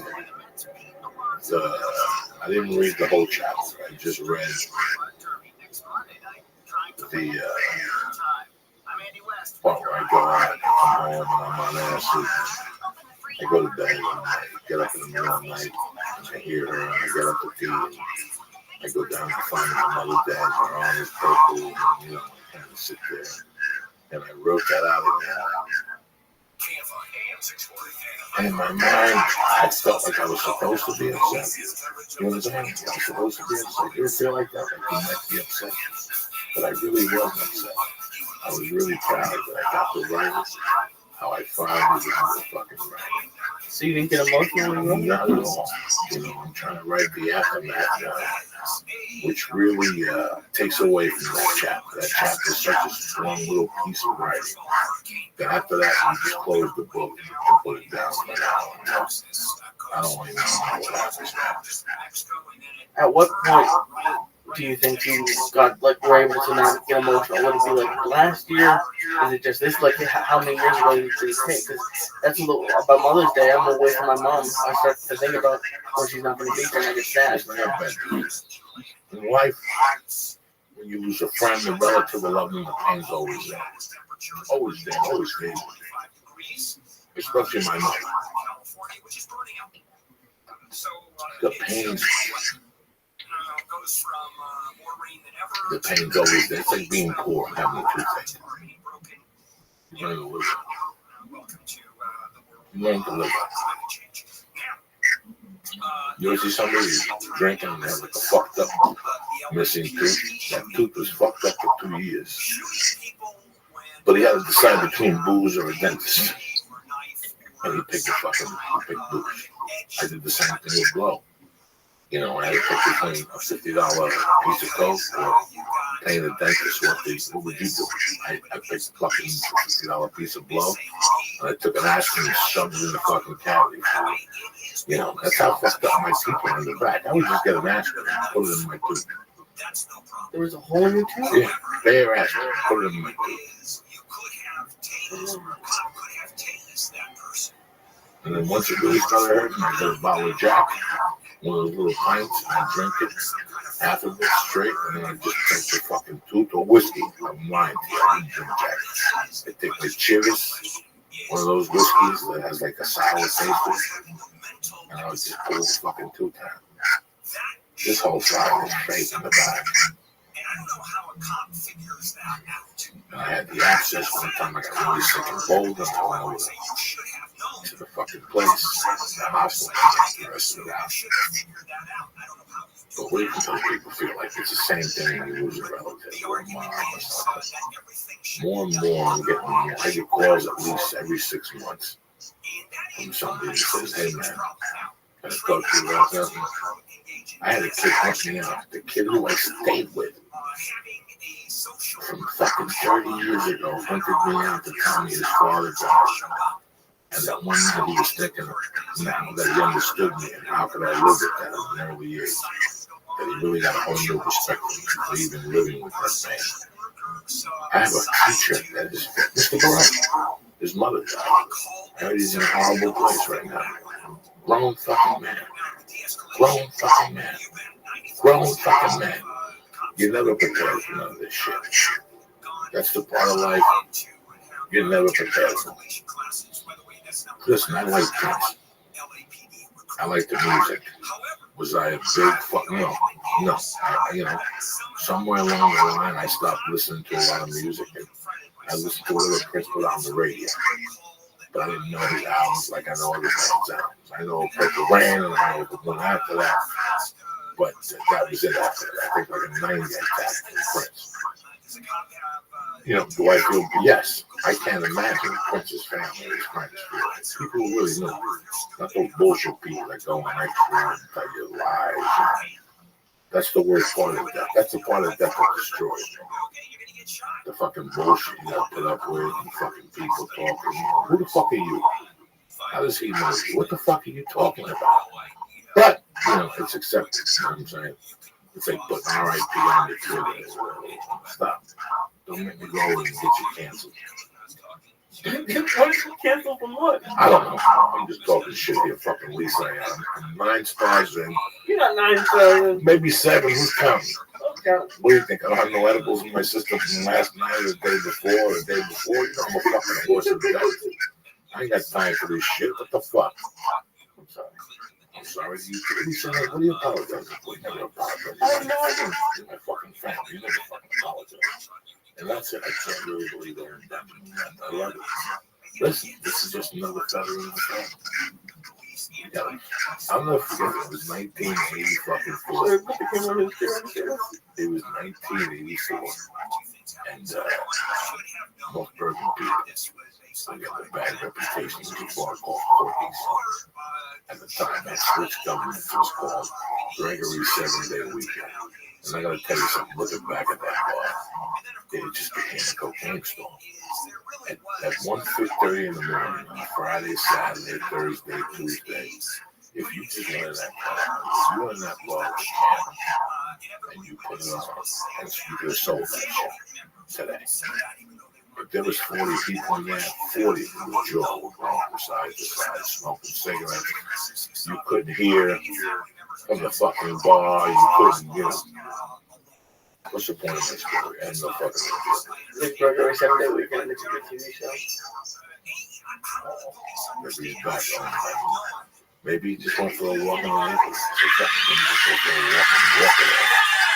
And then you would think that taking a fucking song.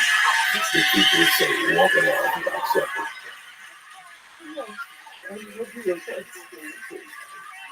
I'll call him out and say, get the fuck out of here. What else we gotta do tonight? Remind me, you gotta read some fucking attitude.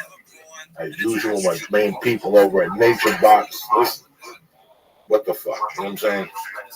The Church of What's Happening Now is brought to you by Nature Box, dedicated to making smart, delicious snacking easy. You deserve better than high fructose corn syrup, potato chips, and all that shit. Nature Box snacks taste delicious without any high fructose corn syrup, trans fats, MSG, artificial colors, sweeteners, or flavors. None of that crap. Nature Box makes finding a range of options from healthy to indulgent to easy. They combine unique flavors with ingredients you can pronounce to create great snacks you may not want to share with nobody. From sriracha roasted cashews to the peanut butter nom-noms. Are you kidding me or what? Nature Box has over 100 seriously delicious options to choose from, all delivered right to your door. That's the beauty of this. And you'll never get bored with Nature Box snacks because every single month they release new snacks to choose from. Like the chocolate nom, the dark cocoa nom, delicious. They moved the plantains. I didn't see the plantains, but you know me. I'm a sucker for the salt and pepper lentil roots. That's how I roll. Or the garlic bread cheese chips. Anyway, don't worry about that. Let's start with this. Say goodbye to weird mystery ingredients and start snacking confidently with Nature Box. Go to naturebox.com/Joey to get 50% off your first box. I'm telling you, this is good shit. Go to naturebox.com right now. Go to naturebox.com/Joey and get right snacks for 2016. You want to look good? You're 2 months away from putting a bikini on. Your little pussy's going to be hanging out. You don't want no blubber hanging over. Who's going to fucking eat that thing? One last time. That's naturebox.com/Joey for 50% off your first box of delicious, high-quality snacks sent directly to your motherfucking doorstep. You understand me? I also want to welcome Dots Susara Geese. They got hemp gear, high quality functional gear, hemp textile. It's like fucking cotton mixed. They got towels, they got fighter geese, they got bags, they got hooded sweatshirts. Do me a favor. Go to dotsusara.com right now and look at the fine selection of stuff they got. They got 2 beautiful geese, men and women. Fucking beautiful, right? They also sponsor EBI and one and all. Listen, last week I flew from Indianapolis, and Tuesday night I went to the conference. On the way out, some black people came up. He looked at me. Interesting. And he had a white girlfriend. And he had another buddy there. And we took a few pictures. In the middle of all this, she says, you know who she is? And I go, no, I don't. She's like transgender training guys. And all of a sudden, she goes, give it to him. And he takes out a vape, and he puts on a new pen. He takes it, she takes it. And I took it. You know, as I was driving away, I feel tingling in my throat. I went home and inhaled 6,000 milligrams of vitamin C. Just to sleep it, you know what I'm saying? I drank some water, some carbon tap. And I took 2 fucking of those pills. Shroom taps. I also took 2 before I flew and 2 when I tapped down. Because you always got to take care of yourself when you fly. I drank a bunch of water. I felt something for a few days. I felt something Wednesday. I caught myself sleeping in the afternoon Wednesday. I couldn't figure out what it was. It was like I was going over something. Again, I inhaled vitamin C. I took some more shroom tech. It finally hit me Friday night. Saturday morning, I had a little bit. By the time I got upstairs, the county store was gone. Shroom tech is the way to go. You want shroom tech? You want shroom tech sport? You want shroom tech immune? You gotta go to Honor.com right now. While you're there, take a look at fucking Alpha. While you're there, take a look at the hemp protein. Take a look at the shit. Read the ingredients. See how hard it'll be working, you motherfuckers. If there's something you like, go to the box and press in. Sure. Boom! Get 10% off your first order delivered right to your door. It's that easy. I'm not going to sit there and go smoke up your ass because I don't have to.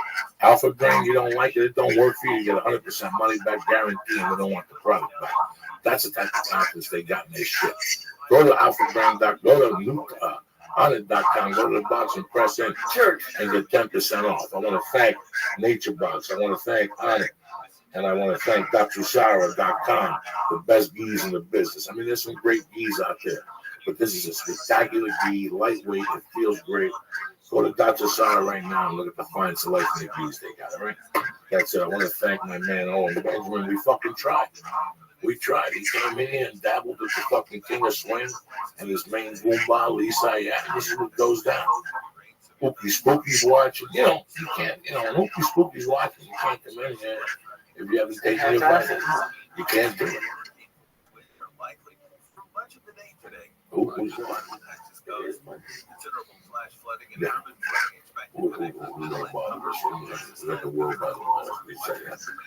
We'll be back Wednesday. What do you got planned for tomorrow? Tomorrow I have hopefully Life and Neutral with Johnny Rock, and then an Everyday Cannabis with my good buddy up there. Look at you, the man of many fucking podcasts. Fine. 19 fucking podcasts. Who's better than you? Anyway, I'll be in Sacramento this weekend, rocking the house with Alicia Michaels, and next weekend I'll be at the Pittsburgh motherfucking Improv. I want to thank Owen Benjamin. I think it's OwenBenjamin.com, whatever. He's a great kid, man. These stars are fucking brutal. Trust me, he's not the first one to tap out. And I want to thank my main man, Lisa, and I want to thank you guys for listening. Have a great week, and thank you for the love and support. Uncle Joey, out. I'll see you motherfuckers on Periscope. Stay black.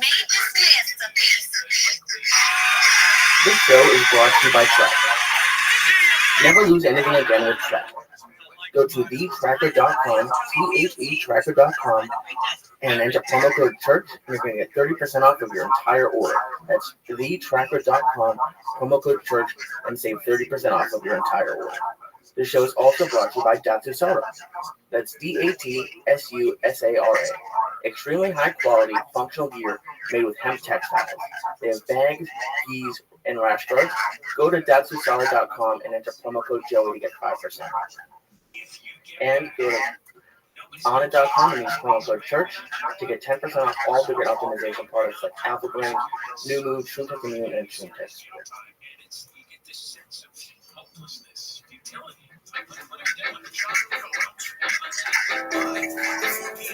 Oh shit.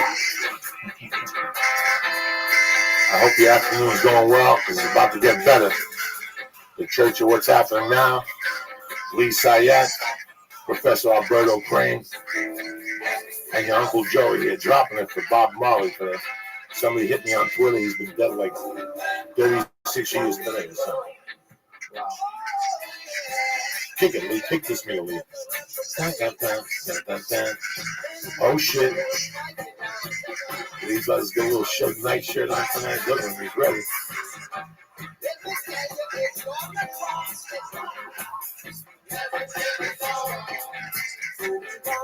All right, baby. All right, here we go.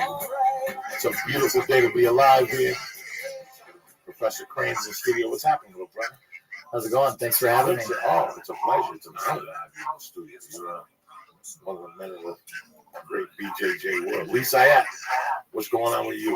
I'm having a great day. It's a beautiful day out. Had a good workout this morning. It's hot. Oh, yeah. I was halfway walking here on the halfway mark. I said, you know what? I left my phone in home. You know what? I don't need my phone. I don't need my phone. It's such a great feeling to just go, you know what? I don't want that thing in my pocket no more. Like one day I'm just gonna wake up one day and just throw that thing away. Yeah. Like that's the goal, just to get rid of it. My friend finally went to a flip phone. He said he was spending too much time on the phone messing around. So, you know, whatever. Somebody calls you. That's it. That's all I worry about the phone is the baby and my wife. Everything else is up to. Do you get anxiety when you don't have it, or not really? Not at all. Not at all. I'd rather not have the goddamn thing. You know. Oh yeah, no. It's I've been doing it because you always said you don't have it when you work out, and I notice it now when people do have it when they're working out, and it's so when you stop using it when you're working out, it looks so out of place when you see people like texting or just doing something on their phone during a workout. You're like, what is even? You're wasting your time here. When you go like the YMCA here, and I go to the list sometimes, you know, there's people on the phone. You say, why did you come here? Why did you come here? You missed the whole point of this whole hour. This hour is for you to sweat and think and go, Jesus, I got this today and this today. But if you're on the elliptical on the phone, you're bringing all that shit into your little place. At halftime, I check my phone, just for the baby. But I check it for the baby, just in case they call from the daycare. My wife's in yoga. That's it. And then at the end of the class, I check it. But I only check it for the baby. Anybody else who calls me, I don't stop calling. Like, I don't give a fuck. And there's a difference between checking it. Like, I've seen people on, like, full-blown conversations, like, on their phone on the elliptical. And that just makes me laugh.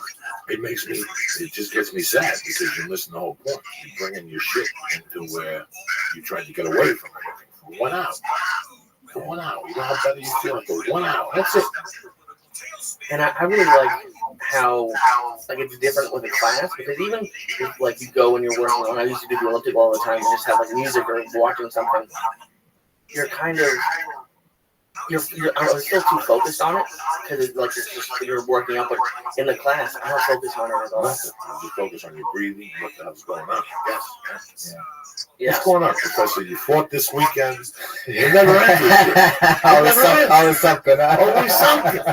You're in San Diego choking people. You're here teaching. I went one day, you're swinging a bat in the back like Joe DiMaggio. Clubhouse. You got everything. You're the man of everything. It's good to have you. You know, I've known you since 2004. This summer, we went to shoot The Longest Yard with Ivan and Bob Sapp and Goldberg. You go by your school, and you were a sweetheart. And one day you popped up, I bumped into you at Justin's. Yeah. And you told me how you went to school in Glendale and Encino. And I was like, wow, this guy moves quick. He'd be a star. And now you promised me, what was that, 2004, so 12 years ago, you're like, I'm going to come into your gym. And you came into it. I'm going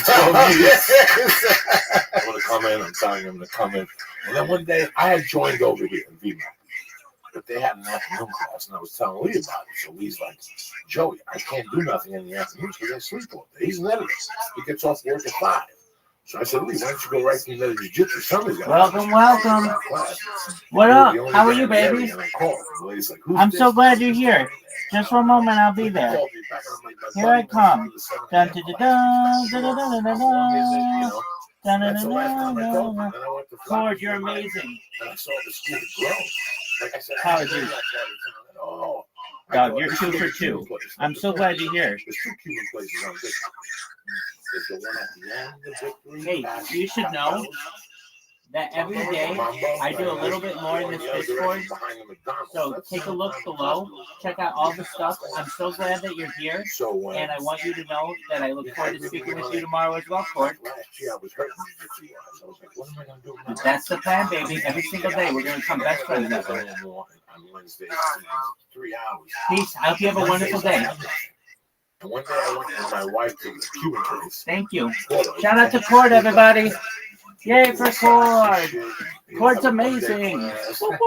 You know, fuck you. I didn't want to do that. Yeah, they got socks on. I want fungus. You know what I'm saying? That's part of the package. You want to get some fucking rickshaw on your neck. So it's so weird that we ended up, I ended up crossing paths with you again. And it's like my favorite thing to do now. Like it takes me out of everything. I have a pattern now. One morning I write. At 11:15, I'm going to take my aspirin from my heart and drink a protein shake. I don't want to die with it.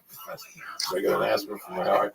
Professor Joey always says to me, Joe, you can always come to the 6:30s. I know you're up. I go, listen, most heart attacks happen between 6 and 12.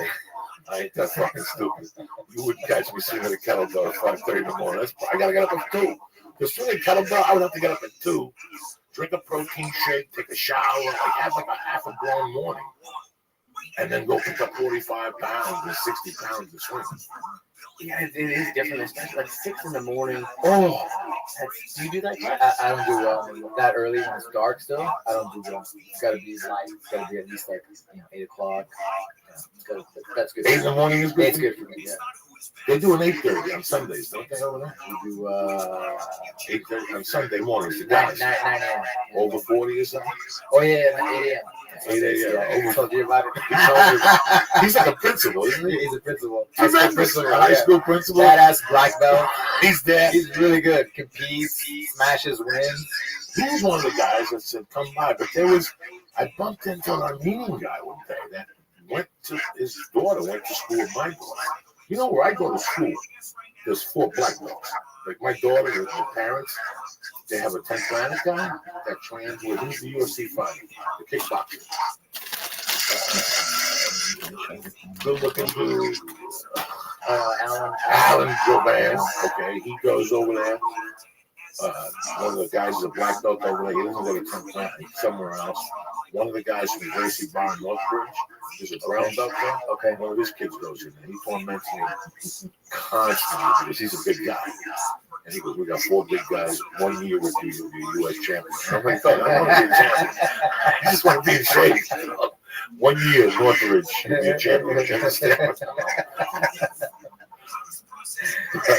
there's somebody else that's like, it's so popular now that you bump into people. But I bumped into that principal somewhere. And he's the one that said to me, hey, come on. So when I saw him there, he goes, you came? Yeah, I came. How long have you had it? Burbank, we opened up in 2011, January 2011. So 5.5 years. It's beautiful. How did you get into all this? I was 18, graduated from high school. I was working at this restaurant. This is in Albuquerque. This is in Santa Fe, New Mexico. Where I met you. Where you met me. Is it still beautiful? It's still beautiful. Yeah, it's beautiful. The city different. It's a little town, 60,000 people. middle of nowhere. The rent's still high. The rents are still high. Really? Because, you know, like, people like to live there. There's not a lot of opportunities. It's beautiful. Oh, that's my favorite part of the country. Like I've done that back and forth to East Coast 3 times, and I love. As soon as I hit New Mexico and Arizona, like that, like what was it like growing up in like the desert, where you just went out and like go to like all those little rocks and all that shit. What I love about it, just, you know, when you spend time in LA or even New York, and then you go to a place like New Mexico, like it's like silent. The silence, you look at the sky during the day or at night, and it's just clear. No, it's like peaceful. And for me, it gives me like peace of mind. My school was the first presumed jiu-jitsu school in the state of New Mexico, and so I started teaching. I kind of started teaching in the '90s, and I went down to Brazil. So just to start over again, like, you know, some of my friends, I was working at a restaurant, and they were like, "Hey, you should come and try this jiu-jitsu stuff out." I'm like, "Yeah, okay." It took them like 3-4 months, and then I did one class, and my buddy, who's like this like little skinny guy, armbarred me like 10 times. And it was 10 times. So I was like, let's go again. I couldn't believe what he just did to me. He got my arm, and I tap out, and did it again. And I was like, what the hell? I just got addicted. And I was like, after that class, this guy that originally taught it, he taught 2 classes a week. After that first class, I never missed until that guy moved away. And so that guy, he was in the Navy, he used to be a Navy SEAL, and then he went back in. That's why he moved away. And then one of my best friends from All Easton, who's like a Hands of Gracie black belt, he was gone for 6 months, and he came back and started training in his garage every day. He runs like the Easton training centers in Colorado. He's like the biggest schools in Colorado. And we started training in his garage every day. He started showing me all this cool stuff that he ran in Brazil. And I was blown away. Man, it's crazy. I want to go. I was still like 18, 19, you know, 19 at the time.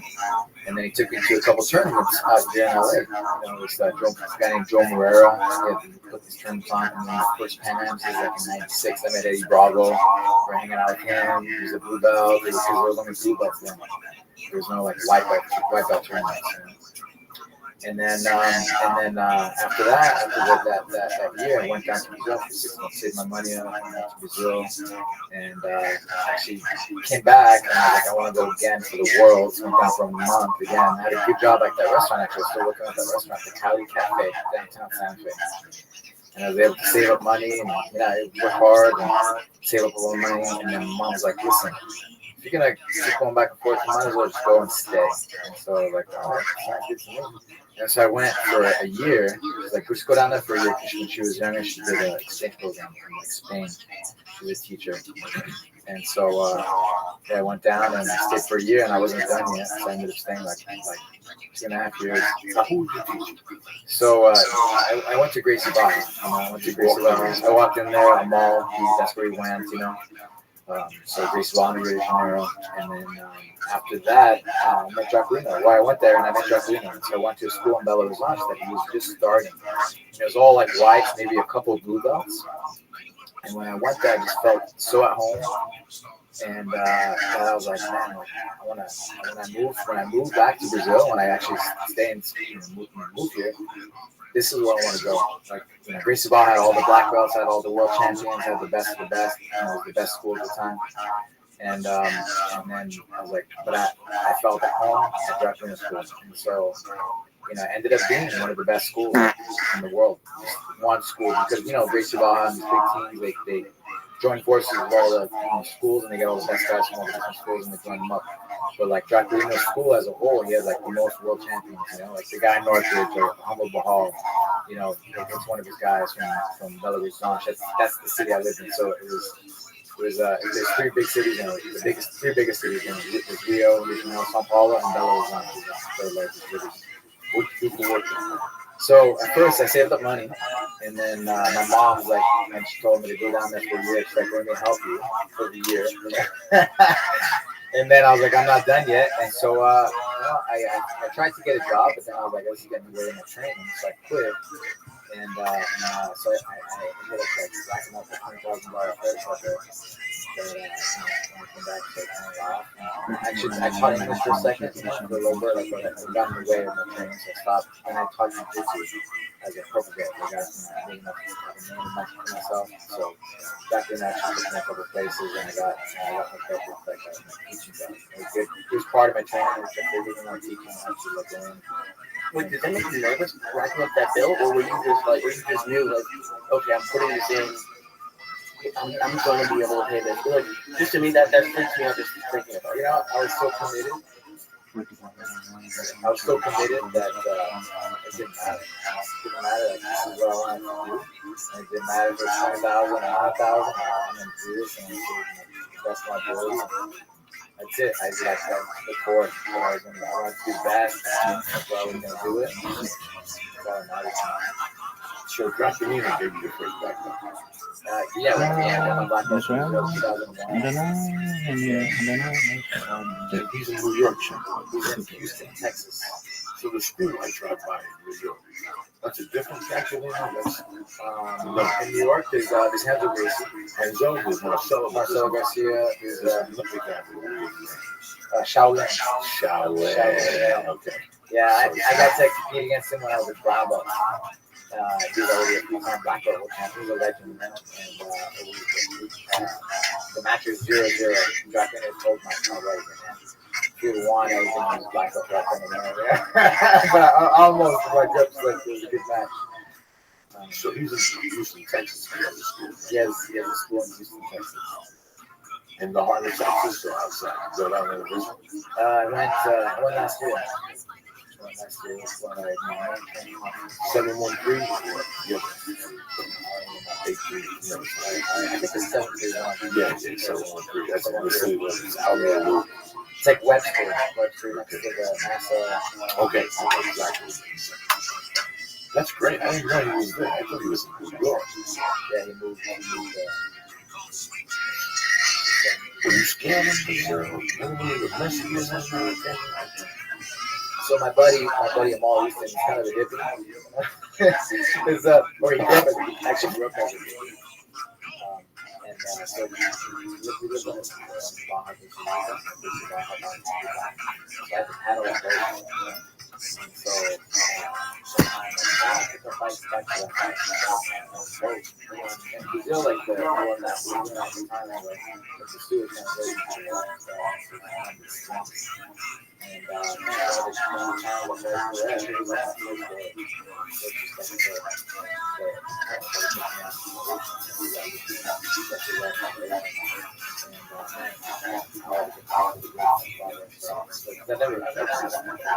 day. Never. So you have to like push both sides, yeah. And so I started pushing and started spinning, and there's a curve, and there's like a little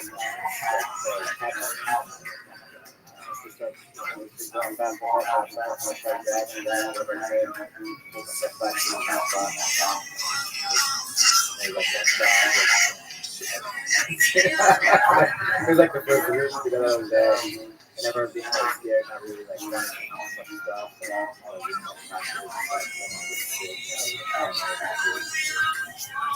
But I'm bringing out my skills and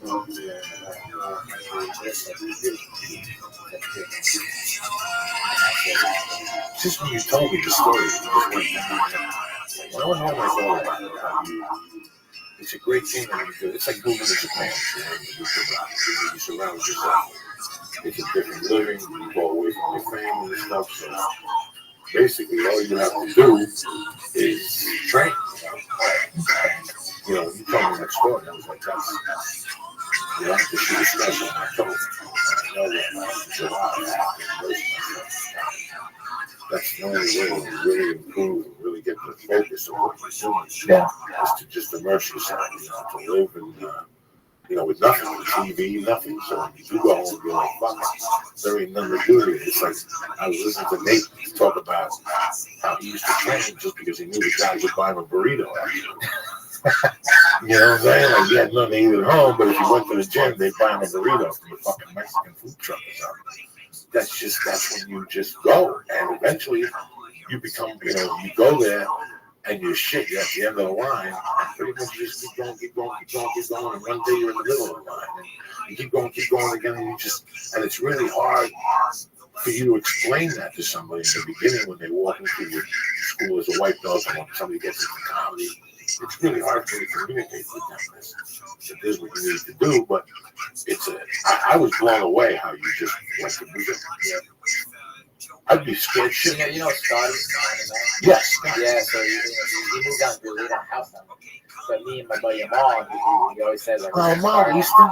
Amal Easton. Did he fight? Why do I know? One of some of his guys like Elliot Marshall. Okay, they're in Denver. Yeah, they're in Denver, right? Denver too. Exactly. So how long did you stay in Brazil total? So I lived there, the last time, almost 3 years. You got your black belt, couple of black belts. Positions. Actually, I came back like in 2000, like beginning of 2000. And then I was a brown belt, and I started like my school in Santa Fe. Started teaching, and, then I dropped in to come out and do like a summer. And then that year, 2001, I went back to Brazil and because I was kicking butt, and all the stuff. So and almost beat the legend, Shaolin. So like, all right, you're good enough. So that's pretty cool because I was like one of the first. I was the first group of black belts of his. Plus I was American. I'm actually the dad of like Gracie Baja. I'm like the first American black belt. Which is something, to be pretty cool. To pretty cool. That's a tremendous sign. Yeah, that's a tremendous sign. So, forgive me, but ever since Joey's been going for like 5 months, I wasn't aware that you were in the UFC. I just imagined you were older. Like he talked about you like with such like he's so like he has so much respect for you, and he just every time he talks, I just imagine like 60 years old. I have no idea why, but like maybe you just have great skin, but how like you seem like you're like 30. 30. So I'll be 40. I'll be 40 this summer. Wow. Yeah. But I feel young. I feel young. Like ask Alan. He's 70. Alan Savage. You feel how old do you feel? He's like, because I was like, I feel like I'm like 25. He's like, for 30, the most. And he's like, yeah, I feel like I'm 25, 30. So I'm like, all right, we're good there. It's so funny how you see people now. The other I'm watching TV. ABC won't use time. They're talking about the end now. They have a cream now to make the skin look younger. The whole thing with people is they try to look younger. And you're never going to look like you did at 20. But to feel good, it's like going over by you. That's one thing. Because there's so many younger people there. They show you respect, and you show them respect. And when you walk off the mat, they throw you around and you're like you're 28. It's the type of things that kind of keep you young, I think. This baby being born at my house, it's reopening up my eyes to cartoons. I was always retarded. But now that I can sit there with them, like bubble guppies and shit, I have an excuse. But it's so weird how it reintroduced me. So it's not me buying $150. Like those people that buy. You ever go to Vegas and you're walking around Friday night, there's these guys like my age, they got $200 jeans on and a tattoo and a $300 shirt, and they got their hair dyed, they got the earring, and they're trying to be 30, and you stick out like a fucking sore thumb. You know what I'm saying? Yeah, you just stick out. But if you go to jiu-jitsu, you stick out like a pregnant lady. Your skin's good, you're shiny, you know what I'm saying? You got a smile on your face, you got choked out that day, you ran an extra. That's what people. They don't want to do the work. Like, nobody really wants to do it. Listen, if I hung out with 30-year-olds at night and went to bars, that's not trying to be young. That's just trying to be a fucking idiot. We used to have this, because I did a couple schools, and I was involved with a couple schools in LA. So we had this black belt. He used to drive up from Orange County. He was a psychologist, and we had these deep conversations. And I was like, talk about like jiu-jitsu, like you feel young when you train jiu-jitsu. And he's like, well, when you get older, everything is either in the past or in the future. You're never like in the moment, So when you train jiu-jitsu, it puts you in the moment. It puts you in the present. Like when you're a kid, everything's in the now. Everything's in the present. So it kind of brings you back to your childhood. I was like, wow. That's a good way to look at it. I was like, yeah, it brings you back to your childhood. And I think, I don't know if that's the reason, but man, like, everybody that trains jiu-jitsu, they stay young. Like, they stay young. You know, like, to me, they're young. Savage, like, I mean, he's 70, but man, He's really 70. he's really a savage. And he walked in there as a white belt. Like the there's a white belt. And I mean, sometimes I get there, I watch the end of Nogi. He's in Nogi class with a hooded sweatshirt on, choking people. Then he comes off, he brings a lunch with him. Like, he's a bad motherfucker. He brings a salad with him, and he starts watching people in the class. And then he jumps in and starts teaching you little things, you know. And he does crazy things. What belt is he now? He's a purple, Blue belt, 3 stripe with blue. One daily, he taught me something that I couldn't do in 94 years. Okay. It gets you inside control, okay? He did the craziest thing.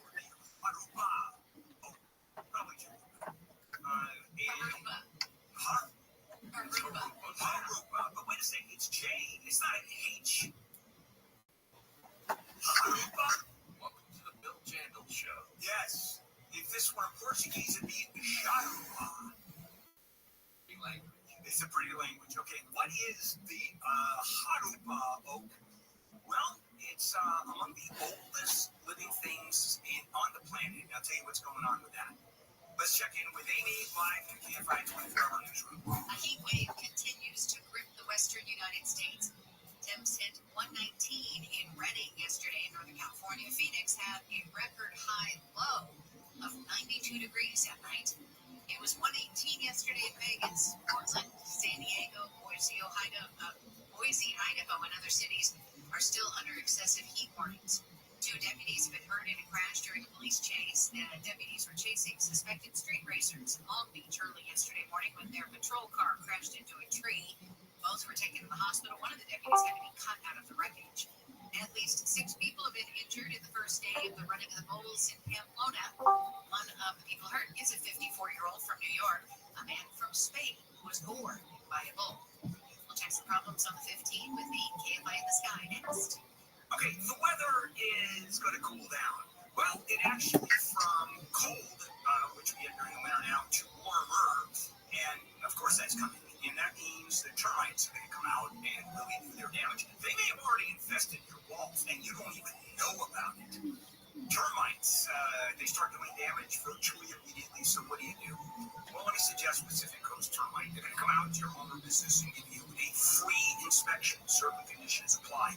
And even if you don't think you have termites, it's worth the call. And if you do, they get rid of those termites without tenting. And boy, there is the way to go. I've tented before. It is a nightmare. No tenting with Pacific Coast Termite. You can even be home. They do the work as I was. Call 800-PACIFIC, 800-PACIFIC. Visit PacificCoastTermite.com, PacificCoastTermite.com. Pacific Coast Termite kills termites. The clean, friendly. What's going on, baby? How you living, pimp?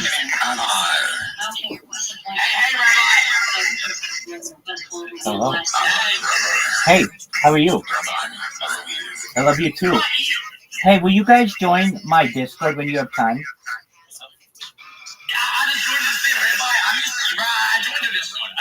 That's phenomenal. The amount of time that I've spent in your Discord, Orlando Jet, inspired me to create my own. It's got 30 different music stations. You can listen to every Joe Rogan podcast. You can listen to every Joey Diaz podcast. It's got a whole lot going on in there. So feel free to check it out. And again, thank you so much, Orlando Jet, for letting me spend time in here. I missed you like the day is long. That's why I had to stay in your Discord 24/7 to have that umbilical cord to the land down under.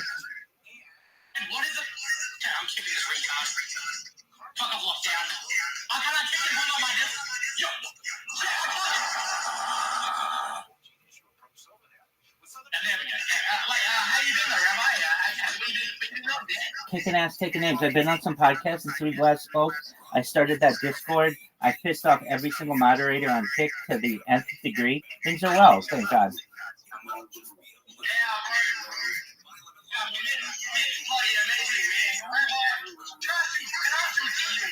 please do. How big is it? And like, you're Jewish. You're the only Jewish person I've ever spoken to. I'm genuinely just curious. Yeah, it's average. Just ask LeBron. And it could have been longer had they not cut off the tip. It is symbolic. It is our symbol of a covenant between God and Abraham and thus the Jewish people. Sorry, if mine isn't cut off, is that going to cut mine off? No, please don't. I'm actually an anti-circumcision rabbi. I want to stop the practice. So slowly but surely be able to convince people that, hey, our dicks could be longer, and why are we cutting them off? Exactly. Someone just said, one rabbi to cut off my tit. No, dude, I don't want to do that. If anything, I think that we should still, perhaps, if we want, have the ceremony, but it would just be a pinprick as opposed to the entire cutting off of the flesh. Hey, can I call you in a different room so it's like vertical? What would you like to do? Can you do it in another room on your phone? Oh, most certainly. Absolutely. Good times for everybody. Want to sell your home? You know the market has changed. Big rise in interest rates over the past year. So you must take action now if you want to get it done quickly. Before you call an agent, call Seller's Advantage. Seller's Advantage, a great alternative for selling your home. No dealing with agents. Is that better? It is better. How you doing, Rip? I miss you so much. I'm kicking ass. Take your name. Rabbi, look what I got. Look what I got. It's a mango. Oh, that's amazing. Mango's big time.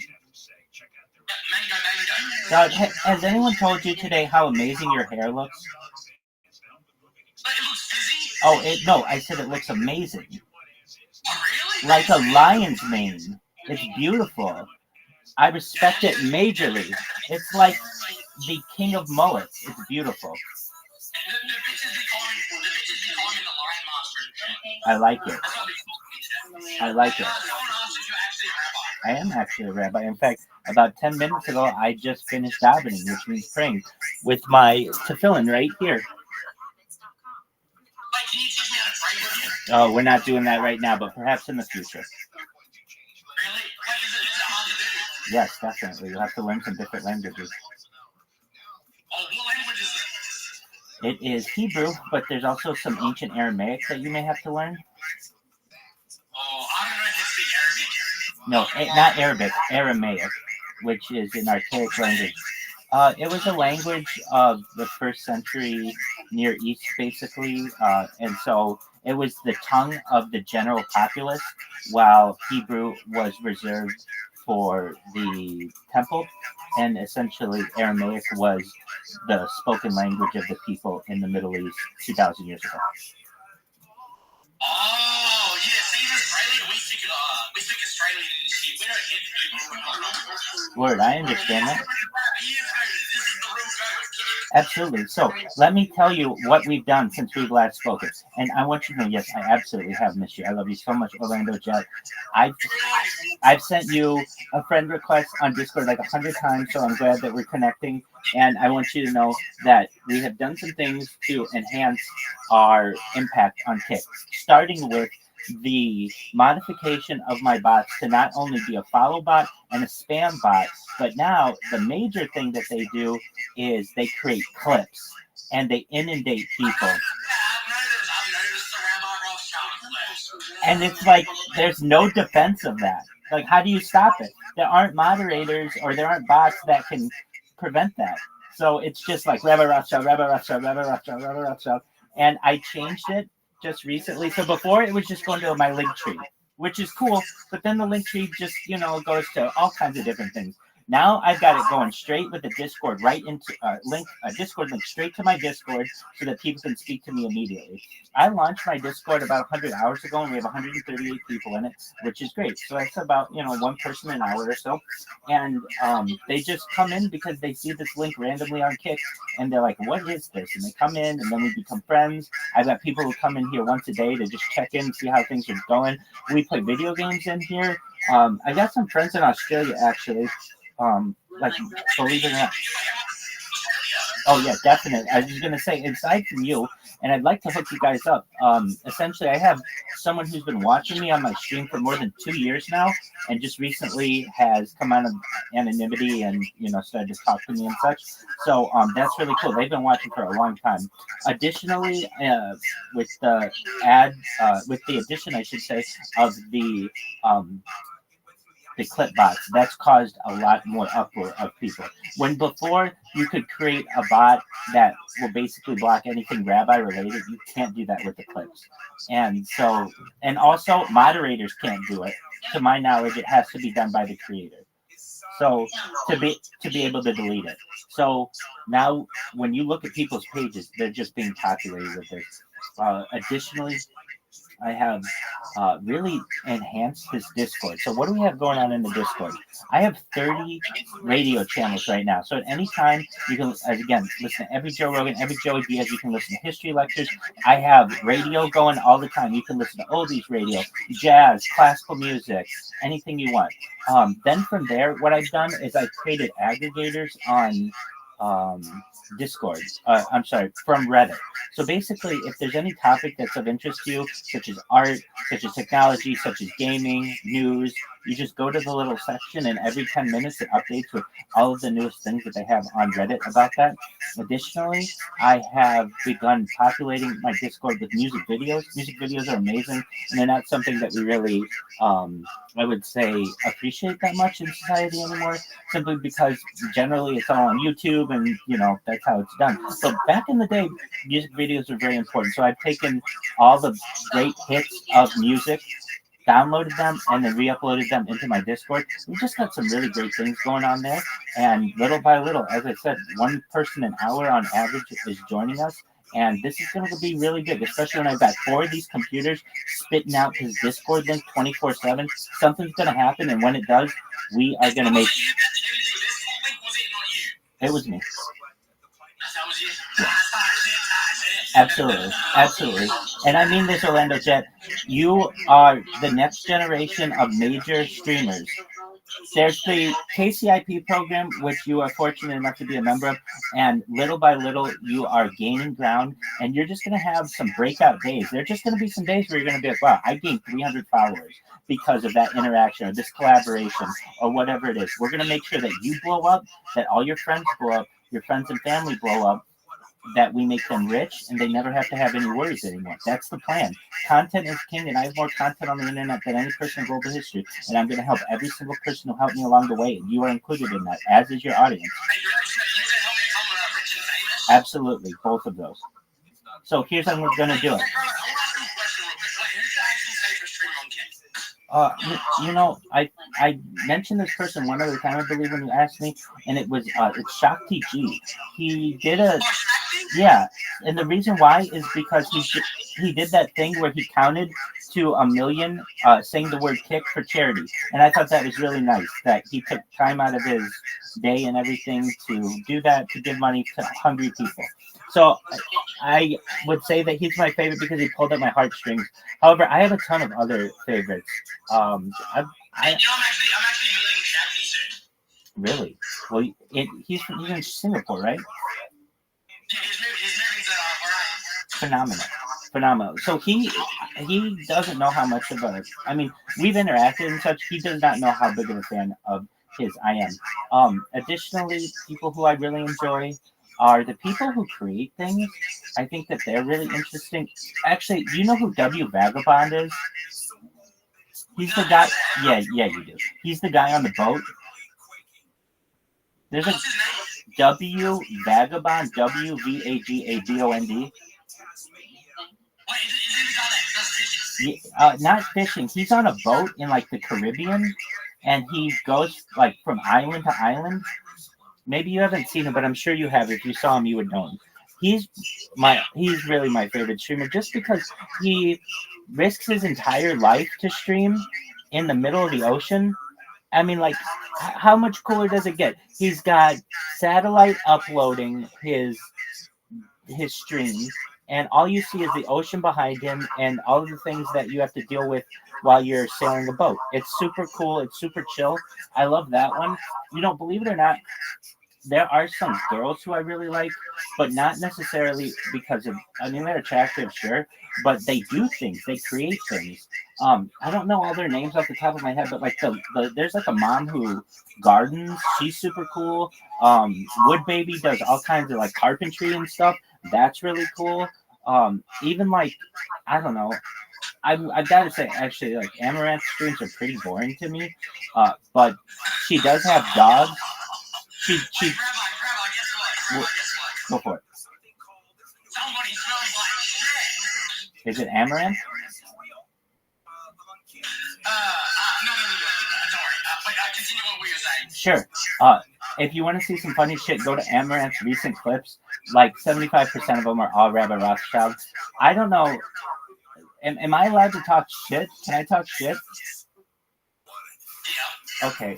So I think she has like the makings of what is to be like the queen of Kick. I mean, she's always on the front page, and she always has like, I would say, everything needed to have a lot of viewers, but honestly, I can just tell you, I'm probably one of the biggest experts on how much interaction people have on their streams, and it's just pretty apparent that she has absolutely no interaction. When I'm able to go through your...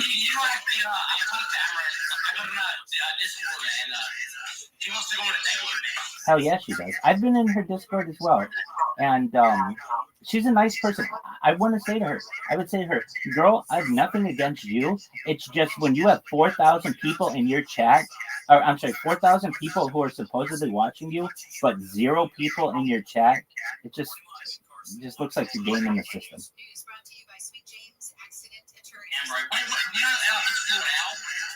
It's called Owl? I think so. I think so. Okay. I don't.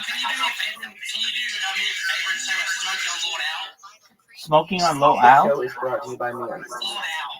Smoking on Lord Al.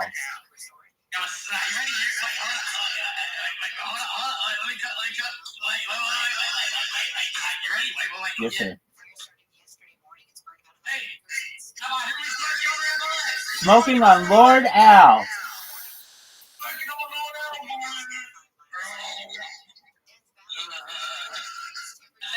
So, absolutely.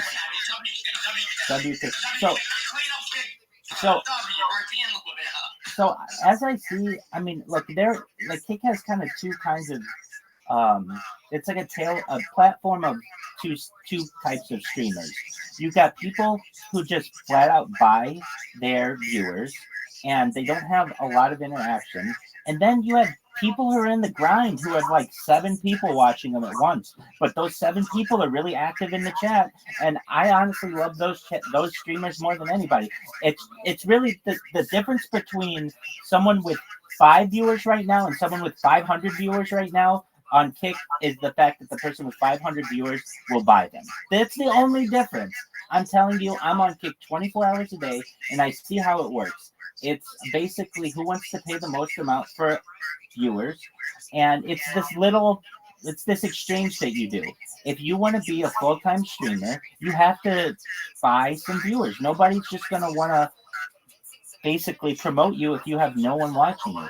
But the second that you start to buy viewers, then you have a chance to really become something big. You can go viral, you can get endorsements, all kinds of things. So I think Kick is not alone in this. All platforms do it. It's just because Kick is so new, it's very, very apparent what's going on.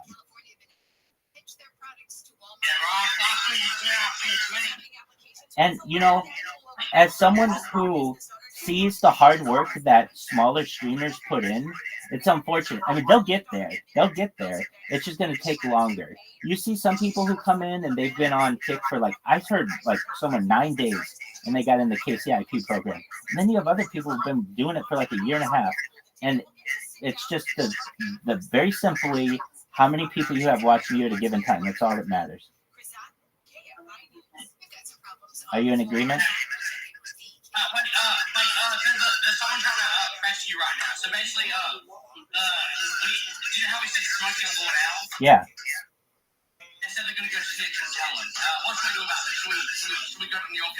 Dog, let him. Freedom of speech. Do what you want to do. We are so cool that we're not going to let that affect us. It'll be like water off a duck's back.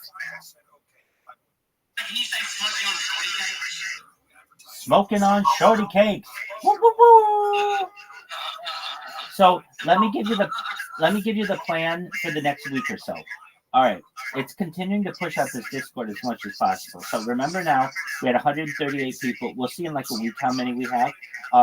But I'm having more and more stuff going on in that Discord. The key, or my goal, is to just have it be a 24-hour place where people can not only check in with the rabbi, but I have enough VCs in there that people could just have their own and basically, hold court with their own friends. I've got karaoke section. I've got an arena section. So if you haven't had the opportunity, check out Rabbi Rothschild on Discord.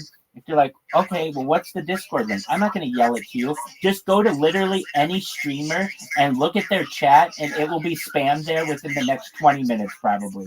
So you'll be able to find it. And if you can't find it there, go to anybody's clips, and you'll be able to find that Discord link. Come on in. You'll be able to speak to me 24 hours a day, 7 days a week, 365 days a year.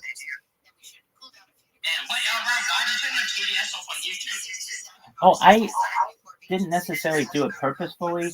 Every time I start a new YouTube stream, I have to restart the TTS, and I just occasionally forget. Because I reset the YouTube stream about every 12 hours, that means I have to reset the TTS, and I find it, I like it. If I had it, I would want it on all the time. It's just, it has to connect, and if for one reason or another I don't refresh both of them, it will only refresh the YouTube and not the TTS. It's not too big of a deal. I do know people do enjoy it. I've done my best though. If people want to talk to me, come right and speak to me right in the Discord. Not many people are going to do that.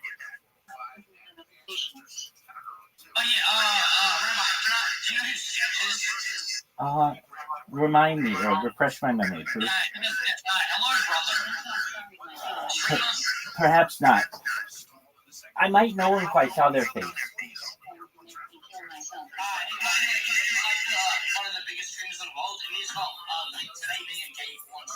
Heyo. Well, whatever makes him happy. Wow, gay porn is not my forte. There are desperate people who perhaps get put in desperate situations, and I'm sure he had justification to do what he needed to do. So while that's not my personal choice when it comes to what I enjoy, I'm not going to criticize anybody else's.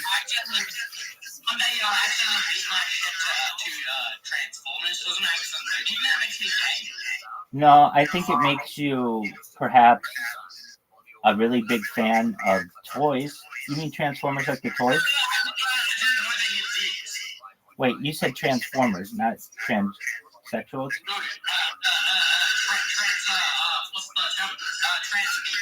Oh, okay. Well, that's a different story because Transformers, are generally like Megatron and Bumblebee and all that other stuff. So if you did it to, that's becoming more and more popular, apparently. Obviously, the people going through that process.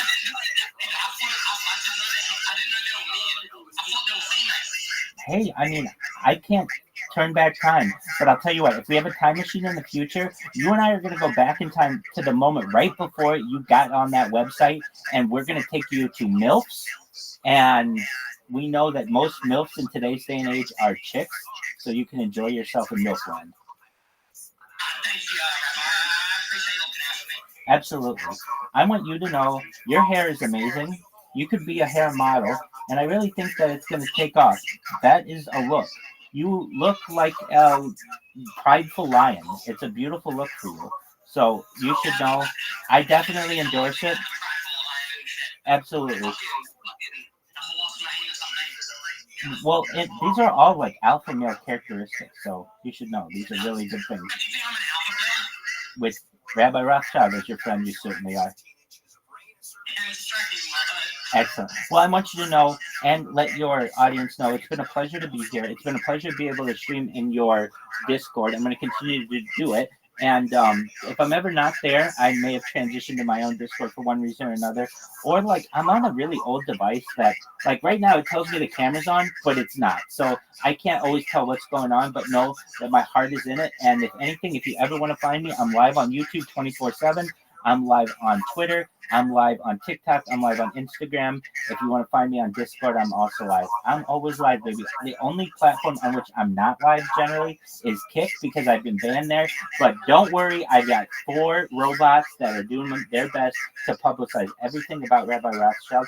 And it's only a matter of time. I'm going to blow up one of these days. And when it happens, don't worry. I'm not going to forget you. I'm going to make sure that you're able to help all the people in the world that you want.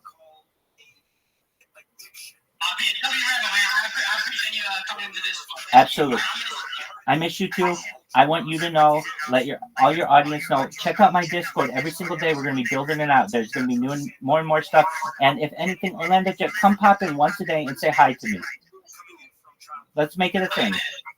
Excellent. You take care, Orlando Jet. Shout out to Orlando Jet, everybody. 14%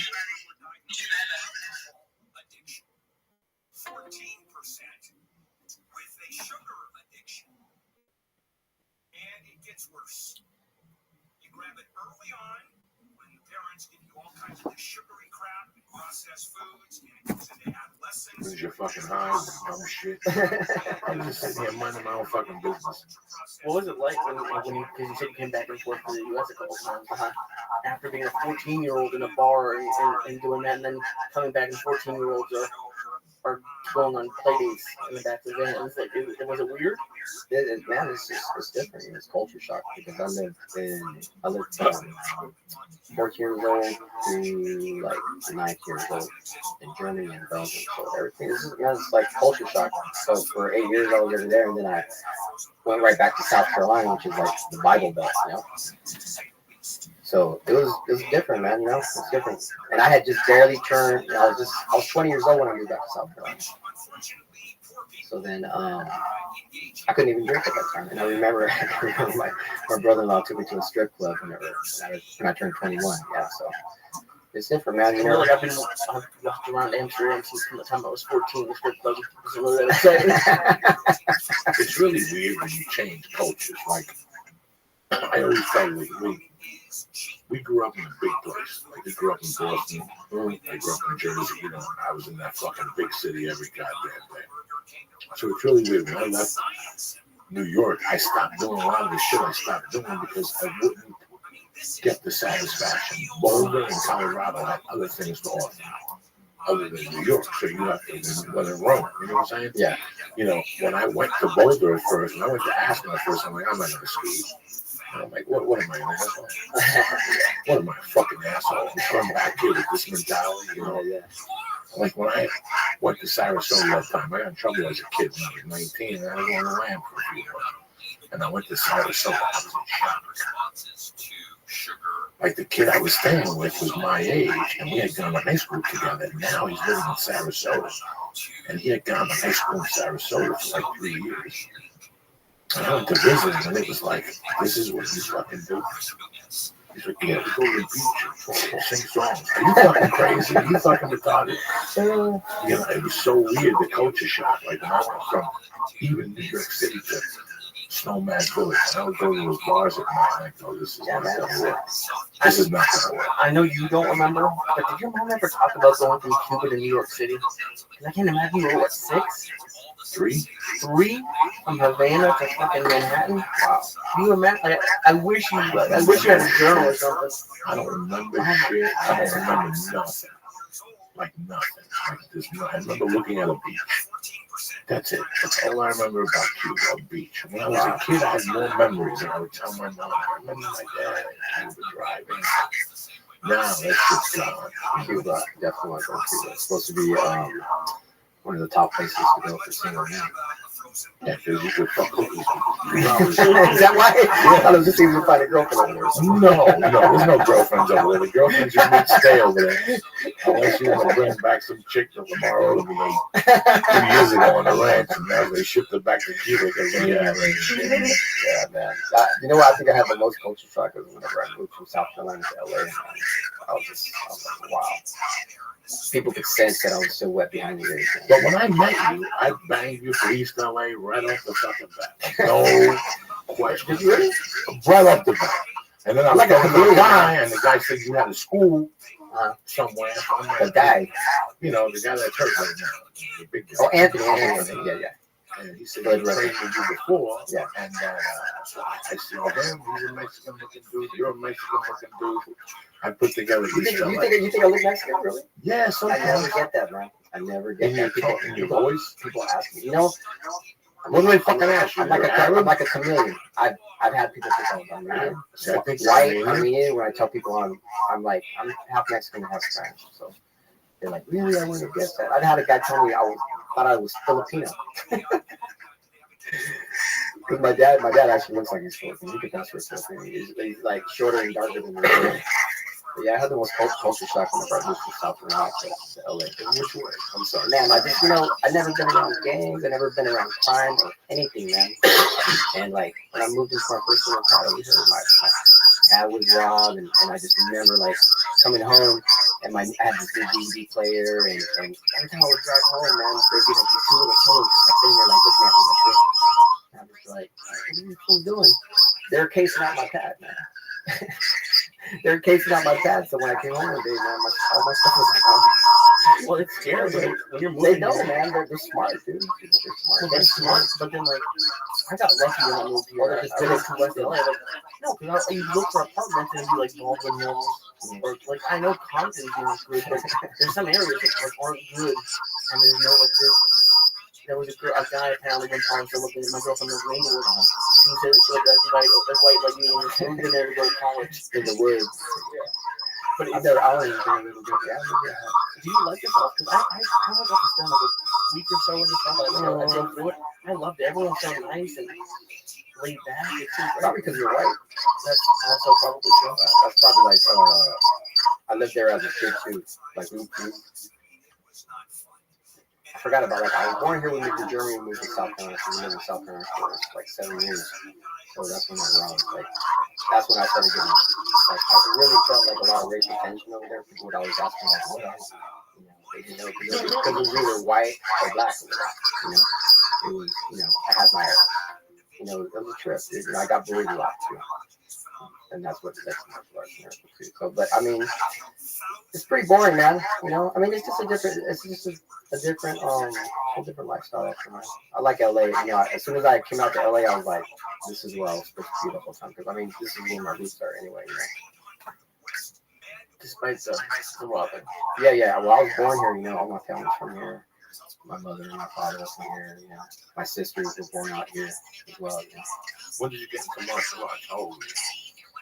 Man, like 9. Yeah, in South Carolina, and the whole reason was I was getting bullied all the time. Man. The brothers used to kick my ass, dude. I don't know why. I was like the little Puerto Rican. I think it was because the sisters liked me.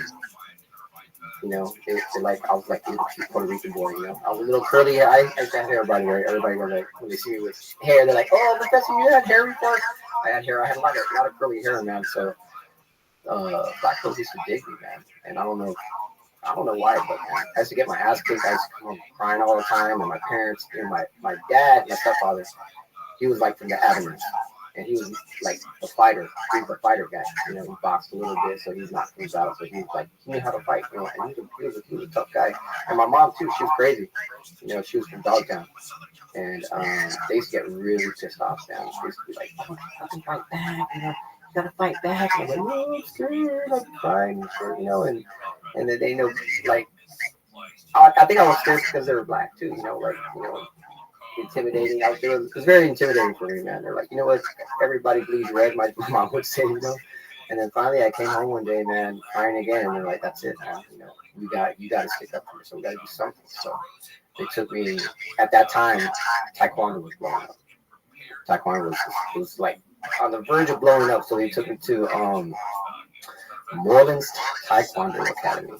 And Master Moreland, he's this black guy that lived in Korea. He was stationed in Korea in the army.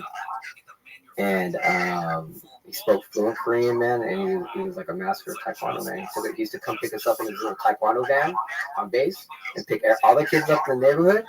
He would take us over there, train us, he would kick our ass, and then we'd all be crying in the van on the way home. Like, we were all like such little wizards, man. It was funny. We were like, because he would spar with us, man. And then when I look back, we were just pussies, basically. Man. We were just whiners. We were like little babies, man. You know, we thought he was beating us over. He really wasn't, man. We were just like scared, you know.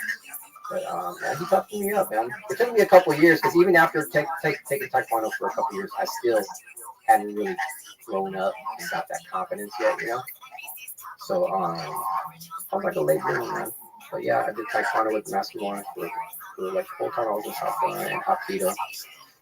And then we moved to Belgium, did some Taekwondo over there, played a little football, played a little baseball, you know, partied a little bit. Moved to Germany, and then I would train at like little local places, you know. It's that type of night, motherfuckers.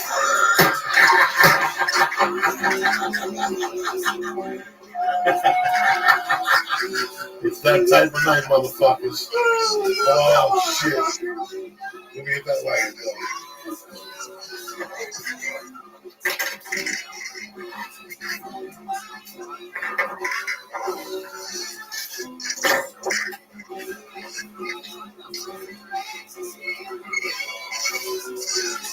Cops are outside. We don't give a fuck, Jack. You understand me? Look at you, dream all yourself. You fucking retard. Smoke that weed, please. Look at it. You took a little half a gram fucking hit. Don't make me smoke this fucking little mushroom. You want to smoke a mushroom? This little weed will smoke it with your fucked up. Like the Indians. I'm over here trying to talk me into smoking mushrooms like the Indians. Look at the shape of this fucking little thing. Uncle Joey here. Post church. Hold on, I gotta shut the lights.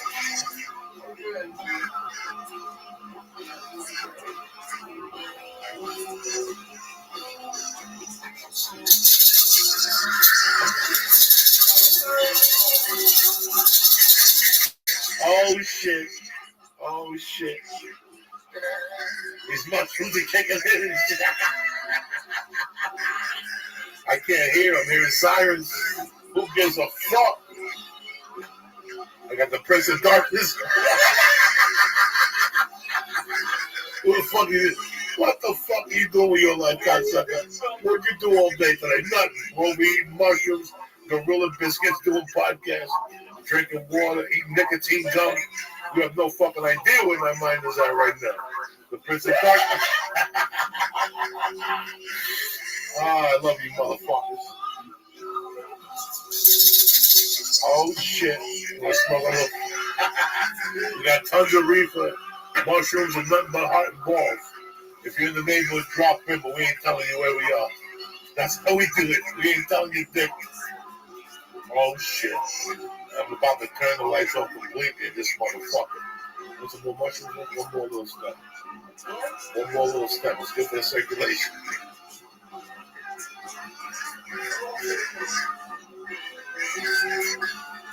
Are you fucking kidding me? You're sitting there going, what am I doing? I don't know. I have no idea.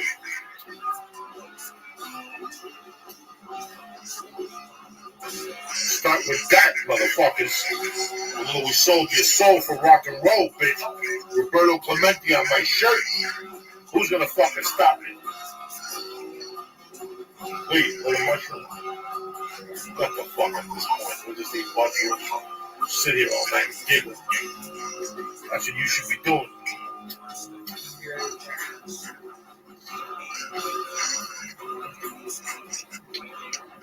Where can you run to? What more can you do? No more tomorrow. Life is killing you. Dreams turn to nightmares. Heaven turns to hell. Mass of confusion. Nothing more to tell. I used to do blotter acid. This shit backwards. Why do you think I'm still here taking it? I don't give a fuck. But the album playing Black Hip with Satanic Messages. That's next. We're gonna eat a mushroom, smoke a mushroom. This is the album backwards so we can have satanic messages and shit.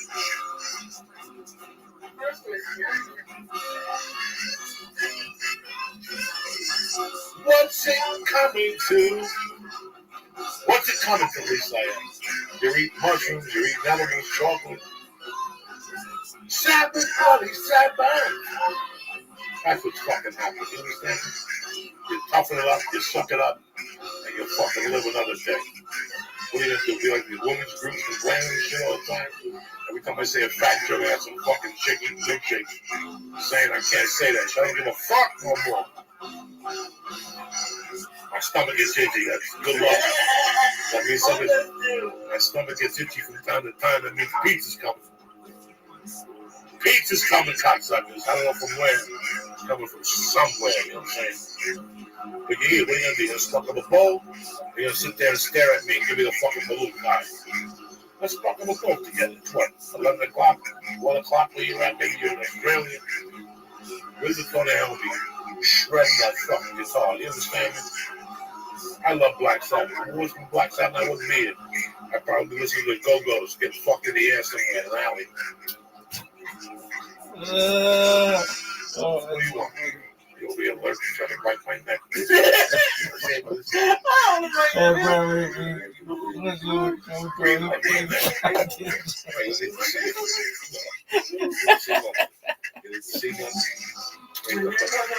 Oh God, it's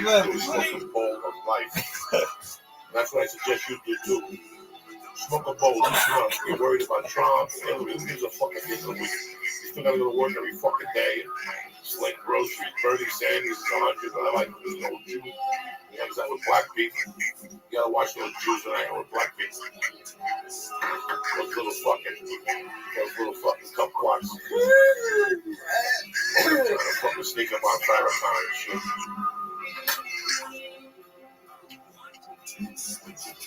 Think I need a place to hide, so tell me, people.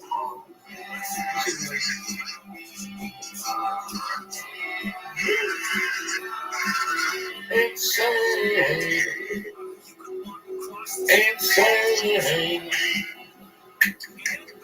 Tell me, people, am I going insane?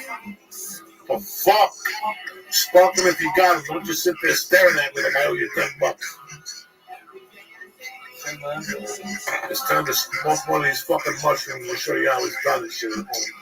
I haven't smoked a mushroom since '83 with the Gargiulo brothers on West Side Avenue. Look at this fucking meteor. The Gargiulo brothers on West Side Avenue.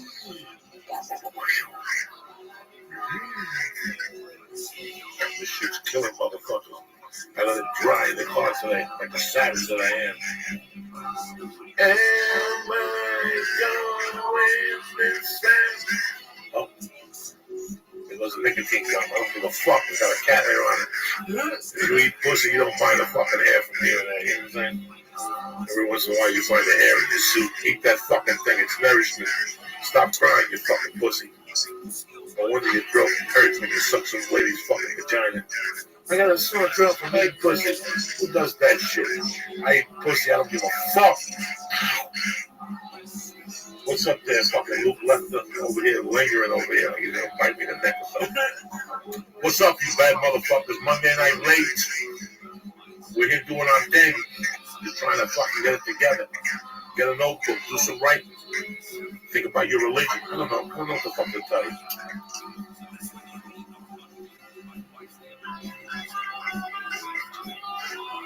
Don't get no better than this. Tommy Easter, where you at, motherfucker? Cleo, where you at? Lady J, Ookie Spooky, where the fuck you at? All you people. We gotta put some spooky music on for me.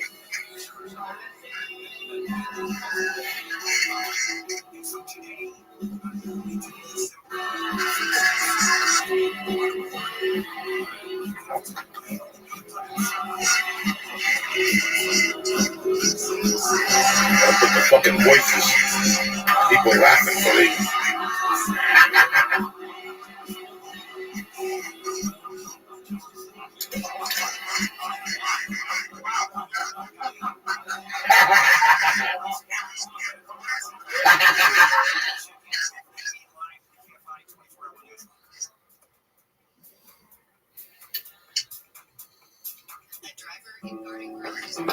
Walk this Laguna Sunrise.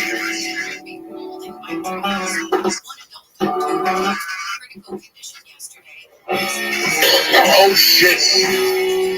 The king of songs right here, Snowblind. The anthem to some savages.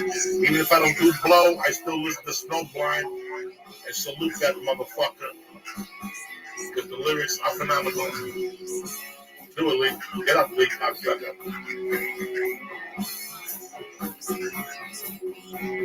Here you go, Lee. Can't get as good as this shit. Oh shit.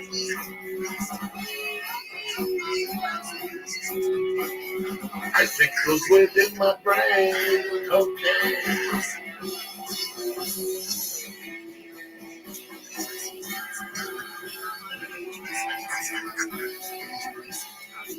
You say I live with every day, motherfucker. Something going in my head. Oh shit.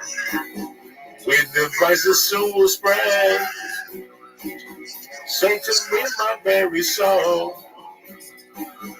Makes me happy, makes me cold. That could be you. How about I'm gonna do a raffle? You can win an all-expense paid trip to come out here and sit with Lee and eat mushrooms all week and sniff his feet. Whatever the fuck you're into. How's that looking for you motherfuckers? See what I'm saying?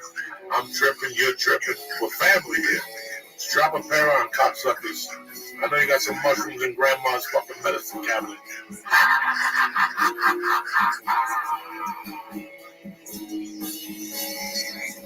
My eyes are blind, but I can see.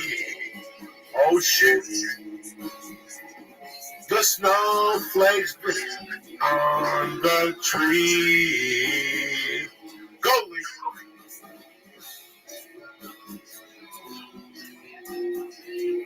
One more mushroom this time. Lee, you ready? This is the mushroom of death, the last piece. What do you think, Lee? Late night periscope with you motherfuckers. I hope you're well. I hope you're healthy. You have to go to work tomorrow. Maybe you have to go to work tomorrow. That's all up to you. I don't know what grandma has in the medicine cabinet. You gotta be creative. You gotta make some cough medicine with some Vicodins or some shit.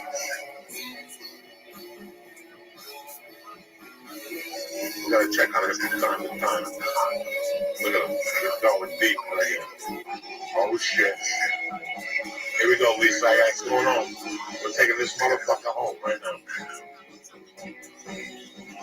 If you don't have this on, this is originally on volume 4, but it's on the greatest hits we sold our souls. Too much. Let me feel the frost of dawn. Are you fucking kidding me? Are you fucking kidding me? Soon I'll feel the chilling glow. Too much. Too much. This guy was deep in a fucking bag when he wrote this shit. How do I know? Because I've been deep in a bag. I can't write thick. Some people have different talents. Here we go. Kick this motherfucking meal, please.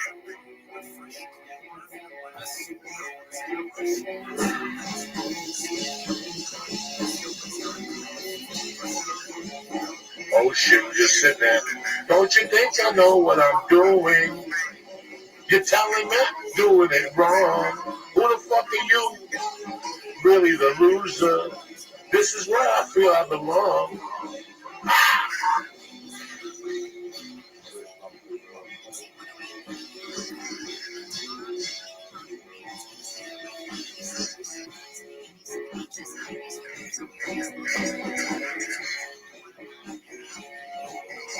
We'll be back, cocksuckers.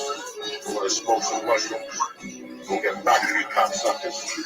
I suggest you do the same. We're going deep into the murky waters of the underworld tonight.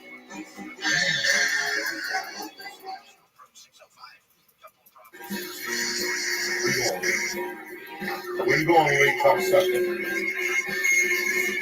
Doing it again.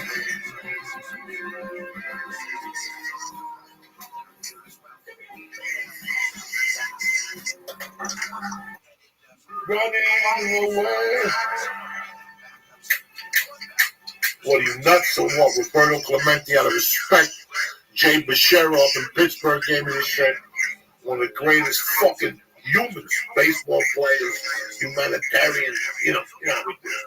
Just keep talking here till our guest comes up. Jezebel motherfucking Peluso's here tonight. From Girl Code, seasons 1 and 2. She's one of fucking Esther Cruz Goombas. You know how we do it, though. It's just a Monday, and I'm happy you joined us for this fucking Uncle Joey and Lisa Act TV on Periscope. You know.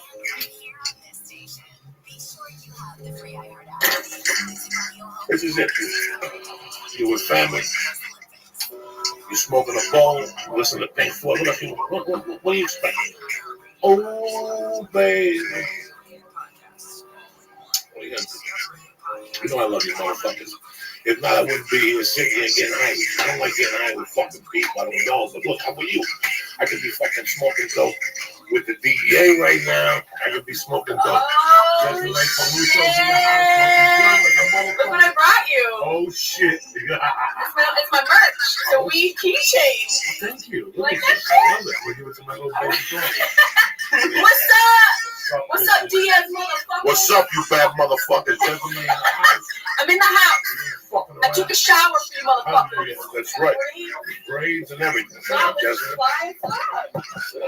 What's that? You want something? You want some water? You want to smoke? You smoke. You want some?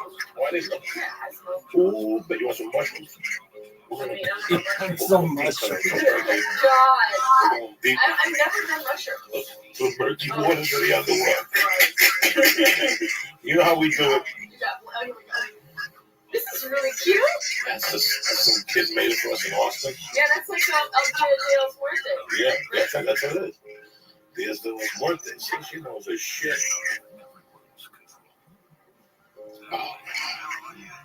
And I'm on allergy meds. This will be fun. This will be fun.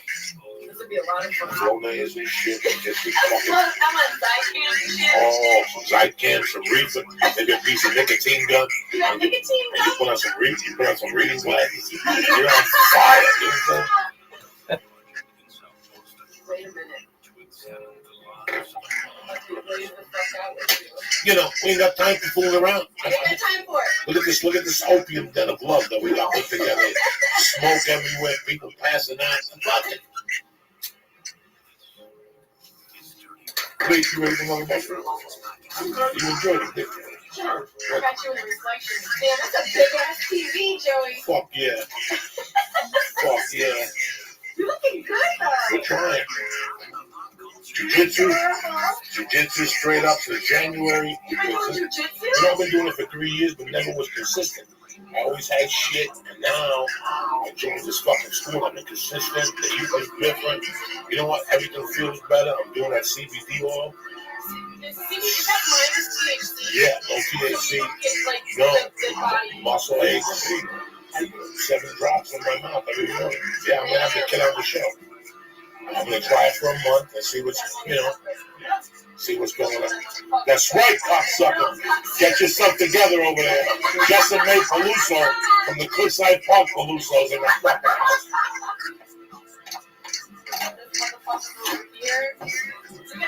You gonna do mushroom? Yeah, Pink Floyd on. We're not fucking around here. Do what you do. Do what you do. They're all looking beautiful. That's Jessica Peluso in the house taking her head down. That's what my reefer does. Can you imagine he's a star at that? She'll be running in Studio City, falls ass naked. What? Inception right there. Periscope meets Periscope. Who the fuck does this shit? Who does this, cocksuckers? You never. I love this jar.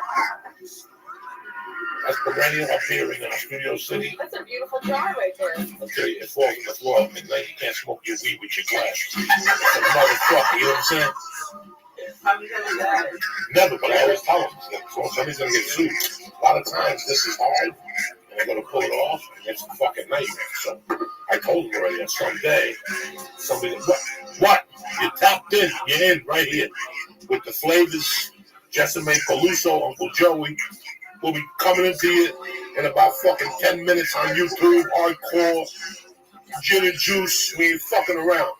It's a Tony Bennett type of Monday. Leaves on mushrooms. I ate mushrooms, edibles. We don't stop here at the church. Understand me? We're going for fucking broke. Fuck you motherfuckers who think that you're over here watching these comedians and these fucking people ain't got the balls or nothing. And we're over here fighting for our fucking lives, cocksuckers. Get it together. YouTube, the church, 10 minutes.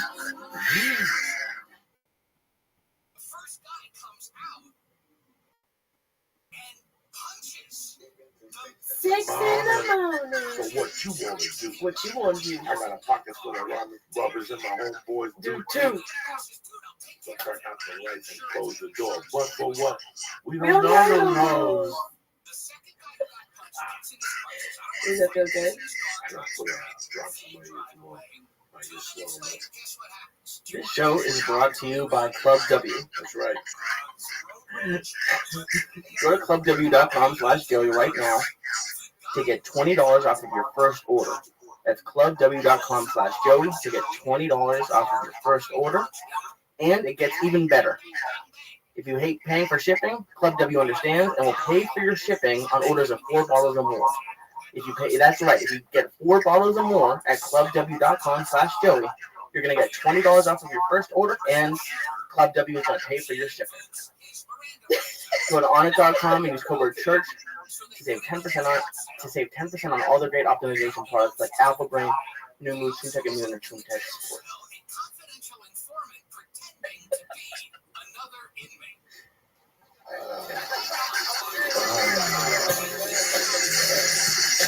Oh shit. Give me some bubble gum in this motherfucker. It's Monday, May 22nd or something like that. Wash your pussy, scrub your feet. Jesus is coming to town, motherfucker. Jessime Peluso's here. Yeah, I wash my feet and I wash my puss. Oh shit.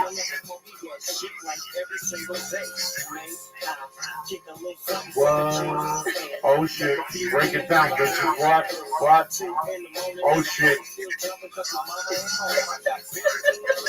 Getting it on, and they ain't leaving till 6 in the morning. So what you want to do? The church of what's happening now. What? We don't let them hoes, yeah. G's up, hoes down with you motherfuckers. What? This is it, motherfuckers. Kick that mule ring.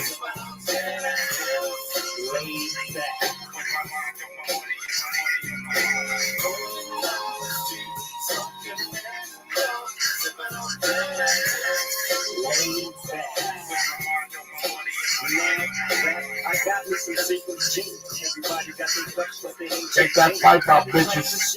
It's that time. The church of what's happening now, you bad motherfuckers. It's a beautiful Monday night to be alive. Jessime Peluso in studio, my favorite fucking Jewish person in the world, Lisa Ayat. Hey, mushrooms, edibles. We don't give a fuck here on the church. What's the story, Jessime? Talk. I'm just looking at how fresh and green this shit looks. Oh, this shit is tremendous reefer. It looks like a golf course. Yeah, no, this is some tremendous motherfucking weed. One thing here, I take my weed seriously. Yeah, where you said you stopped over where? Perennial. Oh, that's right, Perennial. Perennial got some good. I get the top shelf shit. I go in there. The 2 top shelves, they give it to you in the glass tubes. Yeah, that's and they have everything else, and they have everything else. They got a nice weed there. I go there. I go to Sunset Herbal. They got some fucking good-looking weed for there. Oh, yeah. Oh, my God. I took some Girl Scouts, Thin Mint. Cookies? Oh, shit. I love edibles. No. This was reefer. Oh, shit. That was fucking dark. Oh, it's called Girl Scout. Yeah. I'm like, I love they cookies. They got Mickey Mouse that's kicking, and they got fucking exclusive that's kicking. What are you fucking around with? I do love edibles. You like edibles? Come on, my Is it your middle name is fucking edibles. Is it your brunch? Yeah, I got a brownie here. I don't know how old it is. I don't fuck you up. We'll take it to the next dimension. It's amazing though, the edible what's happened with edibles. Like how many fucking people come up to me and go, you know what, I stopped smoking. Yeah. I'm saving my lungs. I'm just gonna fucking eat edibles. It took me a while to get adjusted to them, you know, because it gives you a weird feeling. It creeps up on you. It's like a pleasant Really? feeling. I like it. So, like someone just asked me. Someone said they were new to to marijuana, and they said, "Well, what strains do you smoke?" And I said, honestly, just do edibles. I love it. I like it way better, unless it's like I want to be high for 30 minutes. Yeah, and edibles like that high is a full body, full body high. It fucks you up. It fucks you up. There's times I catch myself in the living room, I'm fucking hammered. And my wife knows I'm fucking hammered. And I'm like, point to drooling. Like she's telling me, Joe, go to bed. Joe, go to bed. And I'm hammered. It feels good though. And you wake up in the middle of the night, you're still hammered. Yes. That's the fucking point. Sometimes you wake up. Middle of the night. What about the next morning? The When next you wake up morning. and for me, it doesn't hit right away. Like if I'm in bed, I'm okay. But then as soon as I start walking around, I'm like, you feel it that way. I've heard you even sound fucked up until about 10 or 11. I can tell. Like when we do like 800-900 milligrams, because you have to sweat it out the next day. It's like it's like eating a Valium. In the old days, somebody go, "Oh, eat a 10 milligram Valium." You eat a Valium, the next day and a half, you're sluggish. Yeah. Because it's time release, so it sits in your fat. Like a lot of times I'll eat a Valium at night, and I'll go to bed at 3. I'll wake up at 8 on the road, go eat breakfast, go eat the hotel breakfast, smoke a joint, go on the computer, pass out at night. Yeah. And I'm still off the fumes. You still got some resonated stuff. Once you kick that motherfucking coffee in there with a little toots, it lifts that fucking it lifts up that fucking reefer right back to where it is. I was high on the plane like 2 days ago because I had an edible the night before to help me go to sleep and just chill. And on the flight, I was messed up, man. I was just, this lady, I travel with my dogs, right? And I sat down at the bar in the hotel. I was coming from, where the fuck was I? North Carolina. You were at the Healing in North Carolina? No, I was at it was at Comedy Zone, North Carolina. Comedy Zone. Great club. Great club. They want one. But they've been asking for me. Yeah. And I'm sitting at the airport bar, and this lady made me sit at the disabled chairs because I had my dog with me. I was like, it's an emotional support pet. She said, you got to sit in the handicap chair. She made me sit in the handicap chairs, and I was high off these edibles. Like, yo, am I handicapped right now? So maybe change your seat. Change my, and it was As an adult? 4 feet lower than the bar stool. So I literally got sat at the fucking kids table at the bar and ordered a big ass beer and some oysters like a goddamn lady sitting at the disabled person's chair. Just because you had a dog? Just because I had a dog. One of my disabled persons have a dog. Yeah, they fucked up on that place, man. They're getting weird. I tell you, Chicago scared the shit out of me. Really? I'm no swan. The second going to happen in Chicago. Why do you think that? I'll tell you why. Because for some reason they've been showing those CSA lines. How they've been letting people spend the night. Okay, that's number one. I don't like that. Like they have a 2-hour line. So they're telling people now, if you're flying to Chicago and Big Apple, it's 3 hours. I might as well not fly. I could walk there. The 3 and the 4 flight, and the fucking hour to land and get my luggage and get the taxi. 10 hours. It's 10 fucking hours. If I start walking, I might be. So get that flew to Chicago and connected to Pittsburgh. And I noticed I fly a lot through Kennedy. Yeah. I fly a lot to Chicago and I can make this assessment. Chicago. Which one? O'Hare and And it's never good. It needs to be good when it's packed, but it never is. Every food place. I mean, I had to walk like, when you go to Chicago, you better be in shit. That airport is fucking something. Shit. It was. It's like an artery. So I landed at 11, and my flight was boarding at 11:35. And as I was walked in, I got there like 5 minutes earlier than I was off the plane. I walked 30 minutes straight. I didn't stop to eat. I didn't stop to pee. I walked 30 minutes fucking straight. To where you had to go. To where I had to go. As I was getting ready to go aboard in 3 minutes. I cut right to the fucking line and got in the plane. But I noticed how packed the airport was. And were there a lot of cancellations, or this is just fucking O'Hare on Thursday? Thursday? This is O'Hare on O'Hare, Thursday. it's chaotic there. But this was more than chaotic. There was a line at the time. I've been going to Chicago for 12 years. I saw a fucking line at McDonald's. And you go, Joey, yeah, no. This wasn't a line. This is people that couldn't get food anywhere else. Yes. This was Starbucks. Desperation. It was super packed. Was it like Burger King in LA? You know that Burger King with like JetBlue and Virgin? Yeah. It's always like way down, and it was that bad. It was bad. That's not good. In the TSA, you know, like last year, 95% of shit got through. 95% of them testing the TSA security got through. Last week I had a bag of weed in my fucking carry-on. What was happening was I had 2 or 3 different weeds and I'm rolling joints over here. And one of the baggies fell off into my fucking carry-on bag. I put my computer over it. I walked through the fucking thing. No, better yet, they took my sleep apnea machine out.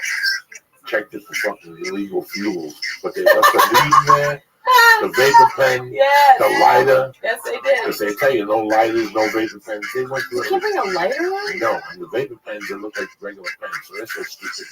They just take the pens out and look at them and don't even ask you. I think all they look for is water bottles. Because every time I get something like that, I'll get stopped. Like toothpaste, or if I ever get like that, I'll get stopped. But yeah, not. You travel every week with stuff. I check my every liquor. week. Right. I don't check. I don't want to bring my liquor. The worst habit we got is bringing shit on the fucking plane. Because at the end of the week, they're gonna make you check out the fucking thing anyway. Yeah, they make you check it They're gonna anyway. make you check it anyway. So stop. Stop. So Once you they just check out the everything. fridge, yeah, they see it's smart because you check out the getting it's good. But then you gotta wait for your luggage when you come back.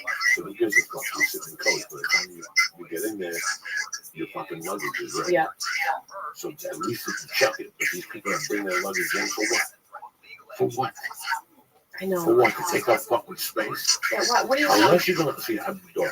I always get upgraded to first class, especially after the Hello. So, right there, with the front leg. Yeah, me too, I don't give brother. a fuck what's going on. Bye, lady with the kids. I don't give a fuck what's going on. I Yeah. board that plane first. Get comfortable. And I always sit in 1B. You walk in that seat that you see, that's what I see. That little compartment, that's the money. Don't touch it.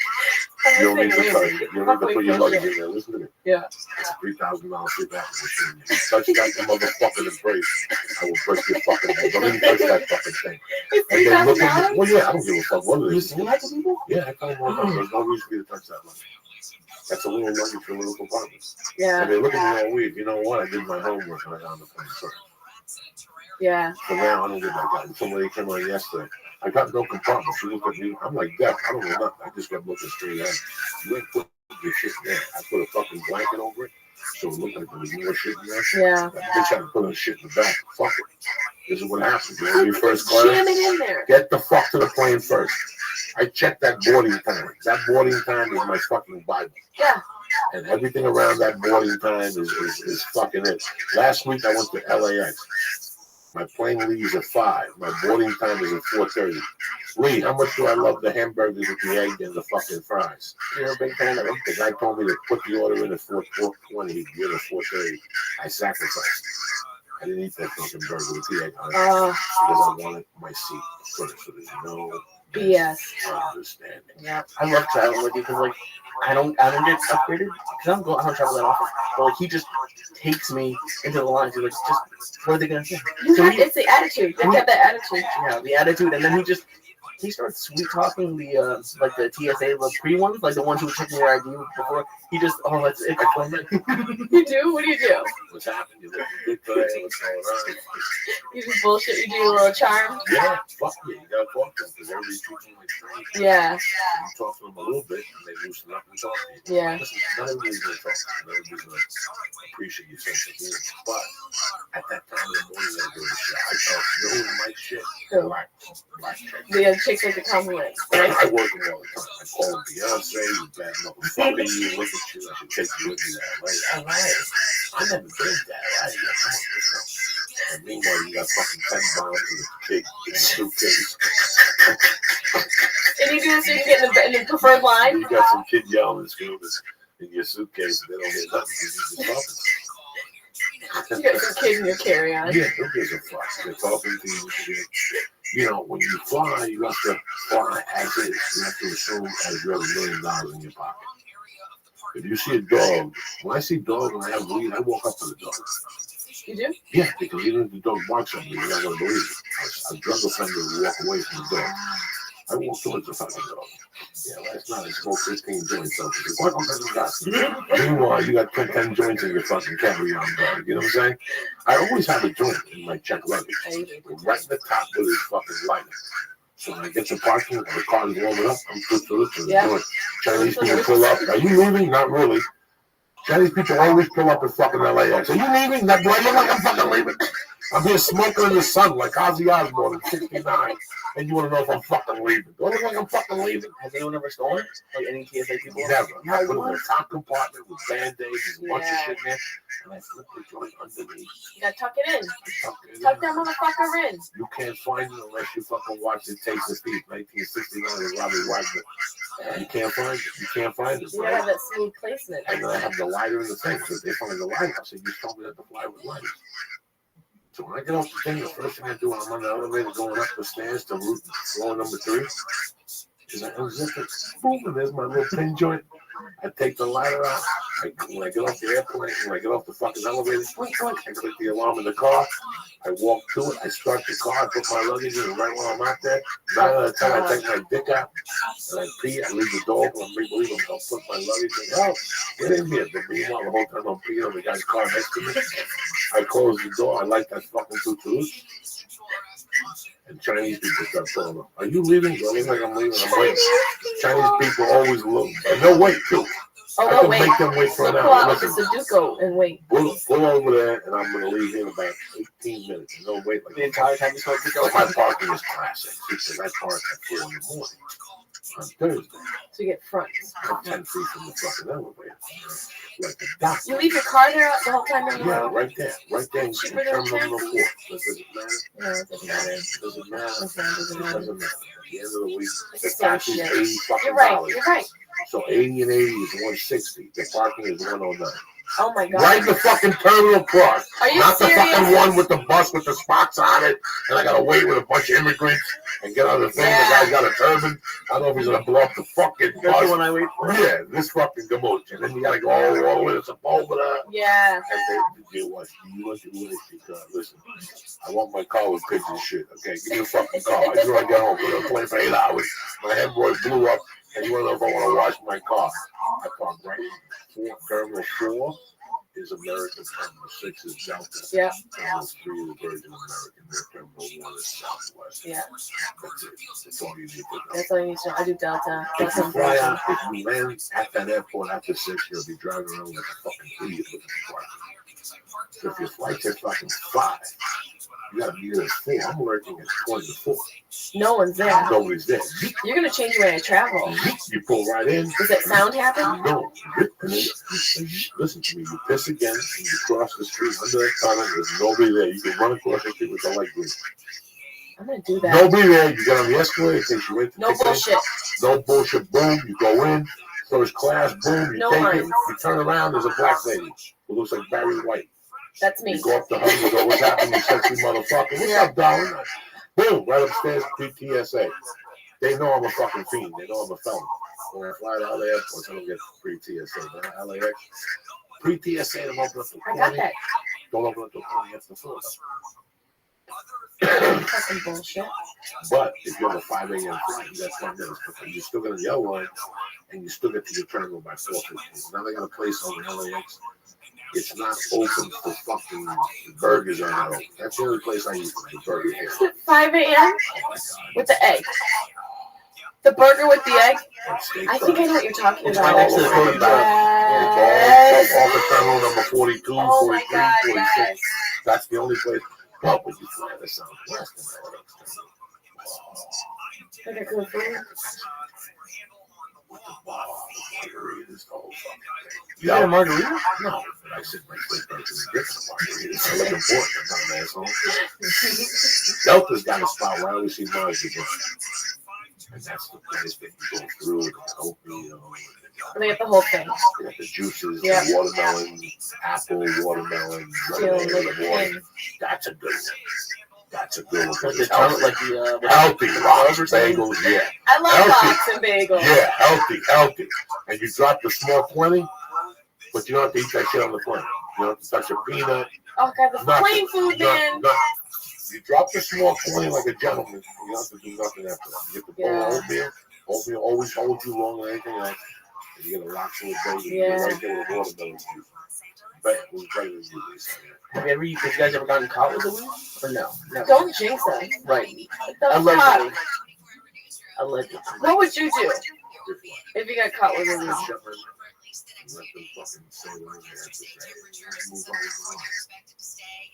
They bust my balls and let it come out. No license, I told them hearing voices. You know, you gotta learn how to work the airport. Like when I went with Ari one time, you fly to Kennedy's got a stupid. Kennedy go, what time is your flight? This police over 6 a.m. We're let you through. But the airport said, yeah, but we're not letting you through. There's people that are flying on the corners. It's more important. So don't leave you behind the thing. That's when I went up to Laser and listen. HIV and high blood pressure. Everything. Just start dropping disease. I got anal warts. I got anal warts. I got a foot. Rickets. I got rickets. Scurvy. Lupus. Just dropping. Start name dropping. What happens? I go, I'll pass out right here. They will fucking treat you like you don't, because that's the last thing they don't want you to do. Especially black people. They're lazy. They don't want to dial 911. She doesn't want to dial. I don't care if you see a Chinese, a white dude, you see a black motherfucker. Black people don't give other people mouth to mouth. You'll never see a picture of a black person giving mouth to mouth. They don't believe it. I don't believe it either. If you're choking, fuck, I don't know who you are. I don't know how many dicks you sucked last night. I'm going to be able to save your life until I get herpes for saving a life. You know what I'm saying? Fuck you. You're not worth the herpes. Next thing you know, I'm getting a medal with a sore on my lip. You know what I'm saying? And the mayor won't shake my hand because it's dripping. Yeah. So, fuck that noise. I'm not getting black people will not give nobody mouth to mouth. I've seen it. I've seen people dying for the black people. They just sit there and go, my Lord. That's it. That's all they do. They don't give a fuck about mouth to mouth.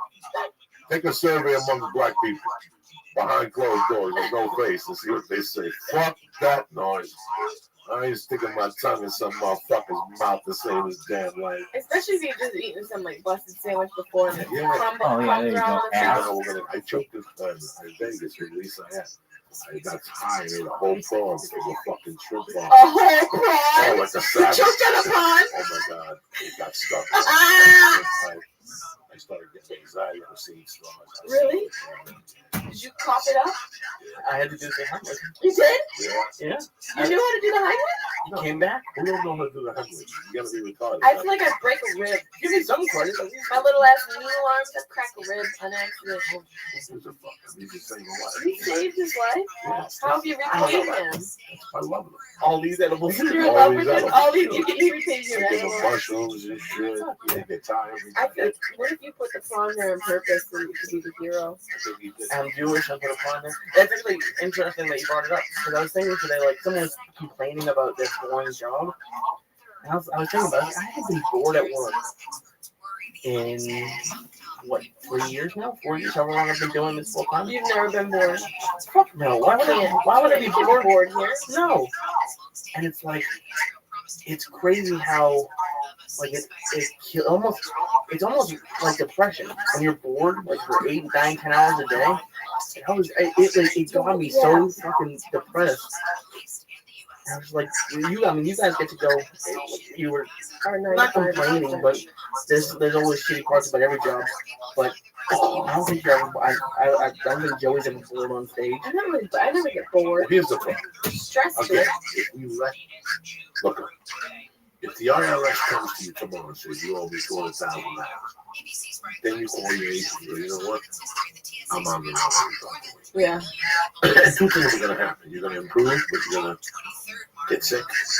You know, you'll irritable. You'll get irritable. Once you pay the IRS, you'll never work on it. You'll be so burnt out. Yep. I like the work, and I'll tell you.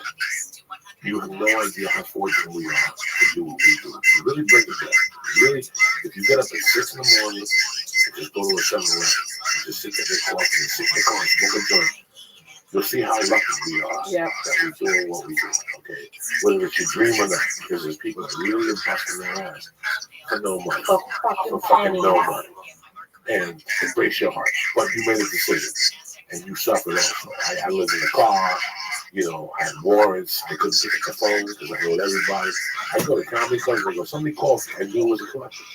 Because they look at the web page now. You know, don't look at the web page. Yeah, I had a friend that wanted by the IRS. By the time he got to every club, he wanted, they already told us, you know, they wanted me to tell them what I was paying, and they already took me money in. Oh my gosh. That's just They don't fuck around. crazy. Tommy does not fuck around. There's no insurance people on the road. There's really nothing. So the tide flips, and one day you have the ability. You know, you're not going to have it so long. In comedy, you don't have that big window for long. That's why you have to do all the opportunities. For some people, it could be 7 years. For some people, it could be 3 years. It depends on the depth of your comedy, how good you are as a comedian, how you're able to adapt. There's just so many fucking variables. But I know this, right? I did an 8-week last year. That by the end, You're a different person. you're a different. You look at stand up in a different way. And I always tell this to people that I would.